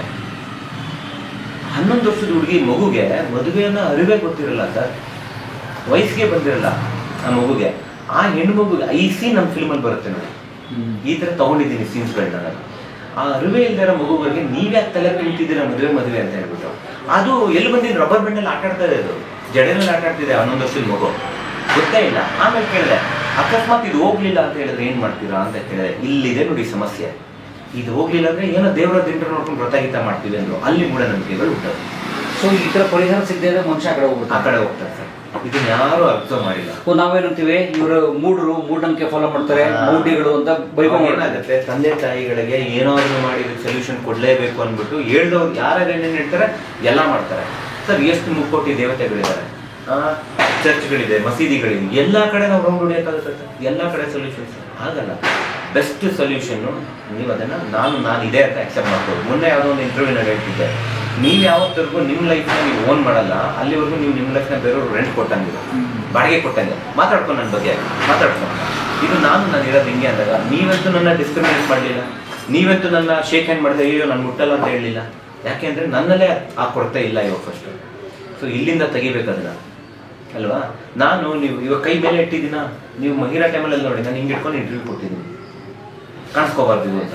ಬರೀ ಫುಲ್ ಹ್ಯಾಂಡ್ ಹಾಕೊಂಡಿದ್ದೀನಿ. ನಮ್ಮ ಟೀಮ್ಗೆಲ್ಲ ಹಾಫ್ ಹ್ಯಾಂಡ್ ಕೊಟ್ಟಿದ್ದೀನಿ ಟೀ ಶರ್ಟು, ನಾನು ಫುಲ್ ಹ್ಯಾಂಡ್ ಹಾಕೊಂಡು ಮಾತಾಡಿ ಇದು ಮಾಡಿದ್ದೀನಿ. ನಟನೆ ಮಾಡಬೇಕಾದ್ರು ಚೈತ್ರ ಜಯಾಚಾರ್ ಅವರು ಅಪ್ಪನ ಪಾತ್ರ ಮಾಡಿರೋದು ನಾನು, ತೌಸಿಫ್ ಅಂತ ಒಂದು ಕ್ಯಾರೆಕ್ಟ್ರು. ನನ್ನ ಕಾಸ್ಟ್ಯೂಮ್ ಹತ್ರ ಎಲ್ಲ ಫುಲ್ ಹ್ಯಾಂಡ್ ಹಾಕ್ಸ್ಕೊಂಡಿದ್ರು. 4 ಡಿಗ್ರಿ ಇರೋನು, ಲಂಡನ್ ರಿಟರ್ನು, ಸಿನಿಮಾ ಮಾಡ್ತಾ ಇರೋನು, ಇಷ್ಟು ಓದ್ಕೊಂಡಿರೋನು, ನಾನು ಫುಲ್ ಹ್ಯಾಂಡ್ ಹಾಕೊಂಡು ಸಿನಿಮಾ ಮಾಡಿದ್ದೀನಿ. ನಮ್ಮಲ್ಲೇ ಎಷ್ಟಿದೆ, ನಮ್ಮ ಒಳಗಡೆ ಅಷ್ಟಿದೆ. ಸೊ ಇದು ಸಿನಿಮಾ ಅನ್ನೋದು ನನಗೆ ಕೇವಲ ಬರೀ ಸಿನಿಮಾ ಅನ್ನೋಂತ ಕೊಟ್ಟಿಲ್ಲ ಸರ್, ಜೀವನ ಕೊಟ್ಟಿದ್ದಾರೆ. ಸೊ ಇದನ್ನು ನಾನು ಎಷ್ಟು ಚೆನ್ನಾಗಿ ಉಳಿಸ್ಕೋಬೇಕು, ಬೆಳೆಸ್ಕೋಬೇಕು, ಬಳಕೆ ಮಾಡ್ಕೋಬೇಕು ಅನ್ನೋದು ನಾನು ಪ್ರಯತ್ನ ಪಡ್ತಾ ಇದ್ದೀನಿ. ಸೊ ಈ journey this going on. So ಇದು ಬರೀ ಇದು ಎಲ್ಲ ಸಮಸ್ಯೆ ಸಮಸ್ಯೆ ಸಮಸ್ಯೆ ಸಮಸ್ಯೆ. ಬಟ್ ಈ ಸಮಸ್ಯೆ ಪರಿಹಾರ ಏನು, ಪ್ರತಿಯೊಬ್ಬನೂ ಒಂದೊಂದು ಪರಿಹಾರ ಇದೆ. ಆದರೆ ಬೆಸ್ಟ್ ಪರಿಹಾರ ಏನಂದರೆ ಏನೂ ಪರಿಹಾರ ಇಲ್ಲ ಇದಕ್ಕೆ. ನೀವು ಯಾವುದೋ ಒಂದು ಡಾಕ್ಟರ್ ಹತ್ರ ಹೋಗ್ಬಿಟ್ಟು ಇದನ್ನು ಕ್ಯೂರ್ ಆಗುತ್ತೆ ಅಂತ ಹೇಳ್ಬಿಟ್ಟು ಗ್ಯಾರಂಟಿ ಲೆಟರ್ ಬರ್ಸ್ಕೊಬಂದು ನಾನು ಒಂದು ಎಷ್ಟು ಜನನ ನೀವು ಇಂಟರ್ವ್ಯೂ ಮಾಡಿದ್ದೀರ, ಎಷ್ಟು ಜನ ಮಾತಾಡ್ತೀರ, ಯಾರು ಹೇಳಲ್ಲ, ಯಾರು ಹೇಳಲ್ಲ. We will work on it, we will improve ಆಗಿತ್ತು ಅಂತ ಹೇಳ್ತಾರೆ. ಸ್ಟೆರಾಯ್ಡ್ಸ್ ಅದು ಇದು ಕೊಟ್ಟಾಗ ನಿಮಗೆ ಸ್ವಲ್ಪ ಸ್ಟಿಮ್ಯುಲೇಟ್ ಆಗುತ್ತೆ, ಅವಾಗ ಅವು ಸಖತ್ತಾಗಿ ಕಾಣಿಸ್ತಿದೆ ಅಂತ ಅಂದ್ಕೊಳ್ತೀವಿ ನಾವು. ಬಿಟ್ಟು ನೋಡಿ ಇರೋ ಹೆಲ್ತಿ ಸೆಲ್ಸು ಸತ್ತೋಗಿರ್ತವೆ, ಅದು ಸ್ಪ್ರೆಡ್ ಆಗುತ್ತೆ. ಅದು ಸೈಡ್ ಎಫೆಕ್ಟ್. ಇದೊಂದು ಪ್ಯೂರ್ ವ್ಯಾಪಾರ ಮಾಡ್ಕೊಡ್ತಿದೆ, ಪ್ಯೂರ್ ವ್ಯಾಪಾರ. ಅದರಿಂದ ಇದು ಅದಕ್ಕೆ ಯಾರ್ಯಾರು ಇದೊಂದು ವೆರಿ ಪವರ್ಫುಲ್ ಪ್ಲ್ಯಾಟ್ಫಾರ್ಮ್ ಕಲಾ ಮಾಧ್ಯಮ ಕೂಡ. ಯಾರ್ಯಾರು ಇದು ನೋಡ್ತಿದ್ದೀರೋ ನನ್ನನ್ನು ತಪ್ಪಾಗಿ ತಿಳ್ಕೊಬೇಡಿ. ಫಸ್ಟ್ ಮೂಢನಂಬಿಕೆಗಳನ್ನ ಬಿಡಿ, ದೇವಸ್ಥಾನ ವ್ರತಗಳು ಅಂದ್ಬಿಟ್ಟು ದೇವ್ರ ಮೇಲೆ ಭಾರ ಹಾಕಿ ದೇವ್ರನ್ನ ದೂಷಿಸೋದು ಬಿಡಿ. 2ನೇ ಮಾತು. 3ನೇದು ಬಂದ್ಬಿಟ್ಟು ಇದು ಹುತ್ತದ ಮಣ್ಣು ಹತ್ಕೊಬಿಡು, 49 ದಿನ ವ್ರತ ಮಾಡಿ ಅದೇನೋ ಎಲೆ ತಿನ್ಬಿಡು, ಮತ್ತು ಯಾವುದೋ ಒಂದು ಮಸೀದು ಹಚ್ಕೊಬಿಡು, ಅದೆಲ್ಲ ಬಿಟ್ಬಿಡಿ. ನೀವಾಗ ನೀವೇ ನಿಮ್ಮ ಮಗುವಿನ ಹೊರ ಪ್ರಪಂಚನ ಸರಿ ಮಾಡೋಕ್ಕೆ ಹೋಗ್ಬಿಟ್ಟು ಒಳ ಪ್ರಪಂಚನ ಹಾಳು ಮಾಡ್ತಾ ಇದ್ದೀರ. ಒಂದು ಮಗುಗೆ ನೀನು ಸರಿ ಇಲ್ಲ ತಿನ್ನು ಮೆಡಿಸಿನ್ ತಿನ್ನು ಅಂದಾಗ ಬ್ರೈನ್ ಹೆಂಗೆ ವರ್ಕ್ ಆಗುತ್ತೆ? ಸಮಸ್ಯೆ ಸಮಸ್ಯೆ ಸಮಸ್ಯೆ ಅಂತ ಬ್ರೈನ್ ಅವಾಗ ಅದೇ ಹಾರ್ಮೋನ್ಸ್ನ ರಿಲೀಸ್ ಮಾಡುತ್ತದೆ. ಕರೆಕ್ಟ್ ಅಲ್ವಾ? ನೀವು ಬಂದ ತಕ್ಷಣ ಹೇಳಿದ್ರಿ ಏನು ಎನರ್ಜಿ ಸರ್ ನಿಮ್ಮದು ಅಂತ ಹೇಳಿದ್ರೆ, ನಾನು ಅಯ್ಯೋ ಸರ್ ನನ್ನ ಜೀವನ ಹಿಂಗೆ ಅಂತ ಕೂತ್ಕೊಂಡು ನೀವು ಕೂಡ ಅವನಪ್ಪ ಇನ್ನೊಂದು ಕರೆಕ್ಟ್ ಅಲ್ಲ, ಹಂಗೆ ರಿಫ್ಲೆಕ್ಟ್ ಆಗೋದು. ಸೊ ನಿಮ್ಮ ಬ್ರೈನ್ ನೀವೇ ಹೇಳ್ತಾ ಇದ್ದೀರ ಸಮಸ್ಯೆ ಇದೆ, ಅದೇ ಸ್ಟ್ರೆಸ್. ಇದಕ್ಕೆ ಊಟನೇ ಸ್ಟ್ರೆಸ್ ಬಿಟ್ಟಿರೋದು. ಸೊ ನಾನು ಎಲ್ಲರಿಗೂ ಹೇಳೋದು, ಮಕ್ಕಳುಗಳಿಗೆ ಹೊರಗಿನ ಚರ್ಮನ ಕ್ಲಿಯರ್ ಮಾಡೋಕ್ಕೆ ಹೋಗಿ ಒಳಗಿನ ಮನಸ್ಸನ್ನ ಹಾಳು ಮಾಡಬೇಡಿ. ಏನೂ ಆಗಲ್ಲ, ಬಿಟ್ಬಿಡಿ. ನಾವು ಉದಾಹರಣೆ ಇದ್ದೀವಿ, ಕೋಟ್ಯಾಂತರ ಜನ ಉದಾಹರಣೆ ಇದ್ದಾರೆ. ಎಲ್ಲರೂ ಎಲ್ಲ ಟ್ರೈ ಮಾಡೋದು ಸಾಕಪ್ಪ ಅಂತ ಸುಸ್ತಾಗಿ ಬಿದ್ದೋಗೋದು. ಧೈರ್ಯವಾಗಿ ಫಸ್ಟೇ ನಮ್ಗೇನು ಬೇಡ ಅಂತ ಹೇಳಿ ದುಡ್ಡು ಮಿಕ್ತು ಲೈಫು ಮಿಕ್ತಲ್ಲ, ಆ ಕೀಳರ್ ಮೇಲೆ ಹೊರಗೆ ಬಂದ್ಬಿಡೋದಲ್ಲ, ಖುಷಿಯಾಗಿರೋದಲ್ಲ. ಎಷ್ಟು ಜನ ಅದನ್ನ ಫೈಟ್ ಮಾಡ್ತಿಲ್ಲ ನನಗೆ. ಎಷ್ಟು ಈ ಭಾರತದ ಪಾಪ್ಯುಲೇಷನ್ ಎಷ್ಟು ಪರ್ಸೆಂಟ್ ಜನ? ಭಾರತ ಅಂತಲ್ಲ, ಇಡೀ ಒಳ್ಳೆ 1% 2% ಪಾಪ್ಯುಲೇಷನ್ ಇದೆ ಸರ್. ಅದ್ರಲ್ಲಿ ಏನು ಬೇರೆ ತೊಂದರೆನೂ ಇಲ್ಲ. ಆ ಚರ್ಮದ ಬಣ್ಣ ಒಂದ್ಬಿಟ್ರೆ ಬೇರೆ ತೊಂದರೆನೂ ಇಲ್ಲ. ಏನಿಲ್ಲ. ಮತ್ತೆ ಇನ್ನೊಂದು ಈ ಎಸ್ಪೆಷಲಿ ಇದನ್ನು ಕೆಲವೊಂದು ನಾವು ಟಿವಿ ಇಂಟರ್ವ್ಯೂಗಳಲ್ಲಿ ನಾನು ಹೇಳಕ್ ಹೋಗಿಲ್ಲ ಸರ್. ಇದನ್ನ ನಿಮ್ಮ ಇಂಟರ್ವ್ಯೂನಲ್ಲಿ ನಾನು ಹೇಳಕ್ಕೆ, ಯಾಕಂದ್ರೆ ನಿಮ್ಮದು ತುಂಬ ಸ್ಟ್ರಾಂಗ್ ಆಡಿಯನ್ಸ್ ಇದ್ದಾರೆ. ಇನ್ನೊಂದೇನಂದ್ರೆ ಈ ಮದುವೆ ಪರ್ಸ್ನಲ್ ಲೈಫ್ ವಿಚಾರ ಬಂದಾಗ ಇದನ್ನ ಮುಂದೆ ಹೇಳಕ್ ಹೋಗ್ಬೋದು. ಯಾಕಂದ್ರೆ ಒಂದು ಟೀನೇಜ್ ಇರುತ್ತೆ, ಒಂದು ಬಿಫೋರ್ ಪ್ಯೂಬರ್ಟಿ ಏಜ್ ಇರುತ್ತೆ, ವಯಸ್ಸು ಬರೋಕ್ಕಿಂತ ಮುಂಚೆ ಒಂದು ವಯಸ್ಸು ಇರುತ್ತೆ. ಆವಾಗ ಮಕ್ಕಳಿಗೆ ದೈಹಿಕ ಇಂಟ್ರೊಡಕ್ಷನ್ ಇರಲ್ಲ. ಹುಡುಗಿ ಎಲ್ಲ ಸೇರ್ಕೊಂಡು ಒಟ್ಟಿಗೆ ಆಟಾಡ್ತಾ ಇರ್ತಾರೆ ಪಾಪ. ಅವ್ರ ಮೆಚುರಿಟಿಗೆ ಬಂದ ತಕ್ಷಣ ತಂದೆ ತಾಯಿಗಳು ಹುಡುಗನ ಹತ್ರ ಹೋಗ್ಬೇಡ, ಹುಡುಗಿ ಹತ್ರ ಹೋಗ್ಬೇಡ, ಹಿಂಗೆ ಅವ್ರನ್ನ ಸಪ್ರೇಟ್ ಮಾಡ್ಬಿಡ್ತಾರೆ. ಆಯ್ತಾ? ಓಕೆ, ಅದನ್ನ ಅವ್ರ ಕಲ್ಚರ್, ಅವ್ರ ಫ್ಯಾಮಿಲಿ. ಬಟ್ ಈ ಟೀನೇಜ್ ಅನ್ನೋದು ನಿಮ್ಮ ಬ್ರೈನ್ ಭಾಳ ಶಾರ್ಪಾಗಿ ವರ್ಕ್ ಮಾಡೋ ಅಂತ ಟೈಮ್ ಅದು. ಅದಕ್ಕೆ ಪ್ರೇಮ ಬೇಕಾಗಿರುತ್ತೆ, ಪ್ರೀತಿ ಬೇಕಾಗಿರುತ್ತೆ. ಅವರು ಬೈಕ್ ರೈಡಿಂಗ್ ಹೋಗ್ಬೇಕು ಅಂತ ಇರ್ತಾರೆ, ಸಿಗರೇಟ್ ಸೇದಬೇಕು, ಇದರೆಲ್ಲ ಕೆಟ್ಟ ವಯಸ್ಸುಗಳು ಬರೋಕ್ಕೆ ಸ್ಟಾರ್ಟ್ ಆಗ್ತದೆ ಒಂದ್ಸಲ. ಅಭ್ಯಾಸ ಪೂರ್ವಕವಾಗಿ ಹೇಳ್ತಾರೆ. ಈ ಏಜ್ ಇದೆಯಲ್ಲ ಸರ್, ಭಾಳ ಸೆನ್ಸಿಟಿವ್ ಏಜ್. ಈ ಏಜಲ್ಲಿ ನಮಗೆ ಇವಾಗ ಒಂದು 24-25 ಆಗ್ತಾರೆ, ಮದುವೆ ಏಜ್ 25 ಹೆಣ್ಮಕ್ಳು. ಗಂಡು ಮಕ್ಳಿಗೆ ಇನ್ನೊಂದು 2 ವರ್ಷ ಆ್ಯಡ್ ಮಾಡ್ತಾರೆ. ಈ ಟೈಮಲ್ಲಿ ಇವ್ನಿಗೆ ಹಿಂಗಿದೆ ಬೇಡ. ಇವಾಗ ನಾವು 4 ಡಿಗ್ರಿ ತೊಗೊಂಡು ನಮ್ಮ ಕಾಲ ಮೇಲೆ ನಾವು ಇತ್ತು, ₹1 ಸಾಲ ಮಾಡಿದ್ರೆ ನಾವು ಇವಾಗ ಕಿಂಗ್ ಅಂದರೆ ದುಡ್ಡಿದೆ ಅಂತಲ್ಲ, ಕಿಂಗ್ ಅಂದರೆ ಹೆಂಗೆ ಜೀವನ ಮಾಡ್ತಾ ಇದೆಯಾ ಅದು ರಾಜ ಅಂತ. ಹಂಗಿದ್ರೂ ನಮ್ಮನ್ನು ಡಿಸ್ಕ್ರಿಮಿನೇಟ್ ಮಾಡ್ತಾರೆ. ಸೊ ಅವರು ಫಸ್ಟ್ ಕಾಣಿಸೋದೇ ನಿನ್ನ ಹತ್ರ ಎಷ್ಟು ಬ್ಯಾಂಕ್ ಬ್ಯಾಲೆನ್ಸ್ ಇದೆ, ನೀನು ಎಷ್ಟು ನೋಡೋಕೆ ಚೆನ್ನಾಗಿ ಕಾಣಿಸ್ತಿದೆ. ಇದನ್ನು ದಯವಿಟ್ಟು ಮಾಡಬೇಡಿ. ಯಾಕಂದರೆ ನೆಕ್ಸ್ಟ್ ಜನ್ರೇಷನ್ಗೆ ಸಂಬಂಧಗಳ ಬಗ್ಗೆ ನಂಬಿಕೆನೇ ಹೊಟ್ಟೋಗುತ್ತೆ. ನಿಮ್ಗೆ ಈ ಮ್ಯಾರಿಡ್ ಇಲ್ಲ sir, I am not married, I am single. ಯಾಕೆ ಅನ್ನೋದಕ್ಕೆ ಹಲವಾರು ಕಾರಣ ಇದೆ. ಈ ಕಾರಣಕ್ಕೆ ಇಲ್ಲ, ಇದು ಕೂಡ ಒಂದು ಕಾರಣ. ಸತ್ಯವಾಗಿ ಹೇಳ್ಬೇಕಂದ್ರೆ ನಾನು ಇವಾಗ ಕಂಪ್ಲೀಟ್ ಆಗಿ ಹೊರಗಿನ ಪ್ರಪಂಚನೇ ನಾನು ದೂರಿಸಿದ್ರೆ ತಪ್ಪಾಗುತ್ತೆ. ನನ್ನ ಒಳಗಿನ ಪ್ರಪಂಚ ಕಾನ್ಫಿಡೆಂಟ್ ಇರಲಿಲ್ಲ. ಕಾನ್ಫಿಡೆಂಟ್ ಇಲ್ಲದೆ ಇರೋ ಕಾರಣ ಹೊರಗಿನ ಪ್ರಪಂಚ. ಅದೇ ಏನು ಬಿಡಿ ತೊಂದರೆ ಕಾರಣಕ್ಕೆ ಬೇರೆ ಸರಿಸುಮಾರಾಗಿ ಅದೇ ಕಾರಣ. ಇನ್ನೊಂದೇನಂದ್ರೆ ಇಂಡಸ್ಟ್ರಿ ಕೂಡ ಡೈರೆಕ್ಟರ್ ಬೇಡ. ಇದು ಕೂಡ ಇದೆ ಫ್ಯಾಮಿಲಿಗಳಲ್ಲಿ. ಇವಾಗ ನಾವು ಹೊರಗಡೆ ಹೋಗೋರಲ್ಲ, ಪಾರ್ಟಿ ಮಾಡೋದು, ಏನಿಲ್ಲ ಅಂದ್ರೆ ನಮ್ಗೇನು ಪ್ರೀತಿ ಸಿಕ್ಕಿಲ್ಲ ಅಂತಂದ್ರೆ ಎಷ್ಟೊಂದು ಜನ ಪ್ರೀತಿಯಿಂದ ಮಾತಾಡ್ತಾರೆ, ಗೌರವ ಮಾತಾಡ್ತಾರೆ. ಬಟ್ ಏನಾಗುತ್ತೆ ಸರ್, ನಮ್ಮ ಒಳಗಡೆನೆ ಒಂದು ಆ ಕೊರತೆ ಕಾಡಿಸ್ತಾ ಹೋಗುತ್ತೆ. ಇವಾಗ ಇಂಟರ್ವ್ಯೂ ನೋಡೋರು ಅಂದ್ರೆ ಇವ್ರು ರೆಡಿ ಇಲ್ವಾ, ಸಂಬಂಧ ಅಂದ್ರೆ ಇಷ್ಟ ಇಲ್ವಂಗಲ್ಲ. ನಾವೆಲ್ಲ ಟಿಪಿಕಲ್ ಓಲ್ಡ್ ಸ್ಕೂಲ್ ಪ್ರೇಮಿಗಳು ನಾವೆಲ್ಲ. ನಮಗೆ ಪ್ರೀತಿ ಅಂದರೆ ತುಂಬ ಗೌರವ ಇದೆ, ಸಂಬಂಧ ಅಂದರೆ ತುಂಬ ರೆಸ್ಪೆಕ್ಟ್ ಇದೆ, ನಮಗೆ ತುಂಬ ಆಸೆ ಇದೆ, ಮದುವೆ ಅಂದರೆ ಅದೊಂದು ಕನಸಿದೆ. ಅದನ್ನು ಇನ್ನೂ ಹೊಡೆಯೋಕ್ಕೆ ಹೋಗಿಲ್ಲ ನಾವು, ಅದು ನಮಗೆ ಜೋಪಾನವಾಗಿ ಕಾಪಾಡ್ಕೊಂಡು ಇಟ್ಕೊಂಡಿದ್ದೀವಿ. ಪ್ಲಸ್ ಇಂಡಸ್ಟ್ರಿ ಮೇಲೆ ಕೂಡ ತುಂಬ ಇನ್ಫ್ಲುಯೆನ್ಸ್ ಮಾಡುತ್ತೆ, ನಿಮಗೆ ತುಂಬ ಇನ್ಫ್ಲುಯೆನ್ಸ್ ಮಾಡುತ್ತೆ. ಇವಾಗ ನೀವು ಹೆಂಗೆ ಇರಲಿ, ಹುಡುಗ ಹೆಂಗೆ ಇರಲಿ, ಫಸ್ಟ್ ಒಂದು IT ಇರಬೇಕು ಅಂತ ಹೇಳ್ತಾರೆ ಪೇರೆಂಟ್ಸು. ಸೊ ನಮ್ಮ ಹೆಣ್ಮಕ್ಳ ಗಮನದಲ್ಲಿ ನಮ್ಮ ಕೆಲವೊಂದು ತಂದೆ ತಾಯಿಗಳೇ ಆ ಯೋಚನೆಗಳನ್ನ ಹಾಕ್ತಾ ಇದ್ದಾರೆ. ನೀನು ಫಸ್ಟ್ ಚೆನ್ನಾಗಿರೋ ನೋಡು, ಅಪ್ಪ ಒಳ್ಳೆ ದುಡ್ಡು ಇಟ್ಬಿಟ್ರೆ ನನ್ನ ಮಗಳು ಸೆಟ್ಲು, ಒಳ್ಳೆ ದುಡ್ಡು ಇಟ್ಬಿಟ್ರೆ ತಪ್ಪಿಲ್ಲ. ಇವಾಗ ಹಣಕಾಸು ಅನ್ನೋದು, ಇವಾಗ ನಿಮಗೂ ಫ್ಯಾಮಿಲಿ ಇರುತ್ತೆ, ನಾವು ನೋಡಿದ್ದೀವಿ. I am Born with 5 elder sisters. ಹೆಣ್ಮಕ್ಳ ಮನಸ್ಸನ್ನ ನಾನು ಸರಿ ಸುಮಾರಾಗಿ ನಾನು ಎಷ್ಟೋ ಮಟ್ಟಿಗೆ ಚೆನ್ನಾಗಿ ಅರ್ಥ ಮಾಡ್ಕೊಂಡಿದ್ದೀನಿ ಅಂತ ನಾನು ಅಂದ್ಕೊಂಡಿದ್ದೀನಿ. ನನ್ನ ಸುತ್ತಮುತ್ತ ಇರೋ ಎಲ್ಲ ಫ್ರೆಂಡ್, ನಮ್ಮ ಟೀಮಲ್ಲಿ ನೋಡಿ ಎಷ್ಟು ಜನ ಫೀಮೇಲ್ ಕಾಣ್ತದೆ ನಿಮಗೆ. ಅವ್ರು ಹೆಣ್ಮಕ್ಳು ಅಂತ ಆಪರ್ಚುನಿಟಿ ಕೊಟ್ಟಿಲ್ಲ, ಅವ್ರಿಗೆ ಟ್ಯಾಲೆಂಟ್ ಇದೆ, ಅದಕ್ಕೆ ಆಪರ್ಚುನಿಟಿ ಕೊಟ್ಟಿದ್ದೀನಿ. ಹೆಣ್ಣು ಗಂಡು ಅಂತ ನಾವು ನೋಡಲ್ಲ, ಹಾಗೆ ನ್ಯೂಟ್ರಲ್ ಆಗಿ ನೋಡ್ಬೇಕೆಲ್ಲ ನಮಗೆ. ಸೊ ನಮ್ಮ ವೈಯಕ್ತಿಕ ಜೀವನದಲ್ಲೂ ಸುಮಾರು ಅಡಚಣೆಗಳಾದವು. ಅದನ್ನೆಲ್ಲ ಕೆಲವೊಂದ್ಸತಿ ನಾವು ಹೇಳ್ಕೊಳಕ್ಕಾಗಲ್ಲ, ಕೆಲವೊಂದ್ಸತಿ ಹೇಳ್ಕೋಬಹುದು ಅಷ್ಟೇ. ಹಾಗೆ ಹೋಯ್ತು 30 ಆಸೆ ಬಿಟ್ಟ ಬೆಸತ್ತು, ಆಕೆ ಬಂದ್ಲು ಇವತ್ತು. ಬಹಳ ಮುಂದುವರೆದ ದೇಶಗಳು ಸರ್, ಅದು ಯಾವುದು ಲೆಕ್ಕಕ್ಕೆ ಬರಲ್ಲ ಸರ್. ಕೆಲವೊಬ್ರಿಗೆ ಫೋನ್ ಎತ್ತಿದ್ರೆ ಅವ್ರ ಪ್ರೊಫೈಲು ನೋಡಿರಲ್ಲ. ಯಾರೋ ಒಬ್ರು ಬರುತ್ತಲ್ಲ ಮದುವೆಗಿದ್ವಿ ಅಂದರೆ, ನಮ್ಮ ಅಕ್ಕಂದಿರು ಯಾವುದೋ ಫಂಕ್ಷನ್, ನಿಮ್ಮ ತಮ್ಮ ಸೂಪರ್ ಅಂತ ಅವ್ರು ಯಾರೋ ನೋಡಿರ್ತಾರೆ. ಆ ಮಾತುಕತೆ ಇಲ್ಲ ಫಿಲ್ಮ್ ಇಂಡಸ್ಟ್ರಿನ ಬೇಡ. ಎರಡನೇದು ಇಂಡೈರೆಕ್ಟ್ ಆಗಿ ಇದೇ ಕಾರಣ ಅಂತ ಹೇಳಲ್ಲ, ಬೇರೆ ಕಾರಣ, ಅದಕ್ಕೂ ಫಿಲ್ಮ್ ಇಂಡಸ್ಟ್ರಿ ಕೊಡ್ತಾರೆ. ಇಲ್ಲಾಂದ್ರೆ ಇಲ್ಲ ಗಣಗಳು ಬರಲಿಲ್ಲ, ಜಾತಕ ಹೊಂದಿಲ್ಲ, ಇದೆಲ್ಲ ಎಕ್ಸ್ಕ್ಯೂಸಸ್ ಇರುತ್ತೆ. ಯಾಕಂದರೆ ನಾವು ಪ್ರೀತಿ ಪ್ರೇಮ ಅಂತ ನಾವು ಕಾಲಿಟ್ಟವರಲ್ಲ. ನಮಗೆ ಇವಾಗ ಯಾರೋ ಒಬ್ಬರು ನಮ್ಮನ್ನ ನೋಡಿ, ಇವತ್ತು ನಮ್ಮನ್ನ ಇಂಟರ್ವ್ಯೂ ಮಾಡ್ತಾ ಇದ್ದೀರಾ, ನೀವು ಪರ್ಸ್ನಲಾಗಿ ಕನೆಕ್ಟ್ ಆಗ್ತೀರಾ. ಅದನ್ನು ನೋಡಿ ಕನೆಕ್ಟ್ ಆಗಿ ಅರ್ಥ ಮಾಡ್ಕೊಳ್ಳೋರಿದ್ರೆ ಬೇರೆ ಥರ. ನಮಗೆ ಇಲ್ಲ ಅಂತ ಹೇಳಿದ್ರೆ ಈ ಕಾರಣಗಳು ಬಂದು ಹೋಗ್ತಾವೆ ಸರ್. ಎಷ್ಟೇ ಇದ್ರೂ ಒಂದು ಸಲ ಅರೇಂಜ್ ಸಂಬಂಧಗಳಂತ ಹೋದಾಗ ಹಂಗಾಗ್ಬಿಡುತ್ತೆ. ಮತ್ತು ಎಷ್ಟೊಂದು ಒಂದು ಪರ್ಸೆಂಟೇಜ್ ಆಫ್ ಒಂದು ಒಳ್ಳೆ ಹುಡುಗಿಯರಿದ್ದಾರಲ್ಲ, ಅವ್ರುಗಳಿಗೆ ಒಳ್ಳೆ ಹುಡುಗರುಗಳು ಸಿಕ್ಕಿಲ್ಲ. ಎಷ್ಟು ಒಳ್ಳೆ ಹುಡುಗರುಗಳಿದಾರಲ್ಲ, ಅವ್ರಿಗೆ ಒಳ್ಳೆ ಹುಡುಗಿಯರು ಸಿಕ್ಕಿಲ್ಲ. ಇದು ಎರಡು ಕಡೆನೇ ಇದು. ಇವಾಗ ಏನಾಗಿದೆ, ಅಯ್ಯೋ ಬೇಡಪ್ಪ ನಮಗಿದು ಅಂತಲೇ ಕೂತಿದಾರಲ್ಲ, ಇದು ಪ್ರಾಬ್ಲಮ್ಗಳು. ಆಮೇಲೆ ನೀವು ಈ ತೊಂದಿರೋ ಕಾರಣಕ್ಕೆ ಏನಾದರೂ ಅವಮಾನಗಳು, ಹ್ಯುಮಿಲೇಷನ್ಸ್ ಅನುಭವಿಸೋದಿದೆಯಾ? ಪ್ರತಿದಿನ ಇಂಥ ದಿನ ಅನ್ನೋದಿಲ್ಲ ಸರ್. ಪ್ರತಿದಿನ ಅಂದರೆ ಇವಾಗ ನಾವು ಅದನ್ನು ಅಕ್ಸೆಪ್ಟ್ ಮಾಡ್ಕೊಂಡು 2-3 ವರ್ಷದಲ್ಲಿ ನಾವೇನು ಬೇರೆ ರೀತಿ ಮಾತಾಡ್ಕೊಂಡು ಓಡಾಡ್ಕೊಂಡಿದ್ದೀವಿ, ಅದು ಬೇರೆ. ಪ್ರತಿದಿನ ಚಿಕ್ಕ ವಯಸ್ಸಿಂದನೂ ಇದೆ. ನಾನು 2-3 ಇಂಟರ್ವ್ಯೂಗಳಲ್ಲೂ ಹೇಳಿದ್ದೀನಿ ಕೆಲವು ಇನ್ಸಿಡೆಂಟ್. ನಾನು ಬಹುತೇಕವಾಗಿ ಹೇಳಿರೋದೇನಂದರೆ, ಚಿಕ್ಕ ವಯಸ್ಸಲ್ಲೂ ನಾನು ಒಂದು ಹುಡುಗನ ಜೊತೆ, ಆ ಹುಡುಗ ಇವಾಗಿಲ್ಲ, ನನಗೆ ಜ್ಞಾಪಕನೂ ಇಲ್ಲ, 11-12 ವರ್ಷ, ಒಂದು ಚಿಕ್ಕ ಪುಟ್ಟ ಪ್ಯಾಚ್ಗಳಿದ್ವು, ಆಟಾಡ್ತಾ ಇದ್ದೀನಿ. ಅಂದರೆ ನಾವೆಲ್ಲ ವೈಟ್ ಫೀಲ್ಡ್ ಕಡೆ ಇದ್ದವ್ರು, ಅವಾಗ ಒಂಥರ ಕಾಡು ತೋಟಗಳು ಅವಾಗೆಲ್ಲ. ಇವಾಗಿದ್ದಷ್ಟು ಬಿಲ್ಡಿಂಗ್ಗಳು ಇಲ್ವೇ ಇಲ್ಲ. ಇವಾಗ ಒಂದು ಮರನೂ ಸಿಗಲ್ಲ ಇವಾಗ. ಅಲ್ಲಿ ಬರೀ ಮರಗಳೇ ಇದ್ದವು ಫಸ್ಟಲ್ಲಿ. ನಾವು ಮರ್ಕೋತಿ ಅದು ಇದೆಲ್ಲ ಆಟಾಡ್ತಾ ಇದ್ವಿ, ಚಿನ್ನಿ ದಂಡ್ಲು, ಲಗೋರಿ ಎಲ್ಲ ಆಟಾಡ್ತಾ ಇದ್ದಾಗ ಅವ್ರೊಂದು ತಾಯಿ ಬಂದರು, ಸೆರಗನ ಹಂಗೆ ಸೊಂಟಕ್ಕೆ ಸಿಕ್ಸಿ ಆ ಹುಡುಗನ ಹಿಂಗೆ ಕಾಲು ಹಿಡ್ಕೊಂಡು ಹೇಳ್ಕೊಂಡು ಹೋಗೇ ಬಿಟ್ರು. ಅಮ್ಮ, ನಾನು ಯಾಕೆ ಹಿಂಗೆ ಅವನೇನೋ ಹೋಮ್ವರ್ಕ್ ಮಾಡಿಲ್ಲ ಅಂತ ನಾನು ಅನ್ಕೋತಾ ಇದ್ದೀನಿ. ಅವಾಗೆಲ್ಲ ಹ್ಯಾಂಡ್ ಪಂಪ್ ಬರ್ತಿದ್ವು ಗೊತ್ತಾ, ಬೋರ್ವೆಲ್ ಹ್ಯಾಂಡ್ ಪಂಪ್. ಆ ಹುಡುಗನ ಕೆಳಗಡೆ ಕೂರಿಸಿ ಹ್ಯಾಂಡ್ ಪಂಪ್ ಒತ್ತಿ ನೀರು ಸ್ನಾನನೇ ಮಾಡಿಸ್ಬಿಟ್ರು ಅವ್ರಮ್ಮ. ನನ್ನ ಜೊತೆ ಆಟ ಆಡ್ತಾ ಇದ್ದಾನೆ ಅಂದ್ಬಿಟ್ಟು. ಯಾಕೆ ನಿಮ್ಮ ಇದು ಅವ್ನು ಅಂಟ್ಕೊಂಡ್ಬಿಡುತ್ತೆ ಅಂತ ಅದೊಂದು ನಂಬಿಕೆ. ಅಂಟ್ಕೊಳ್ಳೋ ಕಾಯಿಲೆ ಅಲ್ಲ ಅದು ಫಸ್ಟ್ ಆಫ್ ಆಲ್ ಕಾಯಿಲೆನೇ ಅಲ್ಲ. 90s ಅಲ್ಲಿ ಯಾರು ಗೊತ್ತು ಸರ್, ಅದು DD1 DD2 ಬಿಟ್ರೆ ನಾನು ಇರಲಿಲ್ಲ ಅವಾಗ, ನೀವು ಇರಲಿಲ್ಲ, ನಾವು ಇರಲಿಲ್ಲ ಅವಾಗ, ಯಾರು ಗೊತ್ತವ. ಇವಾಗ ಅಂದರೆ ಸೋಷಿಯಲ್ ಮೀಡಿಯಾ ಇವಾಗ ಹೆಂಗಾಗ್ಬಿಟ್ಟಿದೆ ಅಂದರೆ, ಒಂದು ಚಿಕ್ಕ ಸಮಸ್ಯೆನೂ ದೊಡ್ಡದಾಗಿ ನೋಡ್ತಾರೆ. ಡಿಪ್ರೆಷನ್ ಹಂಗಂದೇ ಡಿಪ್ರೆಷನ್ ಬಂದ್ಬಿಡುತ್ತೆ. ಆಗಿನ ಕಾಲದಲ್ಲಿ ನಾವೇನು ತಪ್ಪು ಮಾಡೋದು, ನಮ್ಮಮ್ಮ ಬಂದು ಒಂದು ಬಿಡ್ತಿದ್ರು ಅಂದರೆ ಯಾವ ಡಿಪ್ರೆಷನ್ ಇರ್ತಿರ್ಲಿಲ್ಲ, ಫುಲ್ ಆಕ್ಟಿವ್ ಆಗ್ಬಿಡ್ತಿದ್ವಿ, ಅಲರ್ಟ್ ಆಗಿ ಆ್ಯಂಟನ್ ಎಲ್ಲ ಎದ್ದು ನಿಂತು ಬಿಡೋದು. ಇವಾಗ ಹಂಗಲ್ಲ, ಅಮ್ಮ ಬೈದ್ರೆ oh my god my mom is like this ಅಂತ ಸ್ಟೇಟಸ್ ಆಗ್ತವೆ.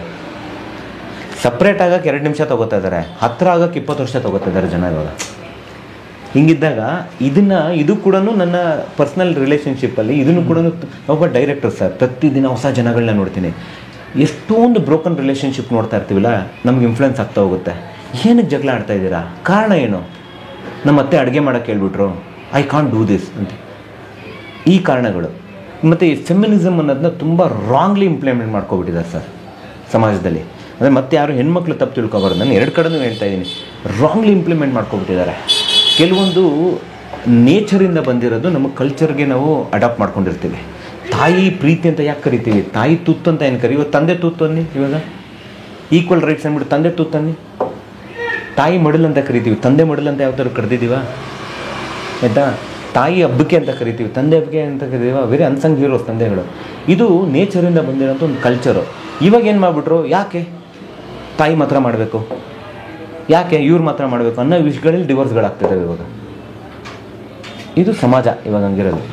ಇದು ಎನಿವೆ ಇದು ನಮ್ಮ ಟಾಪಿಕ್ ಆಗಲಿ ಇದಾಗಲಿ ಹೊರತಾದ್ರೂ ಇದು ಒಂದಲ್ಲ ಒಂದು ರೀತಿ ನಮಗೆ ಇನ್ಫ್ಲುಯೆನ್ಸ್ ಮಾಡುತ್ತೆ ಇದು. ಬಟ್ ನೀವು ವಿದೇಶಕ್ಕೆ ಹೋದಾಗ ಅಲ್ಲಿ ಹೇಗೆ ನೋಡ್ತಾರೆ? ಅಲ್ಲಿ ಏನಿಲ್ಲ ಸರ್, ಅಲ್ಲಿ ಯಾರು ಕ್ಯಾರೆ ಅಂತಲೇ ಕೇಳಲಿಲ್ಲ. ಅಲ್ಲಿ ಎಷ್ಟು ಜನ ಆಫ್ರಿಕನ್ಸ್ ಇದ್ದರು, ರಷ್ಯನ್ಸ್ ಇದ್ದರು ಸರ್. ನನಗಿಂತ ವೈಟ್ ನನ್ನ ಸ್ಕಿನ್ನೇ ಬೆಟ್ರು ಅಲ್ಲಿ. ಐರ್ಲೆಂಡ್ ಅವ್ರೆಲ್ಲ ಬಂದರೆ ಒಂದು ಸ್ವಲ್ಪ ಸಣ್ಣ ಬಿದ್ದುಬಿಟ್ರೆ ಬೊಬ್ಬೆಗಳು ನೋಡೋದು ಅವ್ರಿಗೆ.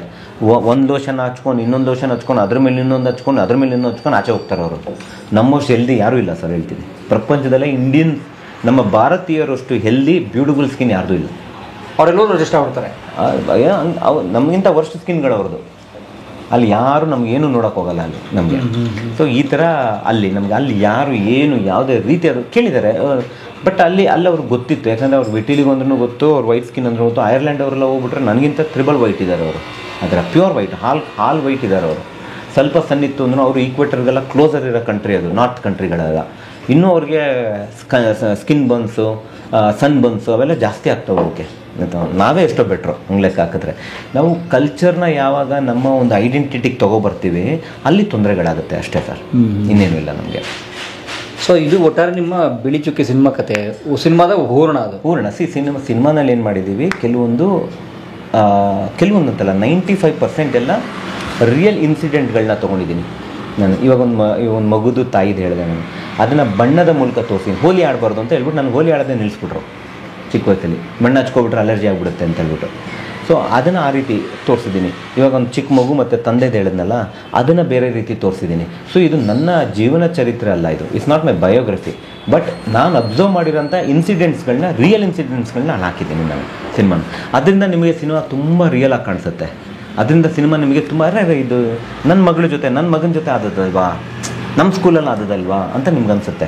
So I am not try to create anything out of the world to make people understand. ಅವ್ರಿಗೆ ತುರ್ಕಕ್ಕೆ ಹೋಗಿಲ್ಲ, ಬ್ರೈನಲ್ಲಿ ಆಟಾಡೋಕ್ಕೆ ಹೋಗಿಲ್ಲ. ನಾನು ಸಿಂಪಲ್ ಕತೆ ನಿಮಗೆ, ಎಷ್ಟು ಚೆನ್ನಾಗಿ ಮಾಡಿದ್ರಲ್ಲ ಅಂತ.